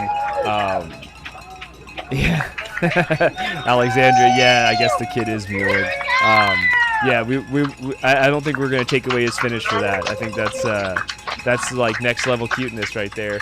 But yeah, I'm excited as he gets older for my son Logan to be able to have those kinds of experiences with me too, where they run across the finish line with you. I think it just, the magic is real in those moments, and it kind of puts a lot of things into perspective as a runner. With the sacrifices that we make with training to be able to do these kind of things, to be able to share that moment with your family, and then also, as a parent out there, to be able to show your children that for one, you can do hard things, but also the goal setting that goes into it. The communication that you have to have with your family to say, hey, this is some of the stuff I'm going to have to do in order to get this done, and to be able to show your kids and show the younger generation that you can set a goal, you can do the work, and you can get it done. I think that's also really, really, really important. So, shout out to this runner here, bringing it into the finish line. Obviously, it was a really, really, really tough day out there for him, and just one foot in front of the other, relentless forward progress, and that ultimately gets the job done. So.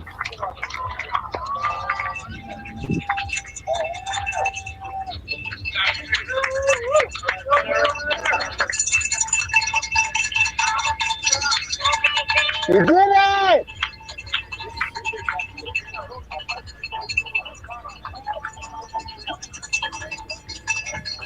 And they're just streaming in, folks. This is just the number. Chris is getting his workout in for today. I hope he started his Strava, because I want to know how many miles Chris puts in just running the same 100-yard section back and forth as he's catching these runners coming around the final straightaway. And they are just continuing to stream in as the smiles are just ridiculous. It's so awesome to see people who just went out there and had a journey, and to be able to bring it in with a smile on their face and share this experience with their friends and family. It's just what the sport's all about. So.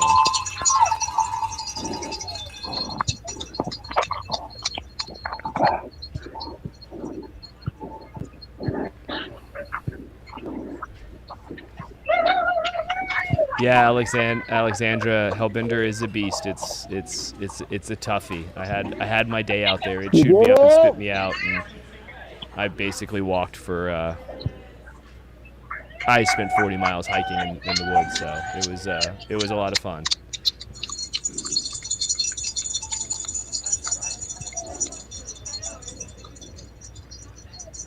Oh, I realized. Hold on, I've had people in the studio here waiting to come on. We should have invited them on. Pretty soon here we'll have two amazing guests coming into the live stream to do a little bit of finishing line vibes interview. So yeah, excited to bring that to you guys. So.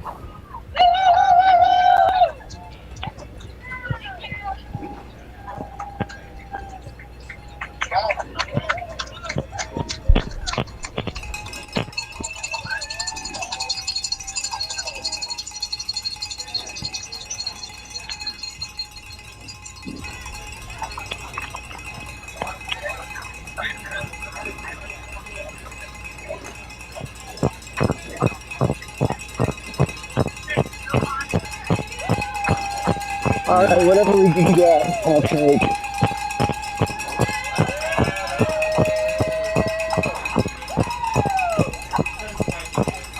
The vibes are high, friends. The vibes are high. People are continuing to stream, man. It's definitely happening. So as we're creeping on the golden hour, we're also getting pretty close to the award ceremony, which is going to happen in about 45 minutes. So yeah, stay tuned, folks. Exciting things to come. And I need, once my producer stepped out for just a second. I believe he's still working on a couple things. But once he comes in here, we'll see if we can't bring in a couple guests to do some finish line interviews. So.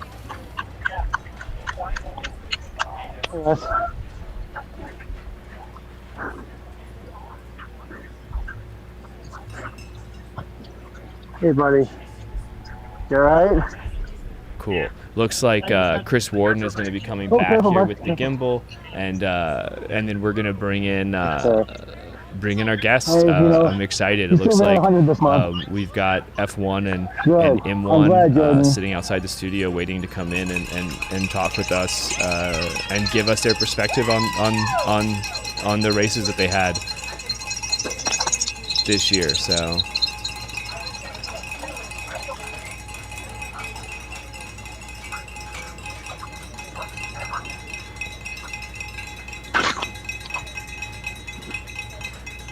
All right, the man himself is back.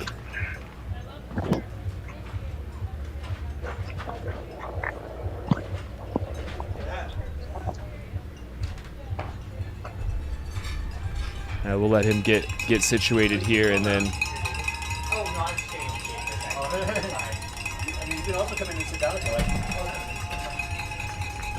So yeah, Chris is back here. Chris, how you feeling? How the legs feel? They feel good. It's the first running I've done in a couple of days. Have been slacking, but nothing like watching and following people inspired for their 100-mile finishes to get the juices going. I couldn't sit by and do nothing. Yeah, no, it's... We were having some video issues, and I wanted to make sure we were recognizing as many of these people as possible, so I knew you could hold down the fort just fine, and so I wanted to get out there and get a little bit of video and show people, these amazing efforts here at the end of the day. Is this a twofer? Okay. Awesome. You want to come on in and have a seat? Please. Okay, we're gonna intersperse our interview with acknowledging and recognizing the finishers here, but as we have a couple of the very first finishers of the weekend.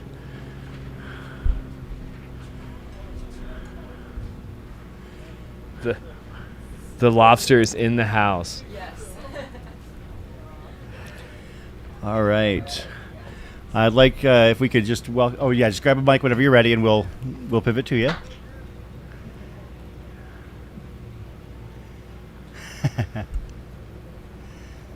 This is wonderful. Love it.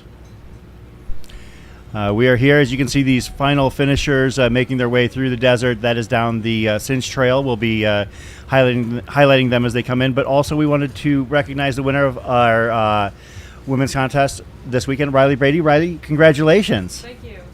Came back, grabbed another golden ticket, and also did it in a spectacular fashion. You've had, when I was previewing this race, I noted that you had been on both sides of a sharp duel in the past 2 years. 2 years ago with Nicole Bitter and last year with Ragnar DeBotts. This year, there was nobody dueling with you. You basically took the race by its collar and dragged it 100 miles to a fantastic finish. Oh, I don't know if I felt like that. In the last lap, Leah was like, all right, here's our gap. Like, you got people coming behind you. I think she was maybe just trying to push me. But, yeah, I definitely felt like I was still fighting all day. Well, I mean, you opened up by lap 3, I think it was, or getting into lap 4, you had opened up an 18-minute gap, and you managed to hold that to the finish. So you were moving strong. I was at Jackass Junction for most of the afternoon, so I got to see you come in multiple times, and you just seemed like you were in control all day. I know, I think it was lap 2, you came in down the hill with airplane arms and really vibing, and by lap 3, it was all business as you were dealing, obviously managing the heat and dealing with it. But talk to us about some of the highs and lows that you experienced out there on the course today. As someone who's ran the race before, was the heat a real factor? It definitely felt hot, like much hotter than the previous couple of years. I think I do pretty well in the heat, though, as long as I'm taking the steps to manage it. So I definitely think that was a little bit of an advantage for me. But I was making sure, like, when I came into Jackass, like, take the time to cool down. Sure. Like, I jumped in the kiddie pool. Yeah. That was really important. And then it was just awesome seeing all my friends out on course. Like, getting to see Katie at Jackass was such a boost, and Mike McMonagle out on course, and yeah, that was just awesome. Yeah, love that. And I apologize. Well, I guess we were dealing with some technical difficulties, but I didn't recognize you in the lobster outfit when you were sitting over here, and I saw you come in the studio, and I was like, oh, cool, there's someone over there in the lobster outfit. Yeah. But you definitely didn't. Was this? You didn't have a costume. You weren't racing in a costume for good reason, because you got to be moving with purpose, and the costume can get in the way. Tell us about the digs, though. Are you burnt to a crisp, or what's the deal with the lobster outfit? Yeah, it actually came out of a joke I had with some of my friends. Like, we go hot tub together for heat training, and so I'll sometimes send out a text and be like, "Who wants to boil like lobsters in a pot?" And we were joking about going as a group of lobsters. And so that's the story behind the lobster. Yeah, I love that. So obviously you came in here with a mission, you got it done. I know you correct me if I'm wrong, but it was it at this race a couple years ago that you got your first golden ticket as well? So how does it feel to have made that goal a reality again for the second time? I don't think it's really sunk in yet, to be honest. I've been struggling pretty hard with stomach issues over the past couple of years, and I feel like I have been waiting a while to tell Craig Thornley that I'm not going to puke all over his course this year. So I was excited to see him at the finish line. Yeah, well, I know it, obviously, you're mentioning your Western States debut, and I know it wasn't the race, you wanted to have, considering, like, the standout performance that you had at Havalina that year. But I'm excited to see you get back to the race. I mean, besides the fact that your goal is to not puke all over the course, how does it feel to be going back to Western States again? Obviously, you're taking the golden ticket, right? I am taking the golden ticket. Yep. I'm excited to be going back to States. I feel like it hasn't really hit me yet. It doesn't really seem like it's reality.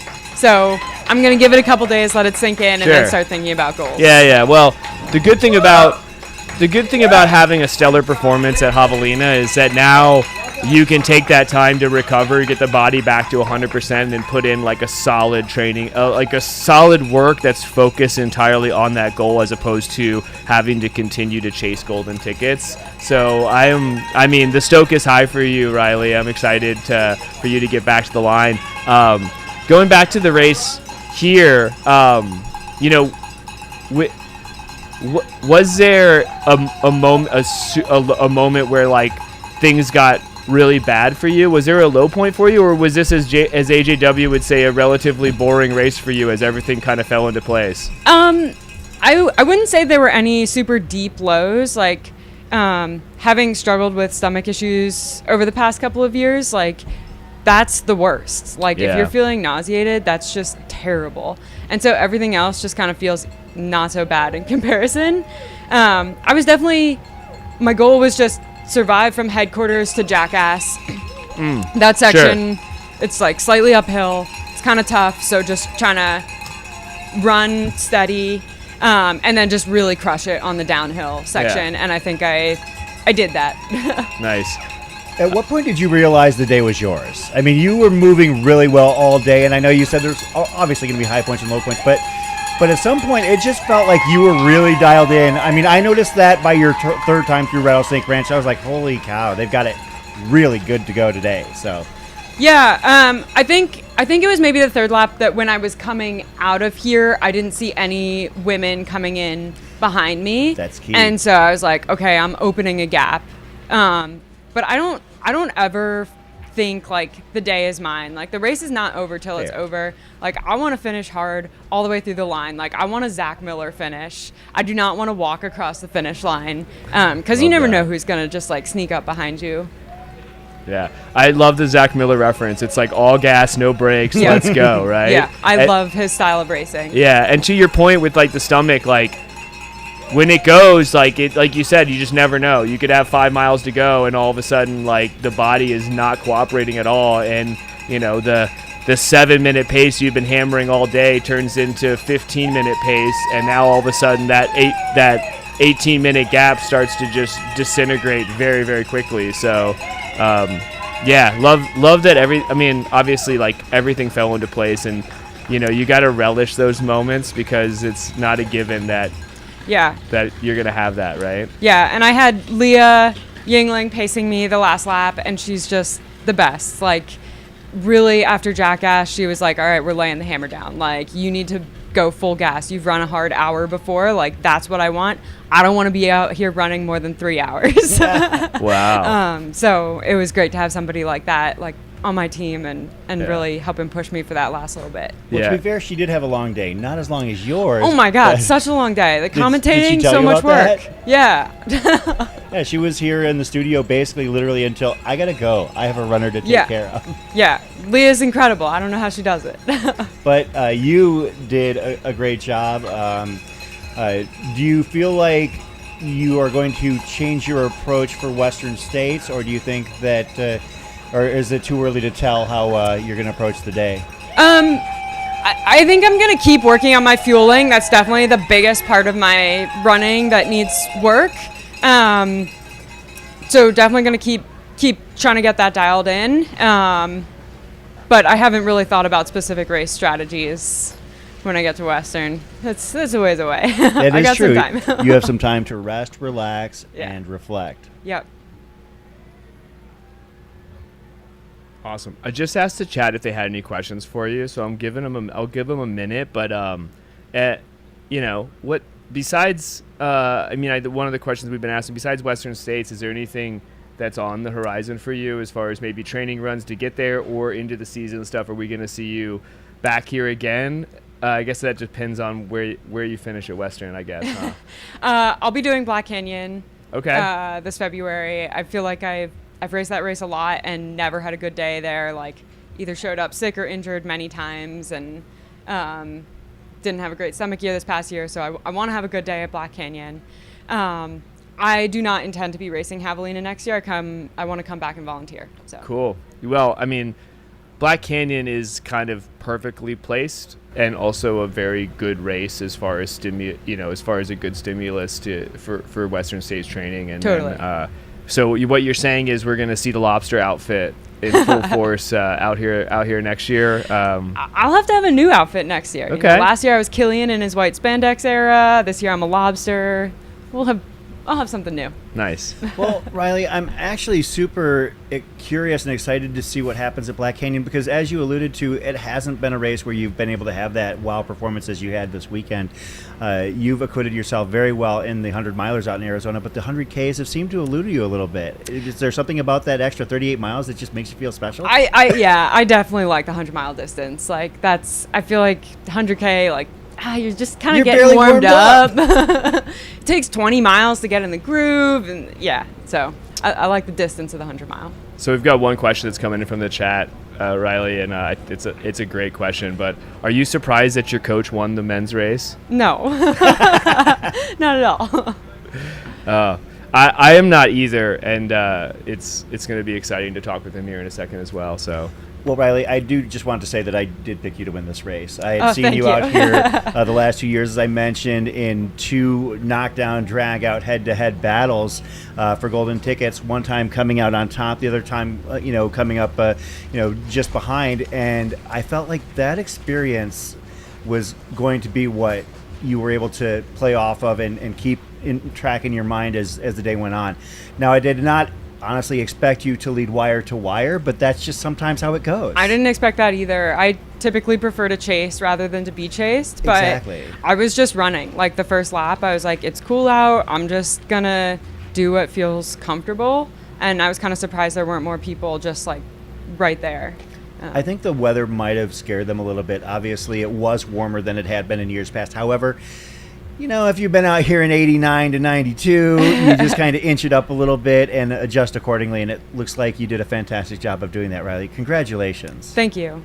Riley Brady, the winner of the women's race here at Havalina Jundred 2024. And I guess we do have the breaking news that they've elected to take the ticket. Yes. Yeah. So, well, I mean, I thought it was a foregone conclusion, but we do have that confirmation. So, Yeah.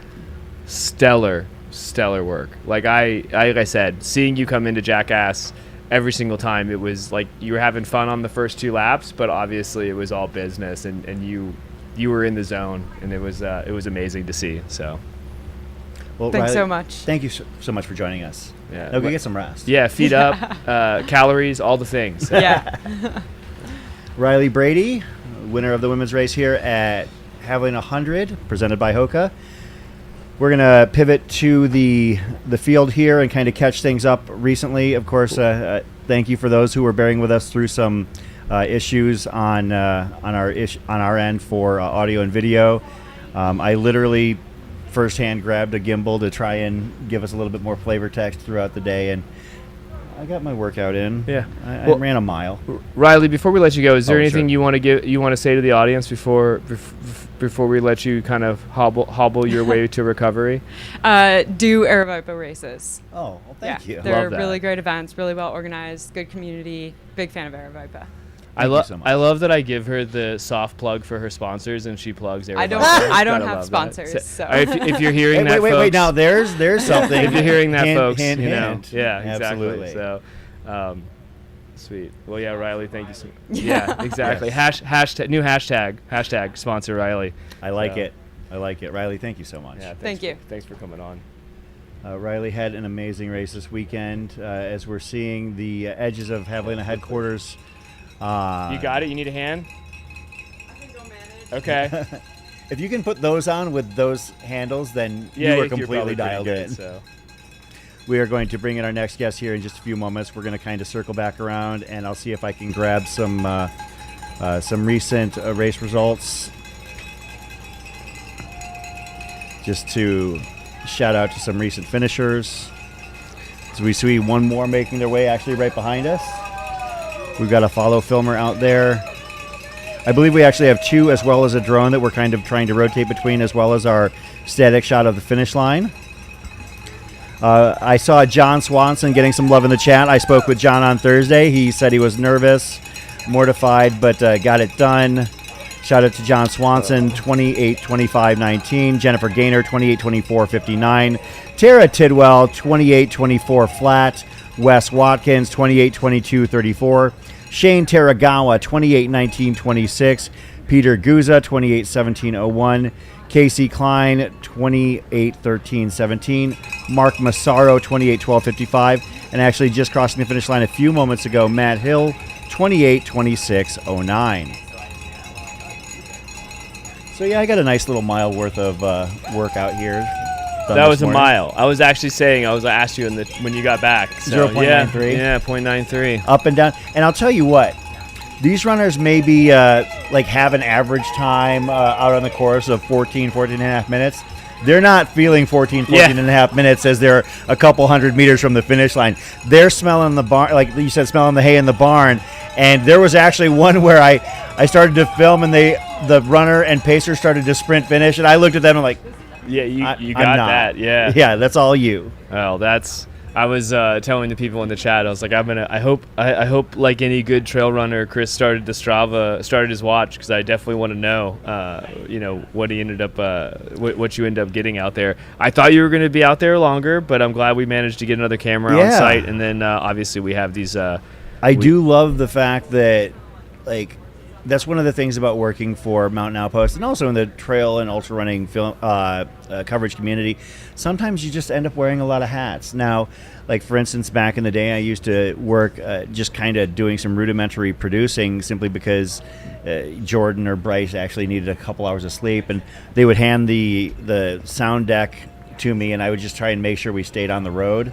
like keeping the car in the lanes. Sure. And then, I wouldn't do anything special or fancy, but now things have gotten way too advanced. So I do what I can to try and support in other ways as well. So I see our guest spots are starting to fill up. We're going to probably have to kind of keep things pretty brief with our guests here in the studio because the focus right now is the mid and back of the pack, but we would love to, whenever our next guest, he's conversing, whenever he's ready, he can come on and talk to us. We will be having David Roche here momentarily joining us here on the live stream. Yeah, a shout out to John Bullock. John, the newest race director for Air Viper Running. John actually already has his ticket punched to Western States for next year, provided he has a qualifier, because he actually got the volunteer spot for the finish line out at Western States this year. Yep. John ran Cuyamaca earlier this month and was did not have the day he needed to have. You have to finish sub 17 there that day, at Cuyamaca. Couldn't do it. Basically had access to get into the race, and as an Air Viper employee, just come on up and have a seat, sir.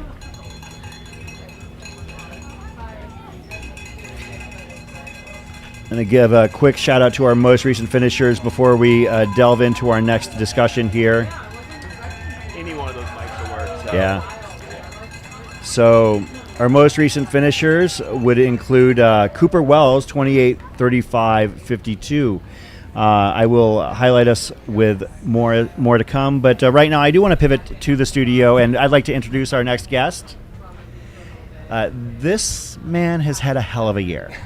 That's the best way to put it. Obviously, the first time I saw you this year was out at Crown King. Yeah. You had your taste of air. Actually, let's back up a few steps. Mm-hmm. So last December, you and Megan came out here for the first time and ran McDowell Mountain Friends. You had a fantastic day. It was so fun. And you were actually talking about how impressed you were about like running out here.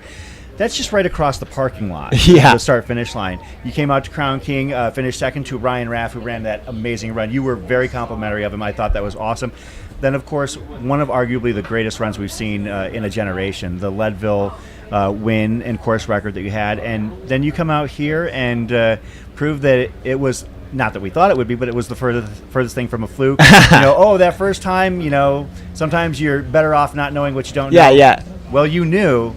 And David Roche, congratulations on winning the 2024 Havalina 100. Thanks so much for having me here. I was getting chills. It was so fun to be a part of this race. I've actually never been down at Havalina, and just it's the place where the trail running community comes together in such a meaningful way, and being a part of that was such a joy, especially when it got really hot and everybody was out there suffering together, but then also partying together, and like it just backs up why if you follow my racing, I just do so many RViper races now, and it's just like this is what it's all about, and it feels it out there, like when you're out there and you're working hard, and especially in this course where you're passing a lot of people. In my case, it's like you're getting all of this life tailwind from everybody, and I mean what I'm not going to ever forget about this race has nothing to do with myself, has to do with getting to see people out there that were all throughout their own packs in the 100K and 100 mile of all different paces and levels. Like I would lap people 2 or 3 times in some cases, and they were all sharing the same thing. And so like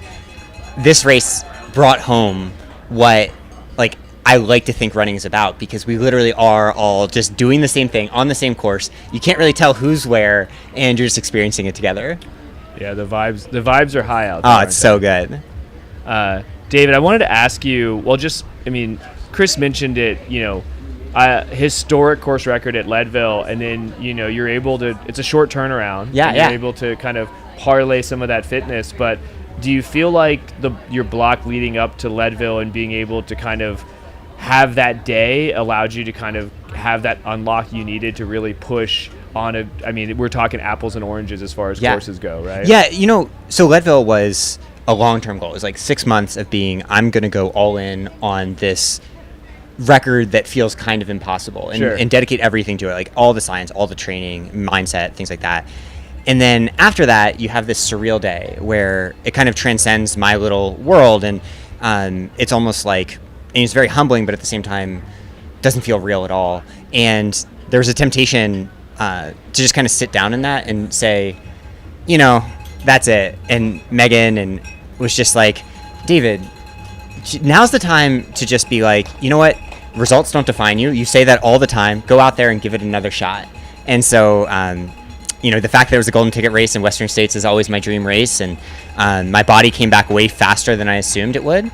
Once I started seeing the numbers in training that indicated that I could do something here that would be special, I want to do it. That being said, I did message Jamil a week after Leadville and said, hey, is there any chance I could race this? Because I've always wanted to. So it was on my mind even before I knew it would work. And it came together in the nick of time with a bunch of heat suit training. And thankfully, I was also preparing for it to be, the whole time I was like, imagine that it's going to be 100 degrees. Like, wow. That's what you need to be ready for. And I think that in retrospect, my fitness wasn't like quite at the Leadville place because I didn't have 6 months to prepare, but I think I dialed in the little things that ended up being way more important given how hot it got out there. And fitness is fitness, right? I mean, obviously you have to be really fit to break a Matt Carpenter course record, and so you can really roll that. You can roll that. It's not as specific as you would like it to be, but you can definitely roll that in. And to your point, the 4, 5, 6% that you can get from dialing in the little things really paid off, huh? Well, I always thought I sucked in the heat, and now I'm like, man, maybe I'm actually Crown okay King at was this. hot too, David. Yeah, I mean, not like this though. Yeah, I think like, it's just interesting. I think one of the big things that the last, like ultra running in general has taught me is that the constraints that I thought were just definitional to who I am weren't, but it took me like a decade to get over that. So.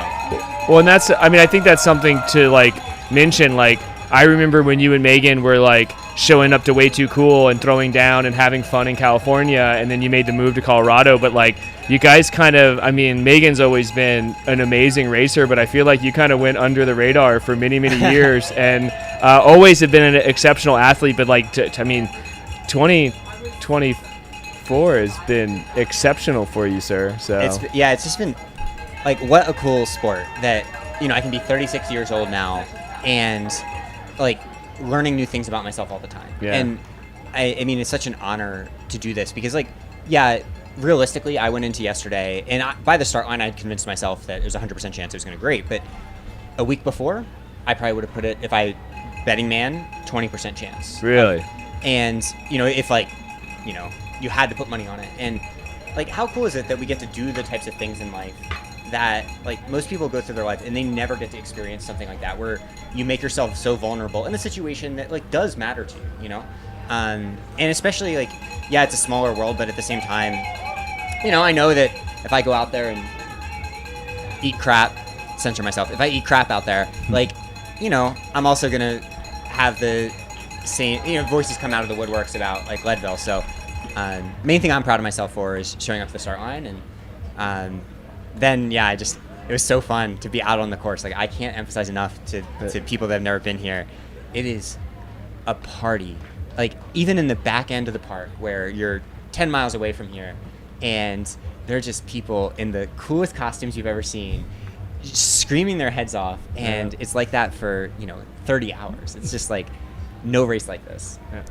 I want to do a quick shout out to our most recent finishers of Wave 1, Walter Klein, Judy Wade, Adelina Zeiker, Mike Wilcox, and Ron Astle. And then our Wave 2 finishers most recently were Cooper Wells and Bharathi Ramajayam. I apologize. I probably butchered that.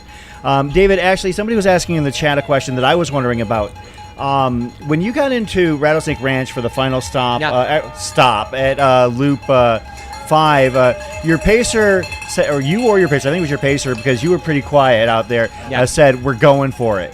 And then when you came in, it looked like, did you have a little bit of a spill perhaps in that last little stretch? We were kind of wondering because a couple people noted that it looked like you might have had some dirt or a little bit of an abrasion on your leg. Yeah. So got a nice one. Oh, nice. I actually had a horrible fall, which is super strange. It doesn't happen to me very often.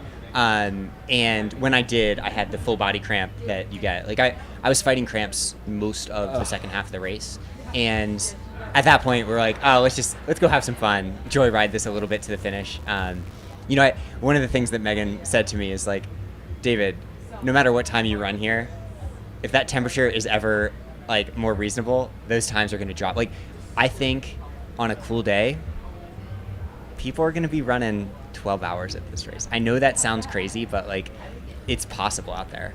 And so, yeah, it was so fun to like go on a little bit more chill. I got to like run with Megan, who's 30 weeks pregnant right now, in the finish. That was amazing to witness. I was she was so step scared. for step with you. And I was so scared. She didn't have a headlamp on, and you don't want to fall. Yeah, of course.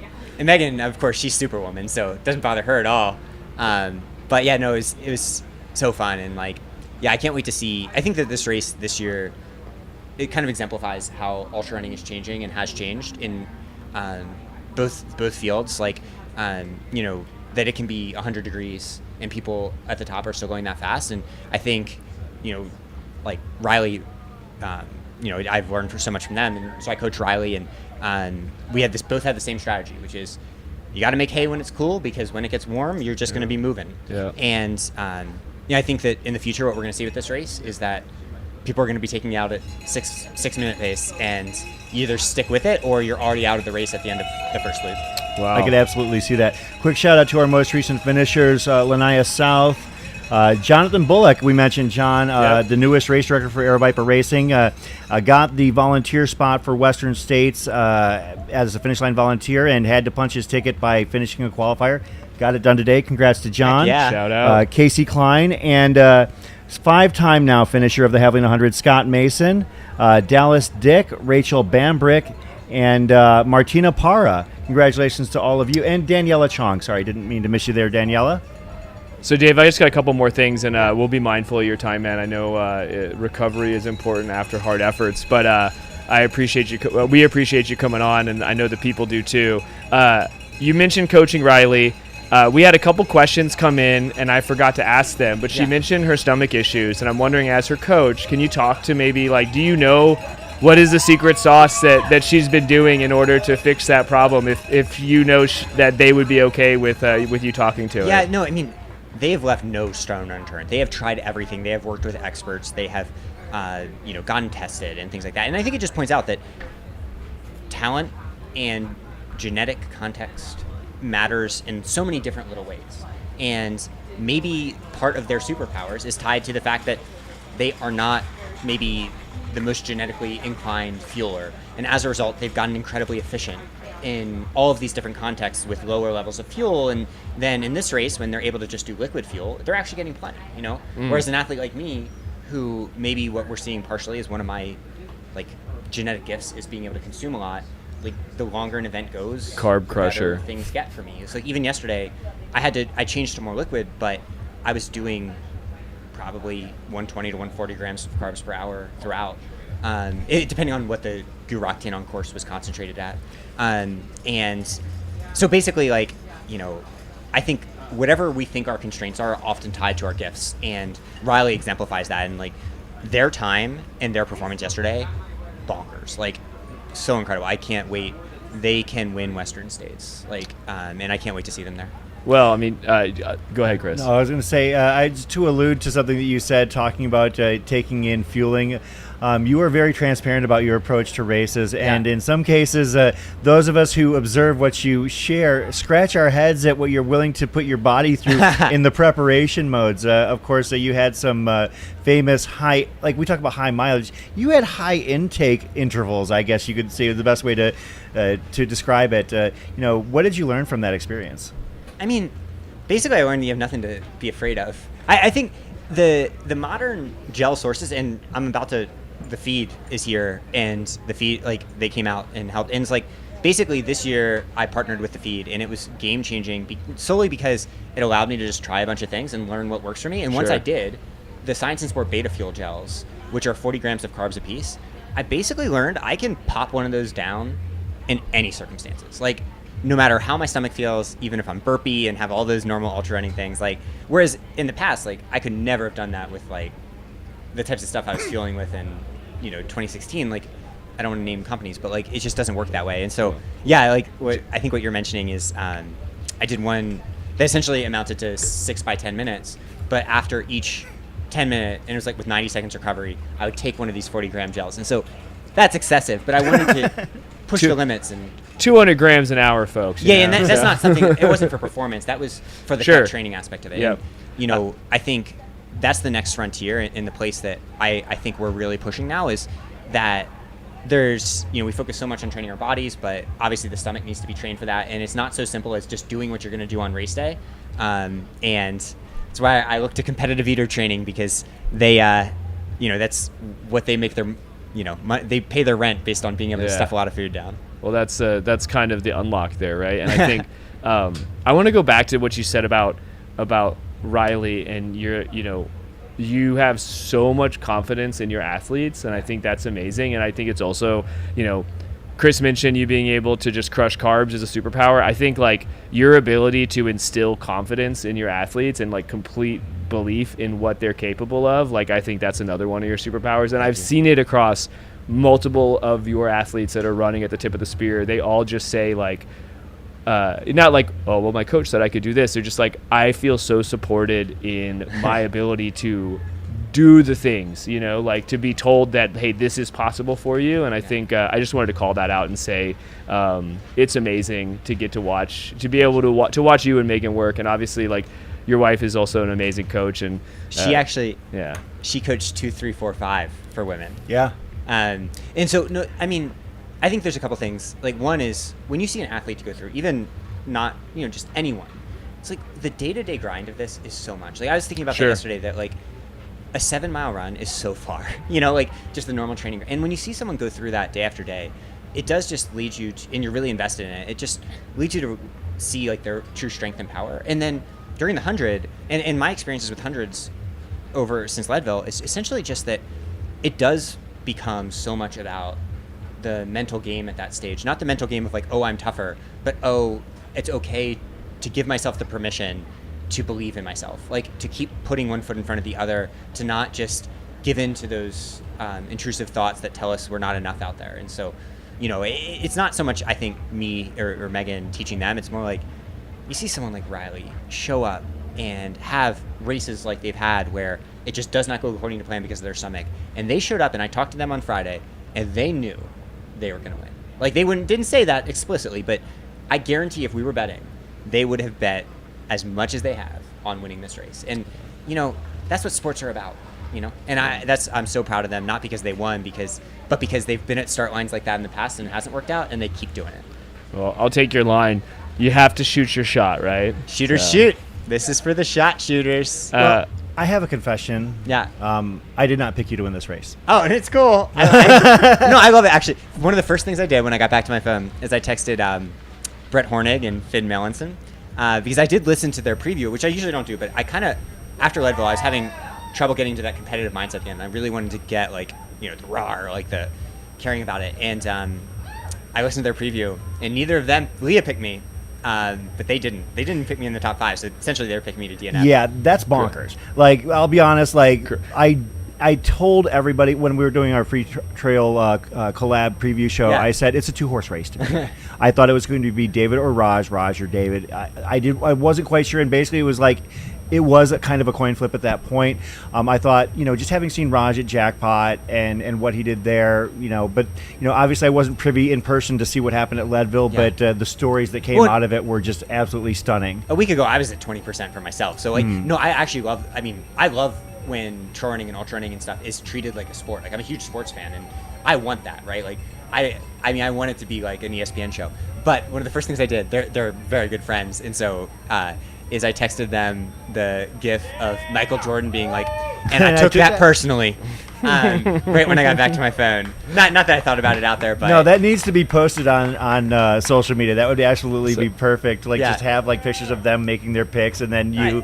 And I love it. I mean, I also think part of it is I've reached a point in my athletic career where, like, I do get fuel from the parts of it of, like, being doubted is good. There's a reason every sports team, like the New England Patriots during their dynasty, was always like, no one believes in us. And I'm like, you just won the Super Bowl. Everyone believes in you. 4 times. Yeah. But, like, there's a reason that can be motivating. Yeah. And so, like, I always like to come from a place like, I'm enough and I'm loved. But at the same time, it's like, harnessing whatever aspect of it that can make it playful is so cool. And, like, that to me makes trail running more playful when, things like the coverage and stuff. Like, I went back this morning and just watched a little bit because I didn't get to see any of the other races. So I didn't watch myself, but I wanted to see how the women's race unfolded. And it was so fun, like as a fan of sports, to go back and watch this amazing coverage. So thank you for what you do. There was a lot of jockeying between 3, 4, 5 on the women's side. It was cool. fascinating. So, nothing like playfully running with a chip on your shoulder, right? Yeah. No, exactly. I mean, yeah, something changed this year where I lost all of my Fs to give. And I think that it made it so that I was just kind of liberated. And these hundreds are a wonderful way to explore that because, I said before this race, people are going to watch it and they're going to be like, is he going out too fast? And I'm like, I actually kind of know I'm going out right, Right. And so, I think that aspect of it has made it, I don't know, I'm going to fail soon at some point, hopefully not at Western States, but it's going to be really fun to kind of see where the limits are in the meantime. Yeah, well, you one of the questions in the chat, I know you briefed on it, you didn't actually confirm it, but obviously you're taking the golden ticket, right? Yeah, definitely. It's my dream race. Awesome. Okay, breaking news, because there were some people who were somehow under the impression that you weren't going to take it, but David Roche is taking the golden ticket, and he will see you at States. And we're doing another 6-week science project, or 6-month science project. Love that. Where like Leadville, it's going to be laser focused on that goal and the attributes I think that are needed to do things there that maybe people think I might not be able to. And I'm just excited because I love that process. And so I'm not sure if I'll be able to get there, but of making it possible, but we're not setting the goals low. Yeah, love that. And you've proved that you can run fast in the heat, and that's one of the parts of the Rubik's Cube to kind of unlock Western States. Even on a cool year, it's not cool on the course. So. Yeah, and I just have so much love and respect for the athletes that have come before me at that race and that are going to be there next year. And I hope that what we can do is, hey, let's see what happens when, I think Jim can go sub 14, and if I can be a little part of that, even if it's for 2 miles, that'd be pretty cool. Yeah, does Dave believe Dave can go sub 14? Yeah. Got a cold year. Let's go. And I think it's going to be so great to see you out there. You have obviously such a great reverence for the history of the sport. And one of the first things I noticed in going out to Western States training camp last year and then helping to cover the race this year was that you can feel the ghosts in the history in the walls of those canyons. It is truly a magical space and a magical spot, and I can't wait to see what you do out there. No, Western States is... I'm getting chills again. It's so... that's the part that hasn't sunk in yet, is that I'm going to get to go race that race. It's the race that made Swap our coaching team. We went from just when Kat Bradley won in 2017, it's what put us on the map. And since, Claire winning and so many, every year it's our, place that we, just get to go, fully embrace everything that this life entails. And to get to be there on that start line is such an honor. And it's one that, at the end of the day, I just want to truly honor the community and by giving it a shot for the ages. Leaner on screen. I think this guy's winning right now. That's about a good 130 to 230 right there. That's good lean. Dave, one thing I wanted to say too, and it's something that I've seen it because I've been at Western States spectating at Forest Hill. I've seen when you have runners running in the podium positions. I've seen when you have runners falling out of that top 10, and you have every gamut and you have a lot of elite athletes that do exceptionally well at that race. But the one thing I noticed between you and Megan when you're there in Forest Hill is that going back to just that self-belief, the energy you give and the vibe and the power and just the positivity that you put out there for your athletes is just really palpable. I slightly get goosebumps thinking about it because you guys, in IRL, you show up the way, you guys are that genuine. You and Megan are both that genuine article when it comes to what you give back to your athletes. So, Thank you. Yeah. I mean, it's wild to think about what people are doing out there right now.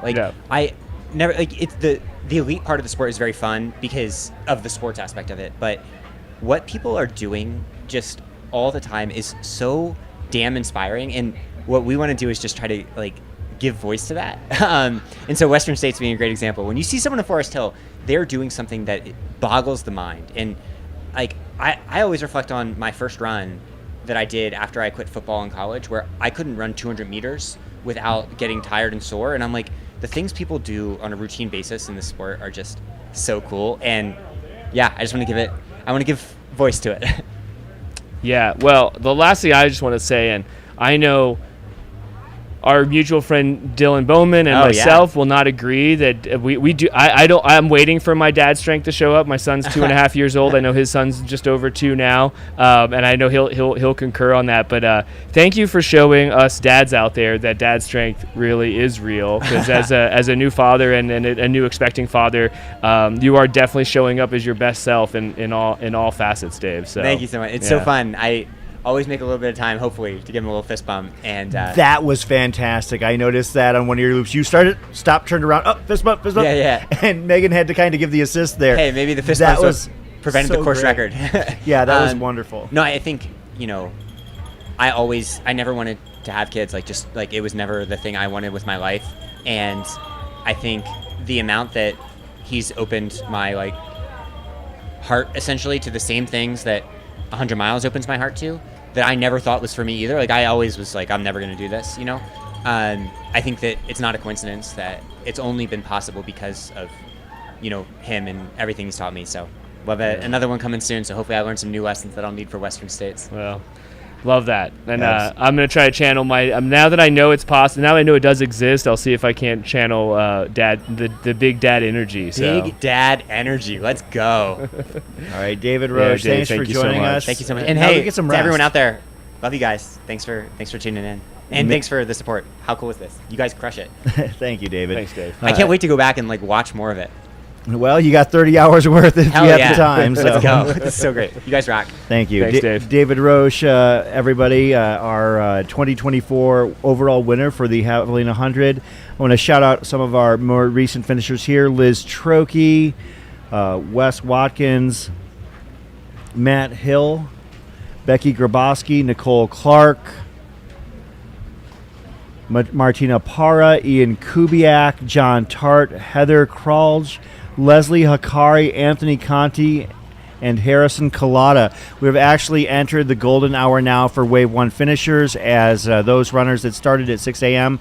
have until noon. It is tricky to tell for us which runners are in Wave 1 and which one are in Wave 2, because it is self-selected, and we would have to go deep diving into their into their active race numbers to figure it out. However, we will try our best to just simply recognize everybody for their efforts well done this weekend. We're expecting our next guest potentially to swing by when she has an opportunity, Corinne Shalvoy, who had what I consider to be a breakout race this weekend. Agreed. Yeah. You can see our most recent finishers here. I believe I saw actually a shout out for somebody in the chat that I talked to earlier this weekend. Adelina, if I can see, I wasn't sure if she had finished yet, but yeah, lots of insane finishes coming in while we were doing that interview with Dave. And shout out to Dave for taking the time for us, and hope you all appreciated that out there. And yeah, here we are. It is official. We are 3 minutes into the live stream. Into the live stream golden hour. welcome to I'm my scrambled. world. Right? Yeah, sorry. We are 3 minutes into the golden hour, and now 4 minutes now, and yeah, this is kind of what we live for. This is what it's all about. Yeah, Adelina Zilker finished in 28:10:44. I think I might have missed that one. Thanks for keeping us honest here, Adelina. I think I spoke with her earlier this week before the race, and I think I did see her out at Rattlesnake Ranch as well. Was moving pretty well, and you know what? Did what she needed to do to get it done. So shout out to Adelina.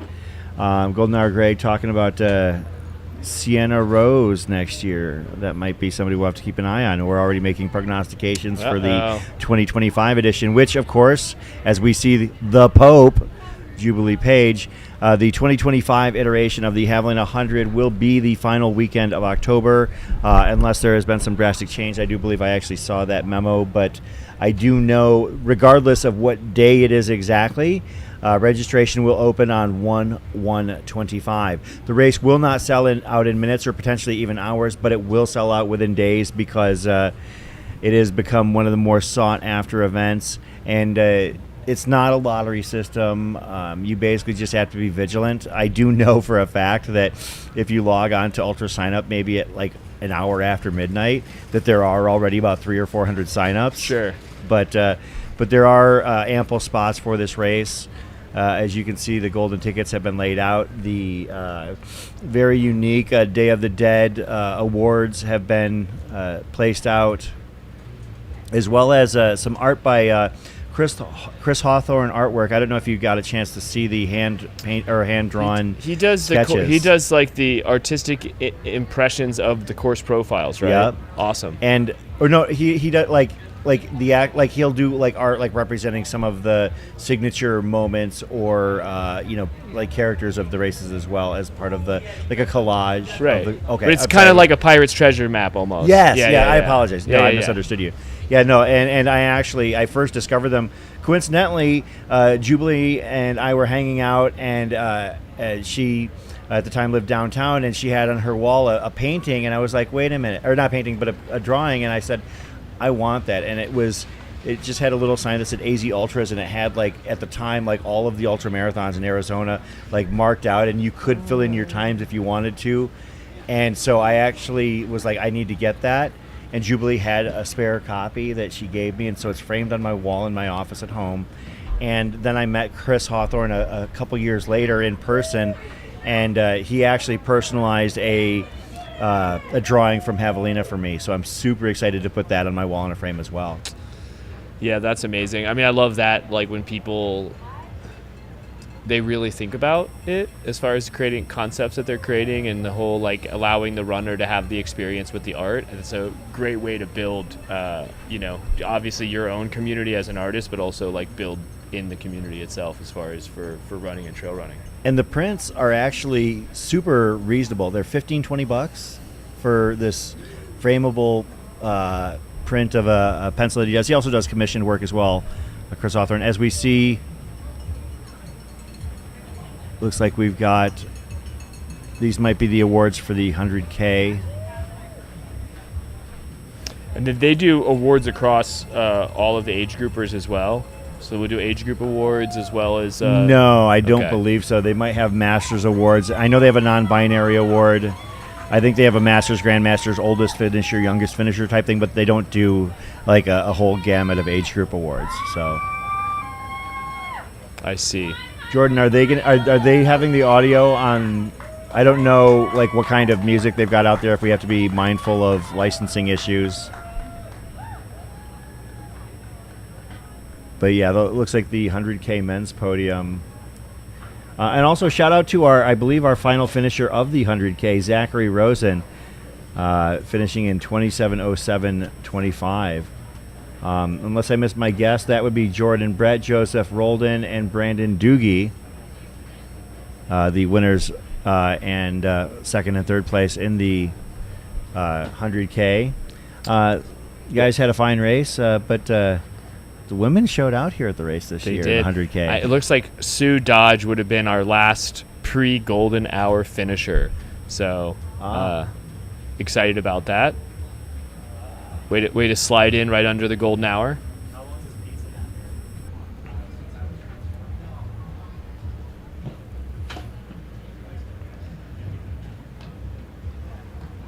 Looks like Missy Hendricks came in just before her as well, so congratulations to them. That is your M1, M2, M3 for the Javelina 100K. Of course, then after David was done here, he had to make his way all the way across Javelina headquarters over there. So with the shuffle, he actually was moving relatively good for someone that got pretty darn close to breaking the course record here. And then, but I will say most of the elite field that I've seen come in and out, they've got the 100-mile shuffle, post 100-mile shuffle going on. I would love to do one of those, like see a documentary where someone just follows someone up, all the training up, the execution of, and then the 3 days after. Because for me, Chris, it's not the day after, it's the second day after the ultra where you just really feel like you've been hit by a freaking train. So it looks like they're bringing up the female 100K podium at this point.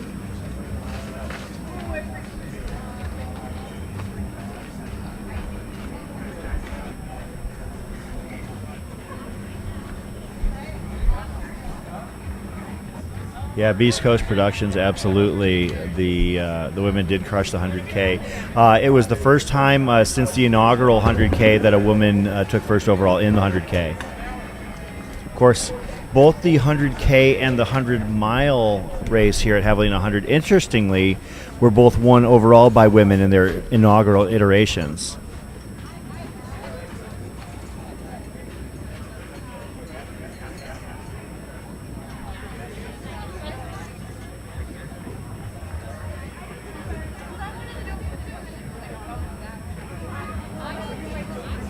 There are a few other awards beyond your first, second, third type awards, some spirit type awards, the Jerry K Inspirational Award, the Best Ass Award, which is exactly what it sounds like.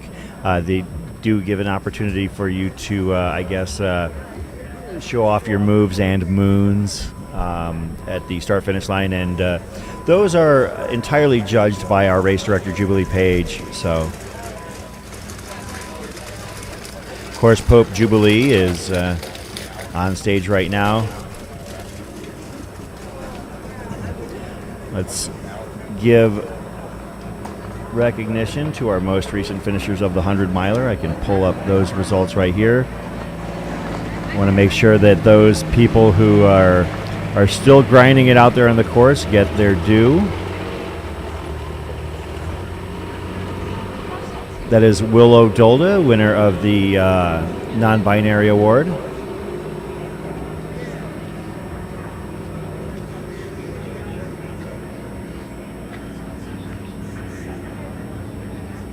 course, we won't be able to do the final finisher award for at least another hour minimum.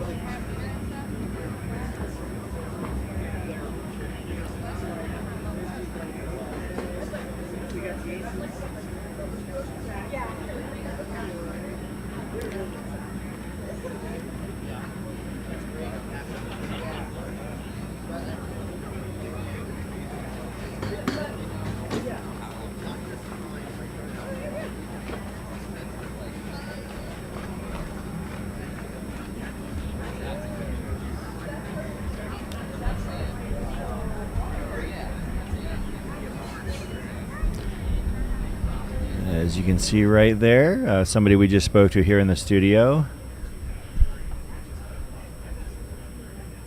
Okay, on your right there, that is Lauren Puritz, third place finisher. Second place finisher in the red and black shorts, Hannah Allgood. And in the center, the lobster of the moment, Riley Brady. The 1, 2, 3 of the women's race here at the 2024 Havalina 100. It has already been established that Riley is taking the golden ticket. I do believe the expectation was that Hannah would as well. I think that is correct. Yeah. So that's why she was definitely here for that. So I know you were mentioning just a minute ago as Chris, I'm bringing a buddy bag next year, so I have had to use the bathroom way too many times. But I just want to mention, we were talking about with the 100K women's finishers, like how about the four women in the top 7 for the 100K and going 1 and 2? That's just pretty exceptional. It is amazing. Congratulations to Ann Flower, Jane Mouse, and Sylvie Abel for going 1, 2, 4, and Janelle Hazlitt finishing 7th. So, and these are overall positions. So. Yeah, and it wasn't like overall positions, and it wasn't like there wasn't any competition out there. I mean, Jake Jackson finished 8th overall. Jake Jackson is a member of the 24-hour national team. He is a sub 14-hour 100-miler. He is legit, and so the women had themselves a day out there. I don't think that they hit the course record. I think that. They came up just short of Anna Loudon's course record from last year, but Ann Flower, Jane Mouse, and Sylvia Abel did a great job out there on the course. Yeah, and then also shout out, Riley and Hannah both cracked the top 10 overall in the 100-mile field, with Riley coming in 7th place overall and Hannah coming in 10th place. So. There were a lot of women for the women's race. Yeah, overall, F2, 3, 4, 5 were 10, 11, 12, 13th. That's very impressive to have 5 women in the top 13 overall. Oh yeah, I mean from F2 to F5 is just a string right there. They all came in, and with quite a few minutes. The men didn't start coming back in for a few minutes after Corinne finished. So yeah, and it'll be interesting to see if Lauren jumps back in at Black Canyon. Of course, Black Canyon was the site of her golden ticket race this past year. Finished in the top 15 at Western States after that, and I would love to see what she can do out there at Black Canyon this year, because frankly, what we've seen from her in terms of growth as a runner and as a racer been pretty impressive. As you can see right there, the overall winner came up just short of the course record set last year by John Ray, but I think we saw firsthand the reason why, as David showed a little bit of trail burnage. Wow, look at this guy. He's shuffling across the stage like he didn't just run a sub 13-hour 100-miler in his second ever 100-mile attempt. I know. Well, that's just impressive. Look at that. Look at that. Just shuffling up the stairs. And always so gracious. David, one of the things that I was absorbing from our interview with him, and I get this because I've talked to David several times, I've interviewed him for other things as well, is that the hardest thing for David to do, it's not running 100 milers, it's not learning how to unlock the secrets of fueling, it's to talk about himself. That's the one thing I noticed about David, because he wouldn't stop gushing about Riley, and I think that's cool. Don't get me wrong. I think that, I think it shows that David has such an appreciation for the community, and that was one of the things that, I connected with him on social media prior to meeting him in person. We had messaged back and forth a little bit, but when I got a chance to meet him in person out here at McDowell Mountain Frenzy last December, I was just so impressed by his willingness to and desire to talk about everything else around him except what was inside. Yeah, he's just that kind of guy.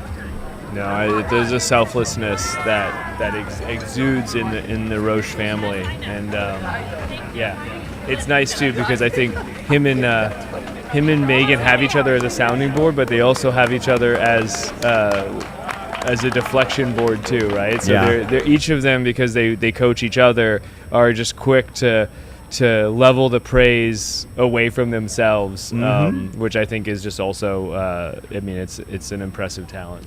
Yeah, David, after he finished second at Crown King this year, I was trying to talk to him about how great it was that he finished second, and all he would talk about was, oh my goodness, Ryan Raff is unbelievable. That's just the way he is. He's just that guy. Daryl in the chat mentioning Roche for M Trail Runner of the Year. I assume talking about the North American Awards. I don't know about that. It's definitely going to be an interesting discussion for the first time in several years, I think, that you're going to have several names that are going to be bantered about. I don't know if all of them hold the same weight, but I think that there will be a wider variety of people getting first place votes this year than in recent years. It's definitely not a runaway, but I have to agree with Darren. I think to run 2 competitive 100-milers to win both of them, but also when you take down a Matt Carpenter course record that stayed for almost 20 years, you just kind of you get extra points in the eyes of the judges, I think. So, fair. Yeah, and I'm just trying to think of someone else who raced as well as Dave did that would qualify within that the American Ultra Runner of the Year category. And like I said, I think there's probably about 3 names, but at least off the top of my head.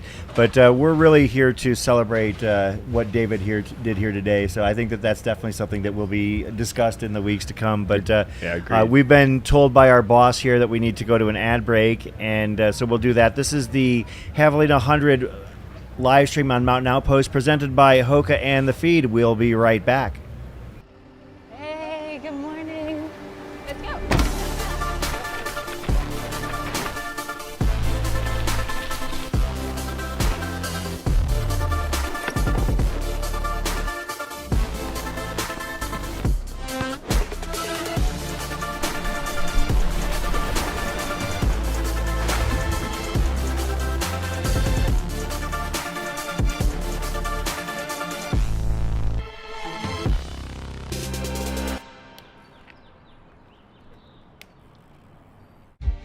You have big goals you want to accomplish.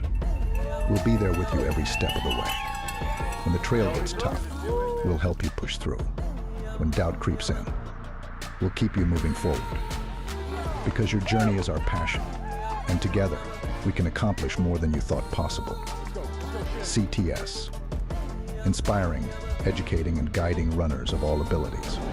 Every step of the way. Get matched with your coach today. What is the feed? Well, the feed fuels the world's best athletes.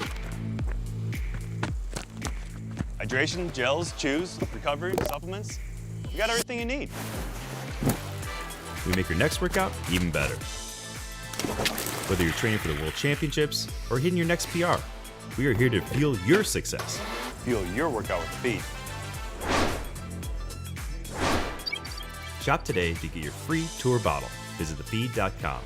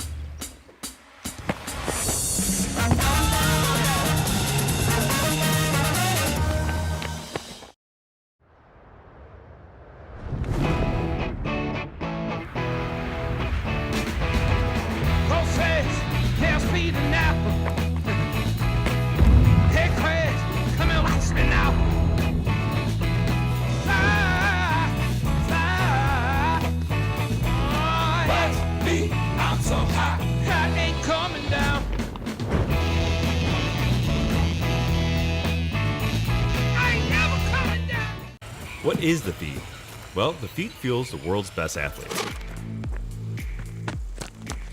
Hydration, gels, chews, recovery, supplements. You got everything you need. We make your next workout even better. Whether you're training for the World Championships or hitting your next PR, we are here to fuel your success. Fuel your workout with feed. Shop today to get your free tour bottle. Visit thefeed.com. You have big goals you want to accomplish. We'll be there with you every step of the way. When the trail gets tough, we'll help you push through. When doubt creeps in, we'll keep you moving forward. Because your journey is our passion, and together, we can accomplish more than you thought possible. CTS. Inspiring, educating, and guiding runners of all abilities. Every step of the way. Get matched with your coach today. And we are back from our restroom break. Is this live? Is this our live current shot, Jordan? Yeah. This is the Havalina 100 presented by Hoka and the Feed on the Mountain Outpost YouTube channel. Yeah, this is Chris Warden on the ones and Troy Meadows on the twos, and we're really excited to bring in basically, call it the last 20, 35 minutes of the golden hour with you folks. So stay tuned as high drama will start to ratchet itself up here as we get our final finishers coming around the last 200 yards. Shout out to our most recent finishers. Rebecca Bloom was in wave 1, and Rebecca Bloom was in wave 2, and Samantha Daniel was in wave 1. Samantha Daniel 29:19:42, Rebecca Bloom 28:50:35. And Kathy Spillane as well. Kathy Spillane, 28:53:07. So congratulations to those, our most recent finishers here at the Javelina 100. Beast Coast Productions asking if 2017 was the inaugural 100K. I believe it was more like 2011. I want to say that it was, 2011, because I know that Deb Hamberlin won the 100K in 2014. And yesterday, I was alluding to the fact that there is only one person who has actually won both the 100 mile and the 100K, and Deb Hamberlin technically had a chance to do so yesterday. I don't think that was in her periphery. She actually ended up having to pull out about halfway, but yeah, the 2011 year, I believe, was the inaugural 100K here out at Havalina. 2007, I stand corrected. As I mentioned, the first overall finisher in the inaugural 100 mile and 100K were both women. In 100 miles, Stephanie Errett in 2003 and Sena Goodman in 2007 in the 100K.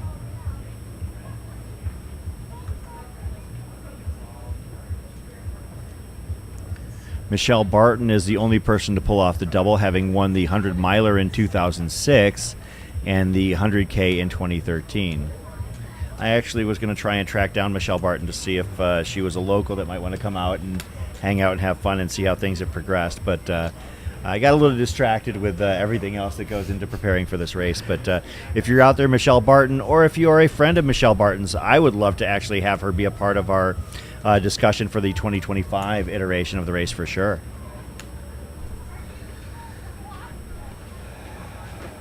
Yeah, I have a feeling the ability to win the double is going to be relatively fleeting at this point. You know, you just have to have wheels. So I thought Raj was going to do it this year. yeah, I think that to win the 100 miler and the 100K, you know, it definitely takes a unique skill set. As both races actually at this point are starting to get extremely competitive. I mean, on one hand, you've got a golden ticket race. So I would say that in order to win or to be in that discussion, first of all, you have to be a golden ticket contender. Second of all, you have to be willing to run a 100K that really is just kind of for the honor and glory. And usually if you're a golden ticket contender, you're not running 100Ks for the honor and glory. I was thinking the exact same thing. It's like if you have the skills to possibly run for a golden ticket, there's just no reason for you to show up and run the 100K. Yeah, and that's not to take anything away from that race. It's still a fantastic race. We still had, 300 finishers. So, it's a pretty awesome. That's a humongous 100K. Yeah, Susan, shout out to Monica Moore. We'll be looking for her bib 135 on finishing her first 100 miler. That's a serious accomplishment. Actually, good question for you, Chris. Sure. Is there going to be live commentating at the across the years this year? I do not believe so. I don't think that across the years would lend itself to commentary. A 6-day might be a little bit brutal for all involved, the audience, the athletes, and especially the commentators. Yeah, I know that. I mean, historically, they just set up the one camera, right? And you can watch. There's a feed to watch the runners come around and make the laps. But we've done that in the past, and I think that the thing that I've learned is that, and we did have. I do know that Jamila did some short form news updates from on location, and there's simply. For a 6-day race, such as across the years, it's a lot of fun to be out there. I'm out there every year, but I don't really think that there's quite the intrigue enough to televise the whole thing. Now, maybe someday we get around to televising the last person standing, because that basically what I like to call a backyard on fire format is intriguing. You've got to run. I believe that they're changing it with the new course that you have to run. A lap every 20 minutes. I think it's just like a 1.3, 1.4 mile lap. So, with the backyard, one of the things they talk about is trying to, bank some sleep time. In the last person standing format that they use at ATY, you can't bank anything because the most you can bank in any given time is like 5 minutes. So it becomes pretty chaotic. But I have been live tweeting the last person standing from time to time. When I'm feeling engaged and completely lucid, I will. But across the years, it's just such a tricky race to try and cover on a dynamic level. Like a lot of times, I think it's just one that tweeting and following the tracker is really probably the best way to go. Sure. I mean, if you want to come out to ATY, you're more than welcome to. We have plenty of space. We're moving to a new venue here this year. For years, it was at Camelback Ranch at the spring training home facility of the White Sox and Dodgers, which is actually really cool. You haven't been out to ATY before, probably? So, yeah, you actually are running in between the ball diamonds and the practice fields. And occasionally you'll see ball players out there, maybe, shagging some flies or taking some grounders or working on some pitching mechanics. That's always fun. But this year we're actually moving to the Peoria Sports Complex, which is another spring training facility. So, if you're, I believe Peoria Sports Complex is the Padres and Mariners, if I remember correctly. I should be ashamed for not knowing that. But across the years, very tricky to cover and do it justice and also keep our sanity. So I think that's the kind of thing where you might just be, unfortunately, stuck to following the runner trackers. Question coming in from the chat. Are costumes mandatory for the 31K race? No, and I think that's a shame. I always, whenever I talk to people who run the 31K, I have a saying, and I stick to it to this day, and some people get downright apprehensive at my saying this. I don't know if they're just really too concerned about their ultra sign-up scores or what, but I tell them, if you podium Jackass Night Runs, you did it wrong. I feel like you are supposed to be out there to take in the atmosphere and enjoy what is presented before you. It's a party out there. It's an opportunity to get to Jackass Junction for people who wouldn't otherwise do it. And I was at Rattlesnake Ranch, and people were running through it like a sub-6 pace, and not stopping at the aid station. I'm like, that's great, but I guess that I would hope that you would be able to appreciate and absorb the fun aspect of it out there. There's a dance floor out there. You saw it. They'll typically have a DJ. They have a bar. They have a bar out there. Go out and enjoy it. That's what you're paying for. Yeah, and I think it's interesting call out because, Jeff got second place and he had a costume at the 100 miler, and it was as simple as putting on some devil horns and being the speed demon out there. So I guess technically that would probably make Jeff the fastest all-time costumed runner because we didn't have any hard and fast research into it, and Jordan Camastro, the Chupacabra that I mentioned earlier, had run this race sub-20 in full body costume. So, not to take anything away from Jeff's run this weekend wearing horns, however, Jordan was head to toe literally with some interesting mechanics on how to go to the bathroom. Okay, here we go. I see somebody coming into headquarters. That is Karen Bonet. Yeah, Karen! Yeah, Pacer! Hey, buddy. How are you? Good. We have Karen and Paul Bonet right behind us. Paul, the brother of Karen and father of James Bonet, runner who is, I believe, the youngest Western States finisher of all time, James Bonet. And the Bonet running family has been a part of this sport in a very deep fashion for several years, many years, in fact. Paul, multi-time Western States finisher. Karen, famously finishing with 9 seconds to burn. Karen and Natu, her husband, actually told me after I finished my qualifier that I would be welcome to stay there in order to be in the audience to get a little bit of an extra bump in terms of odds to get in this year. So I haven't declared whether or not I'm taking that ticket yet. So, yeah, for the audience, if you don't know, there's a couple, it's not like hacking the system, but if you want, if you want to get better odds at getting into Western States, you can, if you're kind of local and you want to put in some volunteer time with any of the local running groups, trail running groups that man aid stations on course. Each of those aid stations, they get an auto entry. You just have to have your qualifier, and I know a lot of those, some of those running clubs are gracious where there's so many the members that have already ran it. If you're a new member and you're putting in the work, they basically just do a lotto for the new people that haven't run the race yet. So you can go from a, one in, not even, I don't even know, I'm not doing the math here, but there's, whatever, there's 2,000, 3,000 people that try to get in every year. So you're just one of those people with whatever the ticket count happens to be, or it could be a coin flip if you're able to volunteer for some of these running clubs. And then the other way that you can get into the race is if you go to the drawing at Auburn. If you go to the lotto drawing that they do live in Auburn, they give out basically a ticket. Yep. At the lotto drawing.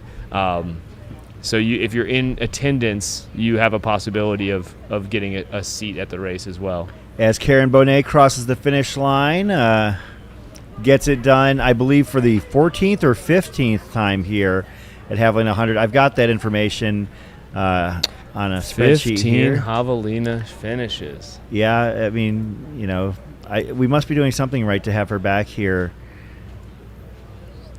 many times. It's the vibes, my man. It's the vibes. So Karen that is finish number 14, which puts her second all-time to Susan Donnelly, who has finished 15 times.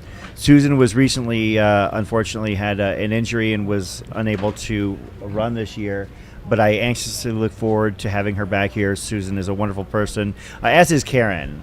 Karen is truly one of the kind-hearted people in the trail running community. As you can see, her brother Paul, she's greeted by her husband Natu on the right-hand side of the screen. And they make their home in Auburn, California. Hear that there's a big race there or two. And I do believe that they are snowbirding in Flagstaff as well. So, most recent other finishers of the 100-mile. Let's see. Rebecca Boudreau, 29:03:22. Samantha Daniel, 29:19:42. Josh Slider, 29:24:06. Rob Gallagher, 29:30:44. Sandra Stonecipher, 29:32:45. And Paul Cameron, 29:33:36. Look at this crew lining up for the next finisher coming in. They've got the whole cheer squad out there to create that amazing cheer tunnel for whoever's about to who's rounding it out here. That has become a bit of a golden hour tradition here at Havalina Jundred. Love that. Also, I don't want to miss Elizabeth Ossers finished. She was a Wave 2 finisher, 28:54:33.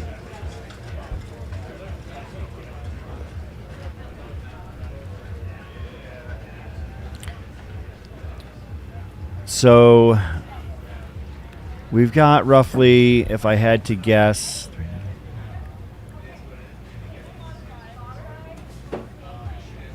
we've got about maybe 20 runners, 25 runners at most, still out on track with a chance to finish.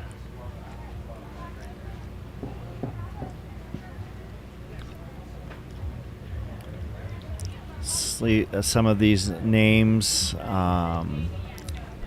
Stan Berry, Stan the man. Stan is somebody I got to know during our inaugural Cocodona live stream. Stan was bringing up the rear as he made his way to Whiskey Row on day 2 of our live stream back in 2021. And Stan and our filmer, Jen Laughlin, hung out together. And we got to know Stan because his wife and daughter were watching the live stream from Oklahoma and watching him fight his way through on a day that was not his. However, Stan back out here to fight on at Rattlesnake Ranch, and he hit Rattlesnake Ranch at the 28-hour mark, so that would give him 2 full hours nearly to make his way in. So cover the distance. To cover 3.7, 3.8 miles. I feel good about Stan's chances. Of course, we mentioned Karen Bonet having come in as well. Julissa Jones, another local runner. Alex Flores, the great-grandfather and father of local runner Alex Flores. I assume that Alex, the senior, is having the whip cracked on him by his son. Andre Lee, former Cocodona DFL, local runner, very prolific race results, very loved, very appreciated runner. So these are people we expect to see here sooner rather than later here at Havalina headquarters. Yeah, we're closing in on the 20-minute mark. So for Wave 1. For Wave 1, yep. And then we have another half hour after that for Wave 2. So definitely getting interesting. Definitely getting interesting. And as you said, I mean, there's a number of runners that have kind of hit Rattlesnake with enough time to do it, and in the next, call it 50 minutes, we got 50 runners out on course.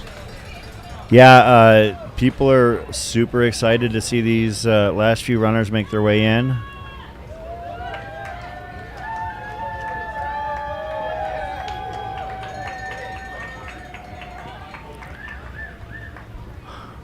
Most recent finishers include Arnold Begay. Arnold Begay is our most recent finisher, 29:38:14. That would be a Wave 1 selection. It sounds like I mentioned that the waves are self-selected. The rule of thumb is generally that you're supposed to pick wave 1 if you think you're going to be flirting with or beating 24 hours. Wave 2 if you think that you are going to be longer than 24 hours.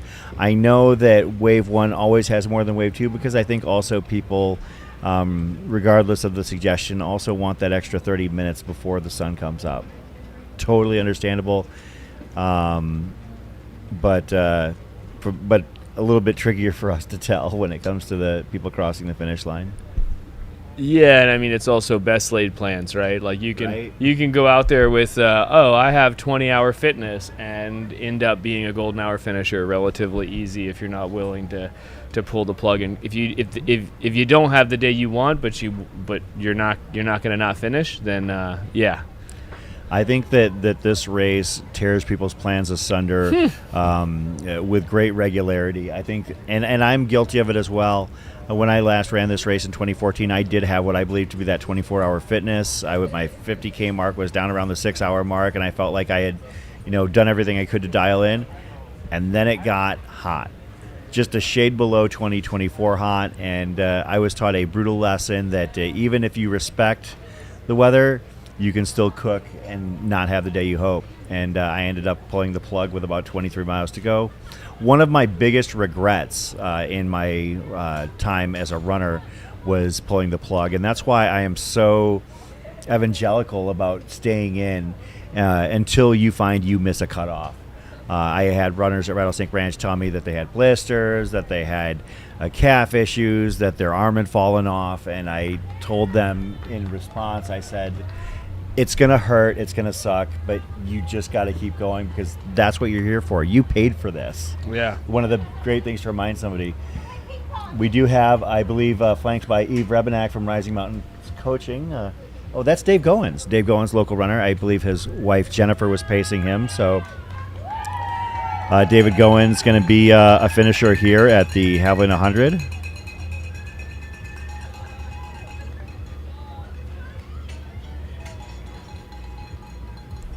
Micah, if we could see their bibs, we would announce them proper. We are just trying to catch up and acknowledge them as they cross the finish line. We're just using the runner tracker.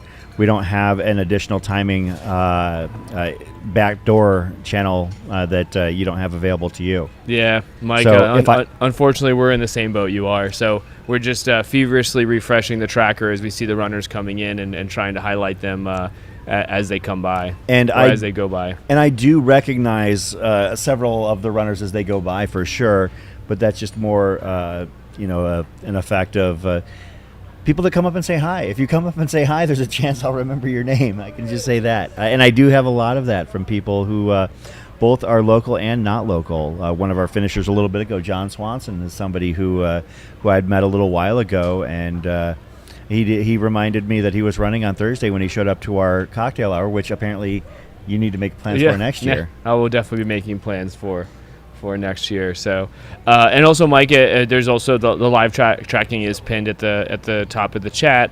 So if you want to jump in and feverishly refresh with us, that's Dave Goins right there. On the left of is his wife Jennifer, and on the right is his coach Eve Rebenak. He's got the 2 o'clock lean going on there. Yeah, that's hard. Definitely some solid 2 o'clock right there. Still got it to give some high fives though. Gotta love that. Such a great inspiration. Congratulations, Dave. Love that. I mean, just the grit it takes to get there, and then depending on what wave he's in, you're just the time just slips by too. Mm-hmm. Especially when you're out there, you're doing the mental math, you're crunching the numbers, you're trying to figure out, do I have the time to do it? And any little setback could mean your race at this point. If you're finishing with an hour to go, with less than an hour to go, you're riding on the edge there. That's for sure. Yeah, absolutely. There's just, the margins get narrower and narrower and narrower. I mean, my first 100-mile trail race had a 30-hour cutoff, and I finished in 29:56. So, you think about the narrowest of margins there, you're talking 4 seconds per mile. No, less than that. 2.5 seconds per mile. where if things go wrong, you find yourself behind the 8 ball. And I was grateful that to think in hindsight that every bathroom break, every bite of food, every fill of a water bottle was just perfect. Oh, we've got,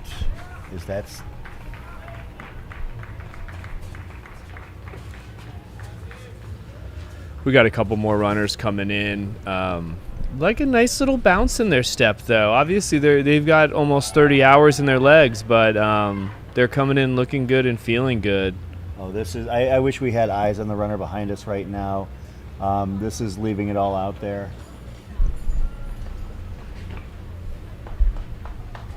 You got this. Nice job.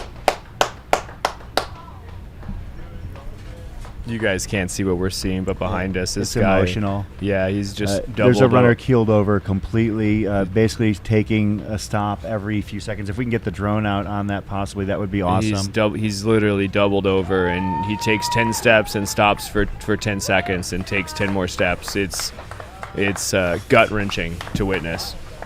I'm going to see if I can grab his name real quick from the crew. Guy is working hard. Working hard. Yeah.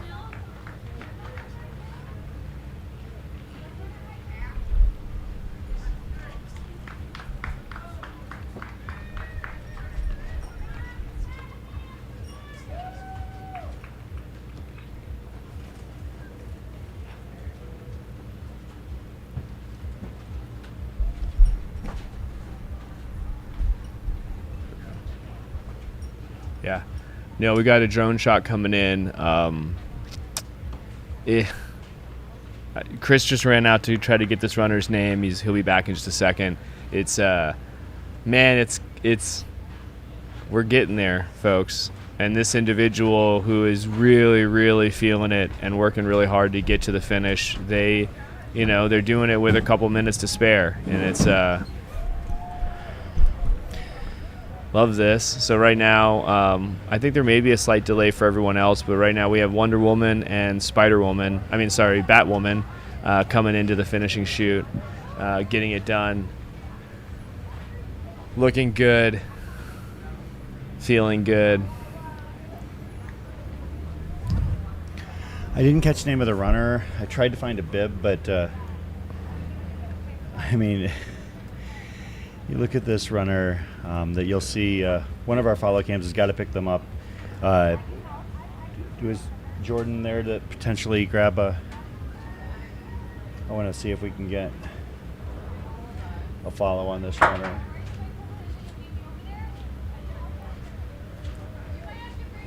This could be maybe. Is this Stan? I don't think it's Stan. I know Stan personally. Okay. They said it was somebody named Jeff, but I couldn't find a Jeff in the runner list. Yeah, I'm trying to get the drone on this.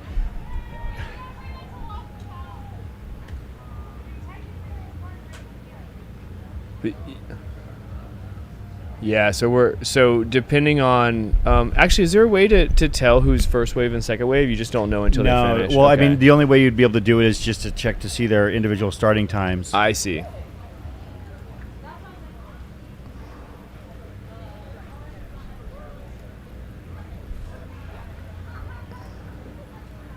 Yeah, so Stan is the second wave starter.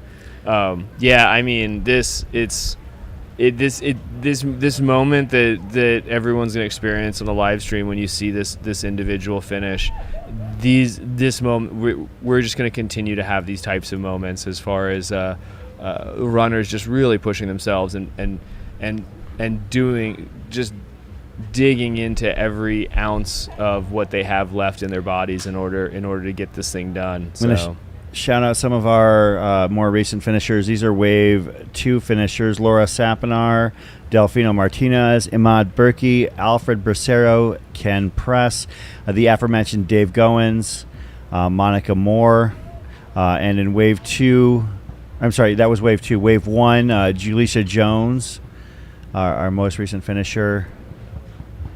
But yeah, I mean, the few runners that we have remaining on the course as they enter Havalina headquarters, they're just basically giving everything they've got. Do we have follow cams out there in headquarters that we can access? Okay. Oh. It looks like we have 17 runners still on course that have the opportunity to finish based on when they checked out of Rattlesnake Ranch. There we go. There's the runner right there. Oh, he's coming in. This is basically the pace that he had been maintaining. Actually, he's moving faster than he was. Yeah, he found his legs. He really did find his legs. And I'm concerned. Let's get this man a chair.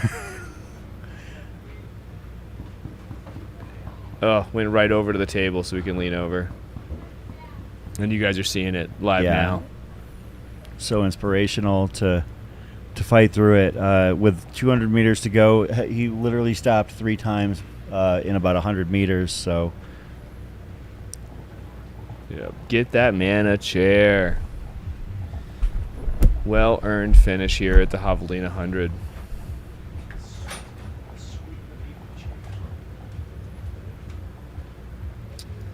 Yeah, I don't, well, I sit down all the time when I run ultras. I definitely probably shouldn't, but I don't advise it as a regular practice. But at the end, definitely as quickly as possible. As quickly as possible, yeah.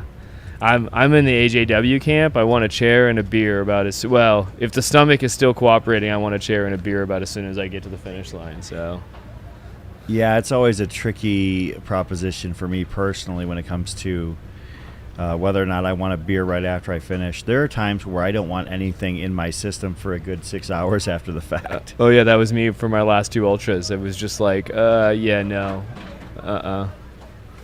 Our most recent finisher, the woman that finished, was Stacy Parsons.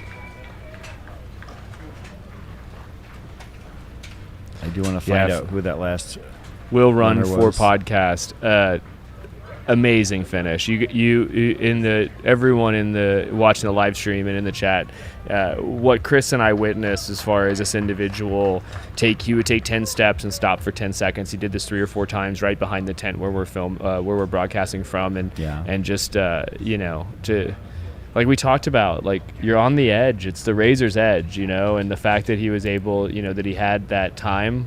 A little bit of time to spare and give himself the ability to just kind of work through what he needed to do to get the finish done.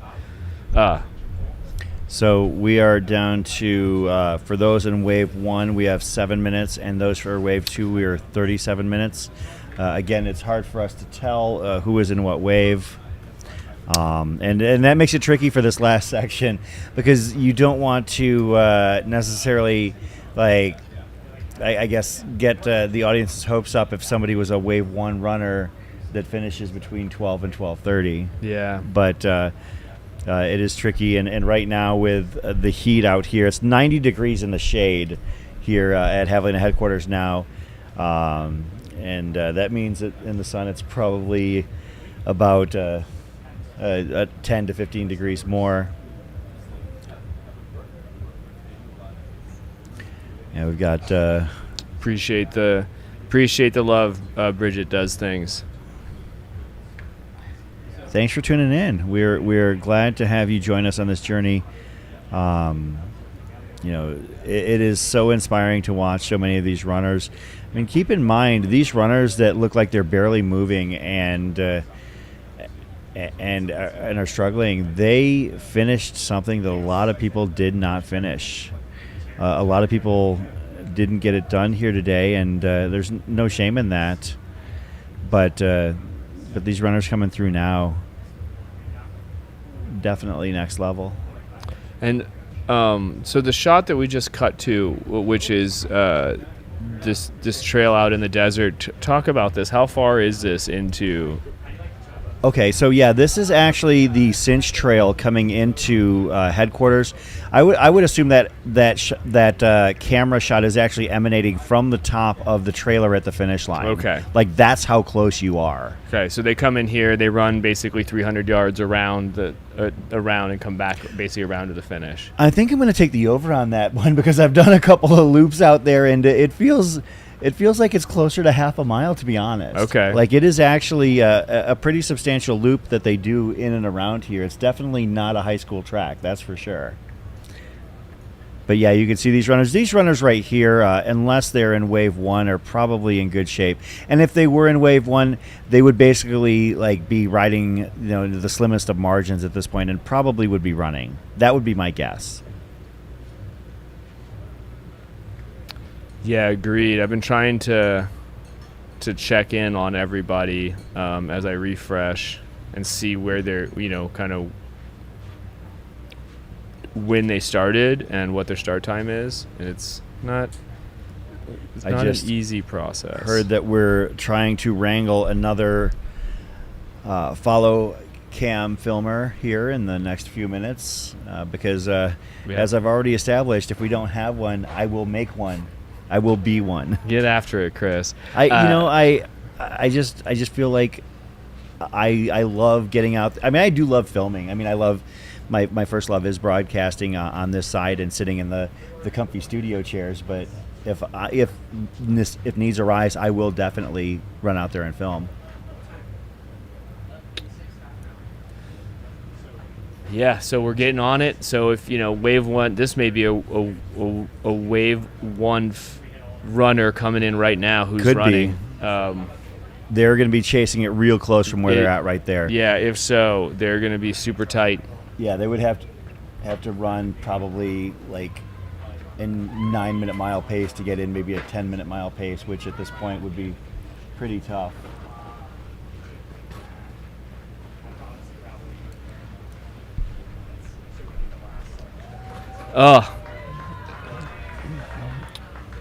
Yeah, there aren't very many pop-ups still remaining out here, but those people who are still out here have pretty heavy vested interest in those who are still on the course for sure. Yeah, and like we said before, so this shot is coming in from about, say, 400 yards from the finish. Here we go. And I think we're just cut to a gimbal, a runner cam. Gonna see if we can take a guesstimate. And this guy looks like he's being ran in by some Hoka volunteers. Or maybe they're just wearing shirts that were sponsored by Hoka at a previous race, but I think that's this year's volunteer, or one of this year's volunteer shirts. I see. Yeah, we got runners coming in. They're all moving. I'm impressed with how well people are moving right now, considering most of these people were definitely walking it in, moving slow on the trail coming in here. I'm really nervous that these are Wave 1 runners coming in because they're oh no, oh my goodness. Oh my goodness. Look at that knee bowing out. He is having a hard time with it. Oh no. Oh my God. Oh no. You guys seen this? He's going to fall into that. Oh man. Oh. This gentleman is crawling to the finish. Oh my goodness. This is calamity. And he made it. Wow. Looked like his knee completely gave out on him 10 feet from the finish and ended up fell over twice and ended up having to crawl it in and is now laying on his back. And yeah, I was getting concerned because there's a woman with a stroller and their baby right behind him, and I thought he was going to fall into him. So another runner, depending on the wave, just cutting it really tight. Based on the way that he was pushing, I am apt to believe that was a Wave 1 runner. Wow. Oh, and then the dad just picked up his kid and ran the stroller in. That's epic. Epic. Trying to get the finish. And both Chris and I are over here feverishly refreshing the live tracker, trying to figure out what wave these runners are in. Was that Alex? Alex Flores? We are officially in the Wave 2 golden hour. So Wave 1 finishers, if they haven't finished at this point, are a DNF. So.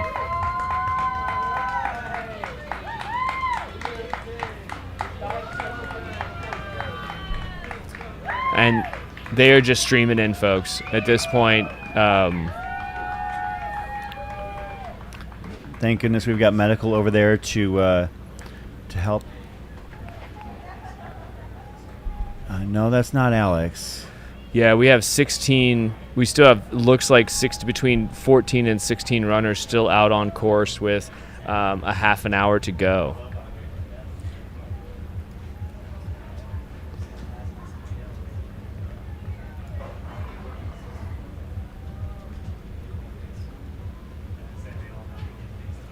Getting nervous for my friend Stan Barry.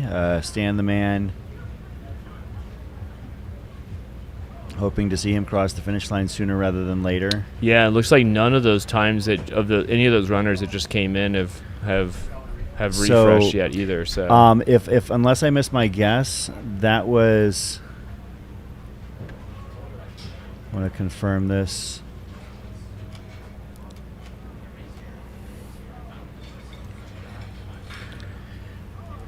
That might have been Jack Wiley. Oh, here we go. Reese Boise. Yeah, these were Wave 1 finishers. So Jack Wisely and Reese Boise both coming in with just seconds to go. And Reese would have been that last finisher who crawled to the finish line. Or no, Jack would have been that finisher that crawled to the finish line, and then Reese would have been the person that came in right behind him, pushing his stroller. Wow. Big dad energy there. When people ask about covering these races, I always respond with all I say is all it takes is all you've got. Yeah. Well, they laid it all out there. That is just. Michelle Barton in the chat. Coming in Michelle hot. Barton, the only person to accomplish the double at this race, winning both the 100-miler and the 100K in separate years. These golden hour. Hey, Michelle, you got to come back out and visit us. That's one of the things that we've really tried to do is embrace the history behind this race over the past few years. Jerry Kay was out here as the race marshal 2 years ago, or maybe it was last year with Jubilee. So we would love to see you come back out here, Michelle, and join us and grace us with your presence. You've done something that nobody else here has done, and as Troy and I were alluding to, probably will never be done again. We have rarefied air in the chat, folks. Big ups, Michelle. I still have chills thinking about what I just saw with both Jack and Reese getting it done, and man, holding it all on the line there. You got this, Stan. It looks like we have another runner, Stan. He's coming around the tent. You got it, Stan. He's working with a little bit of a lean. Proud of you. And Stan is definitely a second wave starter, so he's good. He's good. He's got minutes to go, and he's in the walk zone. He's walking really well, but he definitely has a little bit of call it a 1 o'clock lean going on. So yeah, there's Stan right there. Oh, so it's It only gets more emotional from here, huh, Chris? Absolutely. It gets tighter and tighter. And one of the things that I learned, sometimes I just like to sit and watch and let the moment kind of wash over me. I just love seeing these final runners. I never realized how inspirational and exciting it would be to watch somebody who has left it all out there for the previous day and change. And yeah. And also, these are my people. These are the people who I finish alongside when I finish a race. I have finished, as I mentioned, I'm in 6 years into the Western States lottery. Every single one has been a golden hour finish. So, I've gotten my money's worth at my events for sure. So, oh, love that.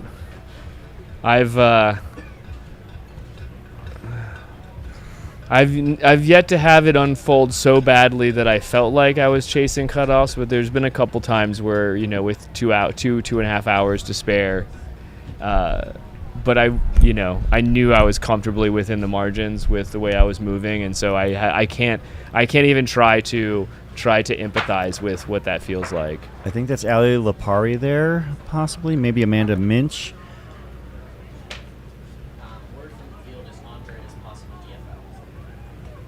Why am I not surprised? We'll share that news when it becomes more. The DFL for this race, folks. We're tracking. Obviously, we've got a little bit of time, and I think he's trying to just make the collection of the hardware. A friend of ours, we will be sharing here shortly. As the final runners here, we are now in the golden half hour. That is Stan Barry right there. Stan the man joined us. Come on, Come on, Stan. Oh, get that camera on him, please. He took a tumble. No. You can keep the camera. Stan Barry being paced by his daughter, I believe. I love it. Stan Barry missed the cutoff a few years ago at Cocodona, and that's how we got to know him. And has become a friend of mine on a personal level. And Stan, you did it. Congratulations. Yeah, I love how, his daughter's trying to give him a hand, and Stan's like, "Don't touch me." Yeah, Stan's like, "Get away!" and that's instinct. Yeah, It is. I believe that is his daughter, and you find yourself, you see your parents struggling. The first thing you want to do, or maybe a child, you want to help them up. But in this case, you could see Stan kind of basically waving her off. He's like, I got this. Yeah, he got this. So Stan taking a tumble there with less than 100 feet to go, but rallying and getting himself together and getting that 100-mile finish. Oh, and our mutual drama. So. Jen Laughlin, who actually was the sweeper that had to unfortunately bring him in at Cocodona a couple of years ago, happened to be at the finish line catching the moment. So Jen is a friend of Stan's as well, so we're super proud. Nice job, runner. What's your bib number? 709. We have a few more runners coming in. Looks like bib 709 and 208. We're just going to do it old school. Charlotte Kraus, bib 709. Clay Burnham. Oh, sorry. Go ahead. Oh, go ahead. No, she's making moves. She's covered the distance too. She only had an hour from Rattlesnake Junction, so fighting it. Yeah, that's actually really impressive. Mallory Charlie Kraus was the last runner through Rattlesnake, and actually got here at an average about probably about a 12-minute pace. Well, that's impressive. She found her legs. And that is Clay and Tyler Burnham running together. Clay at the age of 41. Tyler, I had it, but now I lost it. Now I've got it back.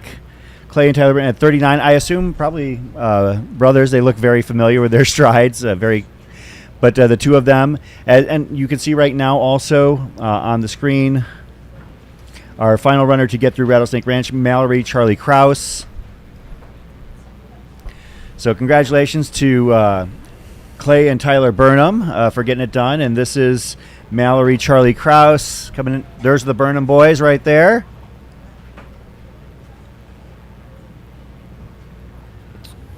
Crossing that finish line in about 30:09:30, give or take a second. We'll have to figure out who officially wins the family crown there. Look at these guys cracking bevies at the finish line. Nice. And here we go. This is the inspiration I crave when I'm covering this. Mallory Charlie Kraus, the final runner to hit Rattlesnake Ranch, but rallied to really keep it all together, looking strong. So I'm going to double check this, but I think I have some devastating news. I think Charlie was in the first wave. Yeah, she was. She was in the first wave. She covered the distance. Yeah. She won't. It'll be an unofficial finish for her. Is how we term it here. Well, nothing like finishing 100 miles. You know what? Yeah, you still. It still counts in Strava. What's your bib number, runner? Good job. 464. Bib number. Bib number 46. 464. 464. That'd be Jamie Simmons. Thanks, Dina Jensen, for keeping us honest there with Mallory. Just, it's heartbreaking. Yeah, to come so close. Yeah, you can see 30-10-01 was her official finish. Yeah. Or unofficial finish. Clay and Tyler, though, and that's the thing also, we are not going to stop until the course is clear. So if we do have people who come in behind the 30-hour cutoff, we'll be following them. We're down to 4. Jamie Simmons, who we just saw go by, so probably in good shape. Michael Lemon, Kyle Garrett, and I can't believe I'm saying this, but Andre Lee. Andre was our DFL at Cocodona a couple years ago, a good friend of ours here at Aravaipa, has run in excess of 150 Aravaipa races lifetime. Wow. And he a few years ago when he turned 50, I believe, he decided that he wanted to run 50 Ks in a year, and he got it done. And so we're looking for our final finishers. So one a week with a week off for Christmas and New Year's, right? I think it was because a couple of them were like 100s and 250s and stuff like that. Wow. Yeah, so that always impresses me as someone who values like my Mondays off of training and only running. I mean, I definitely log a decent amount of weekly miles, but just doing, trying to keep it between 3 and 4 ultras a year, just to see people who can consistently show up, like Simon and like Andre, put in those ultra week after week after week. That just, we got another person coming in.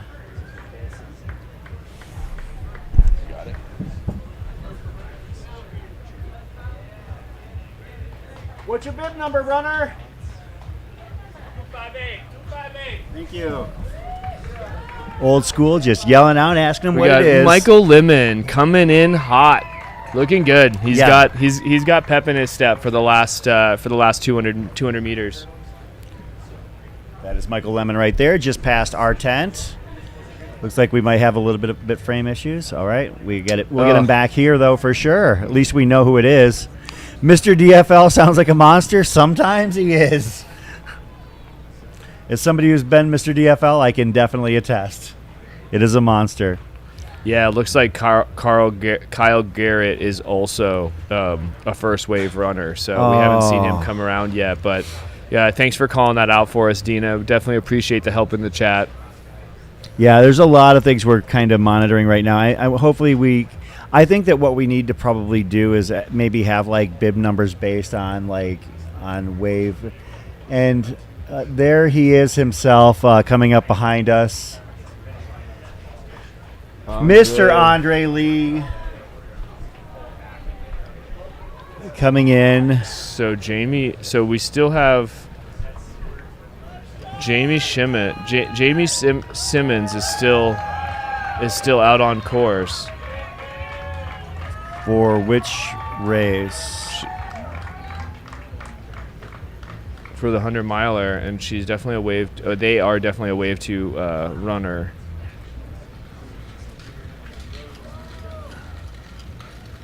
There's Michael Lemon making his way to the finishing chute. Jamie Simmons finished in 29:41. So I just didn't have that updated. Okay. Yeah. But yeah, so as we mentioned, we just saw Michael Lemon across the finish line, and coming up here real quick, I don't know if we have a follow cam in those final few meters, but again, no stranger to the Aravaipa racing community, somebody who is pretty much a fixture at every Aravaipa race, has to be if he's been here and run more races than I have, and that is Andre Lee. There he is. We're going to switch to him momentarily. All right.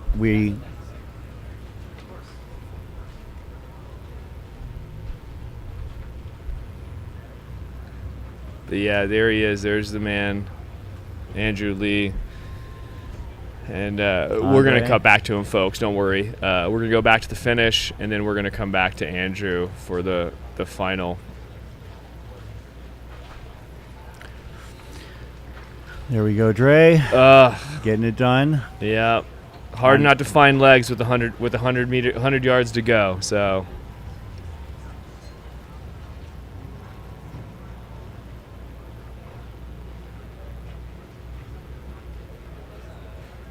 Look at him sauntering to the finish line like that.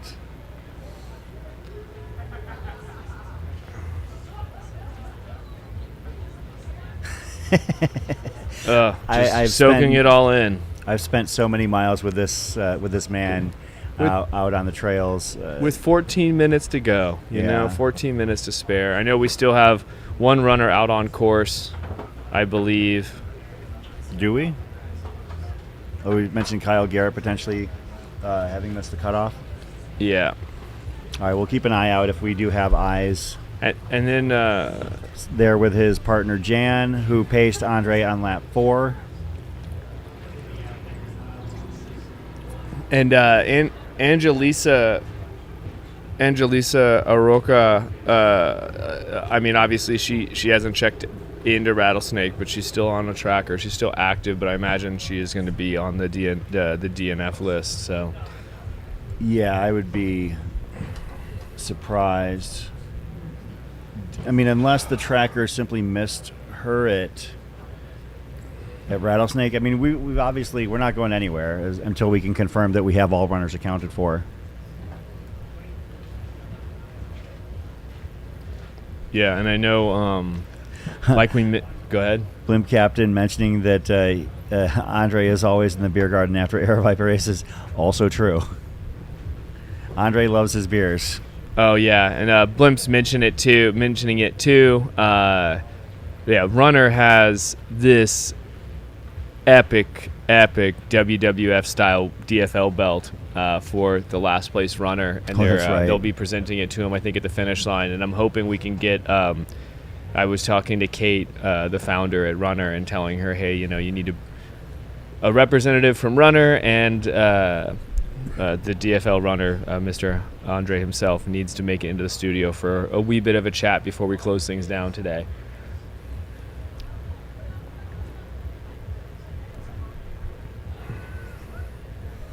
If I know Andre, he's going to start wearing that thing to races. Wow. Or find a way to display it. I've spent quite a few weekend afternoons over in Andre's backyard and on his patio, so you can see Mr. Lee himself sitting just below the clock in a chair. He is got the dark blue shirt and looks like we have red pack. We have our last runner on course coming in right now. Bib number runner. That's gonna be, yeah, Awesome. Mr. job. Kyle Garrett. He's gonna get that unofficial finishing time here at Havalina Jundred. He's gonna complete the distance, but unfortunately, due to his wave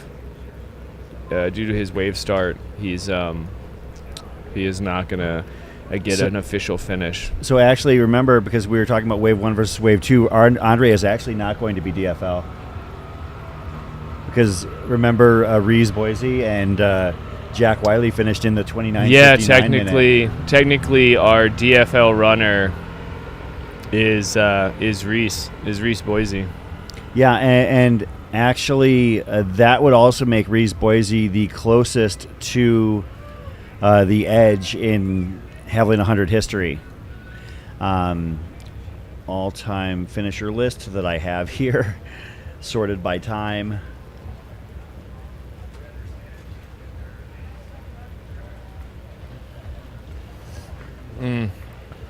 Yeah, and here that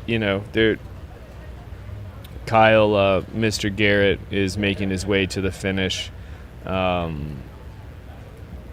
Probably going to be a 30-hour, 22-minute finish for Kyle.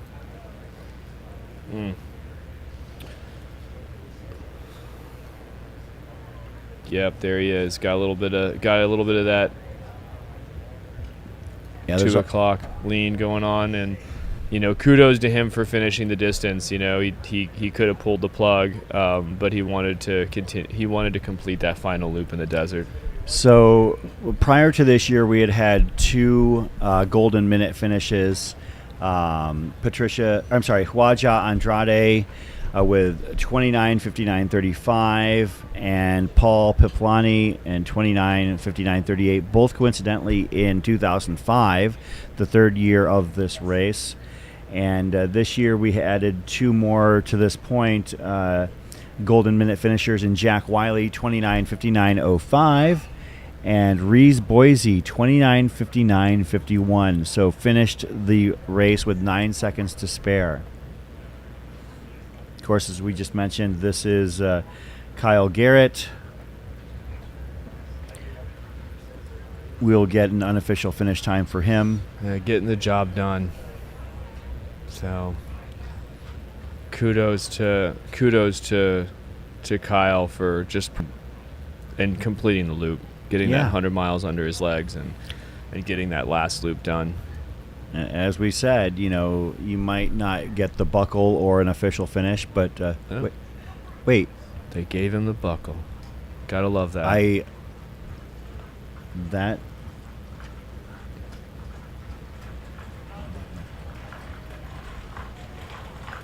I need to clarify here, because that's Kyle Garrett's unofficial finish was 30:21:35.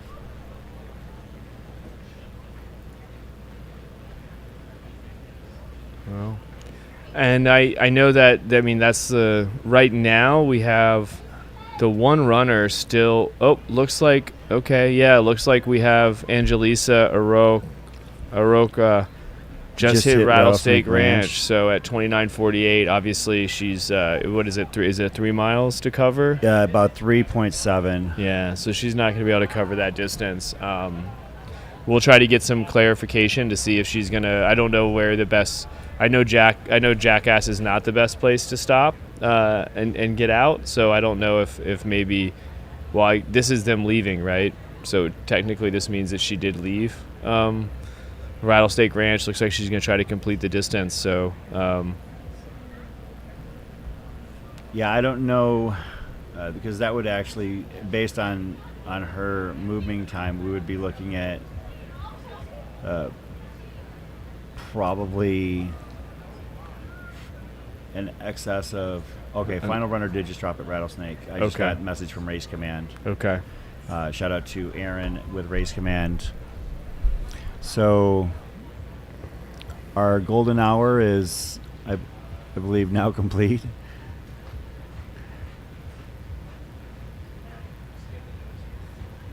Let him sit, Jan. Let him sit.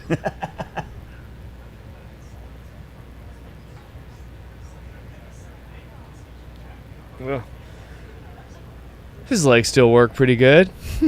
Well, I mean, Andre's done, multiple races in excess. He's done Sedona Canyons. He was the DFL finisher at Cocodona a few years ago. Definitely no stranger to running 100-mile distances. Yeah, it looks like that's Kate there with the belt, and they're trying. I think they're trying to find the. I think they're trying to find Reese.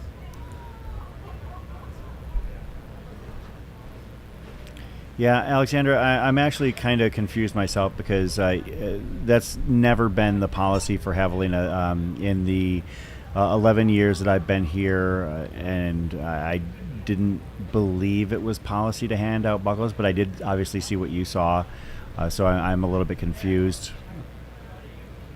I mean, giving acknowledgement and credit for an unofficial finish is one thing, but I know that that is definitely a hot button discussion, giving a buckle to somebody who did not finish in under 30 hours. And I don't think that it's necessarily being too much of a stickler, but at the same time, I can see both sides of that discussion. Let's call it a discussion rather than an argument. Sure. I guess I'm trying to figure out. It looks like this is Is this who runner is giving the buckle? It looks like this is who runner is giving the buckle. No, I maybe think they're just taking kind of photo posing. ops. I would pose with it. Like, that's a pretty sweet looking It belt is there. really sweet. I was talking with Kate a couple months ago, honestly, as we were trying to figure out. I wanted to have her on the pod, but we were just talking about what they were going to do at Havalina and seeing if there's a way we could do it. We could get some alignment with what I was doing as well. And she showed it to me. I mean, the thing is like alligator skin, like it's like alligator leather. It's legit. It's basically as good as what they would be giving to a WWF champion. So I love that. And I'm trying to figure out who. Yeah, I think they're trying to. I think this wave thing.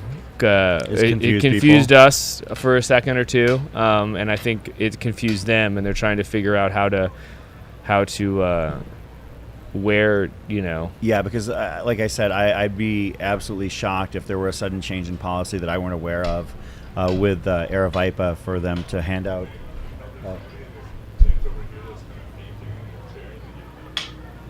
The medical is actually over on the other side. Like I don't have anybody to call. I can If send someone, if someone's listening in to the chat over there by the start finish and can send medical over here, it seems like we have a runner who is not feeling so hot in their tent. I will try.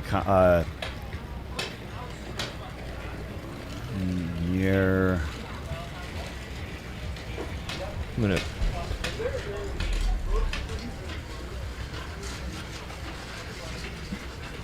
Do we know where that runner is? I mean,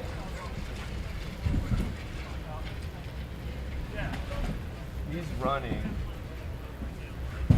running over to try to find somebody.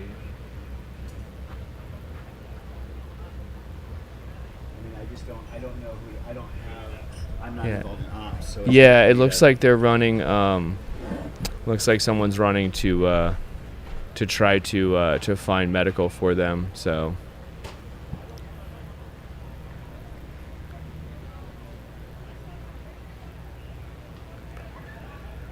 Looks like we got a dance party going on here at the finish line. People are having a good time, and yeah, I mean it's. I can't, but like I still keep going back to what we saw happen with both Wiley and with both Jack Wiley and Reese Boise, if I'm saying that right, Reese Boise. I just figure Boise like the city, but yeah, then you're again, probably right you never there. know.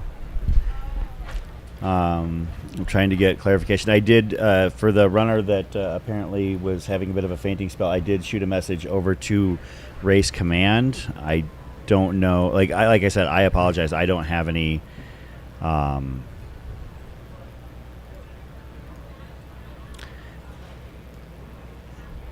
Yeah, it would be nice, John. I see your John Marushek, one of the operations people there. Vipa texted me about some information. Yeah, you can let John know someone's coming over, right? You can tell John that someone was running over. Yeah. That knows the location of the runner.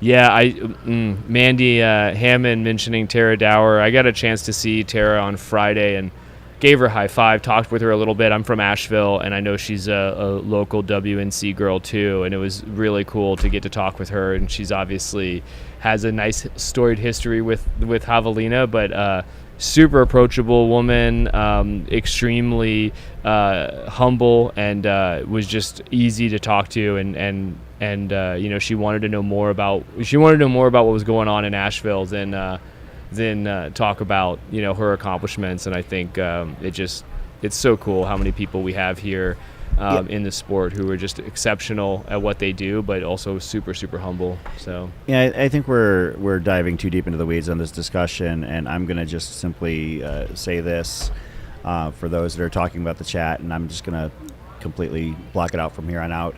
I'm just simply stating the policy that I had been privy to, that those who had an unofficial finish were not given a belt buckle, and those who finish up 30 hours were.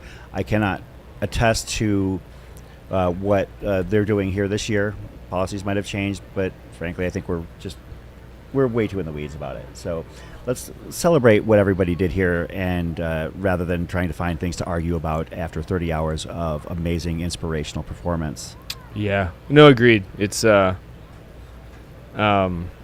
regardless, you covered the distance. And let's celebrate their efforts in that fashion.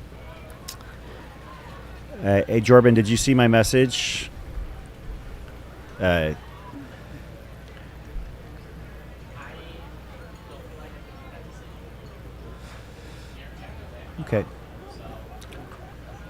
Yeah. And we can see the last few people hanging out at the finish line. I think that basically tells the tale. I mean, they're handling feeds. Are you like the...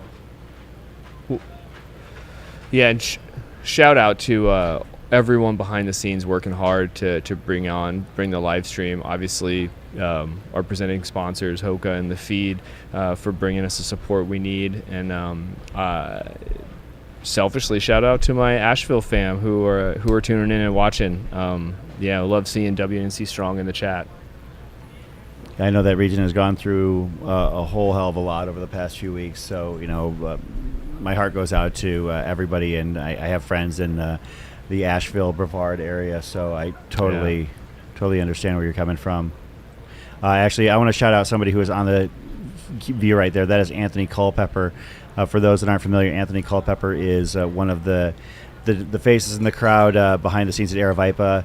I've been a long time member of this community. I believe a 4 or 5 time Hard Rock finisher also.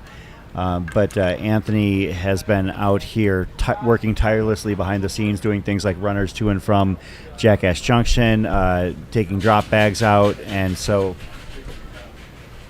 we'd like to shout out Anthony Culpepper, one of the strongest people I know, has been fighting through some health complications, and yet still finds the guts in him to finish a race such as Hard Rock, and then find time to help us out here at a race such as Havalina as well. So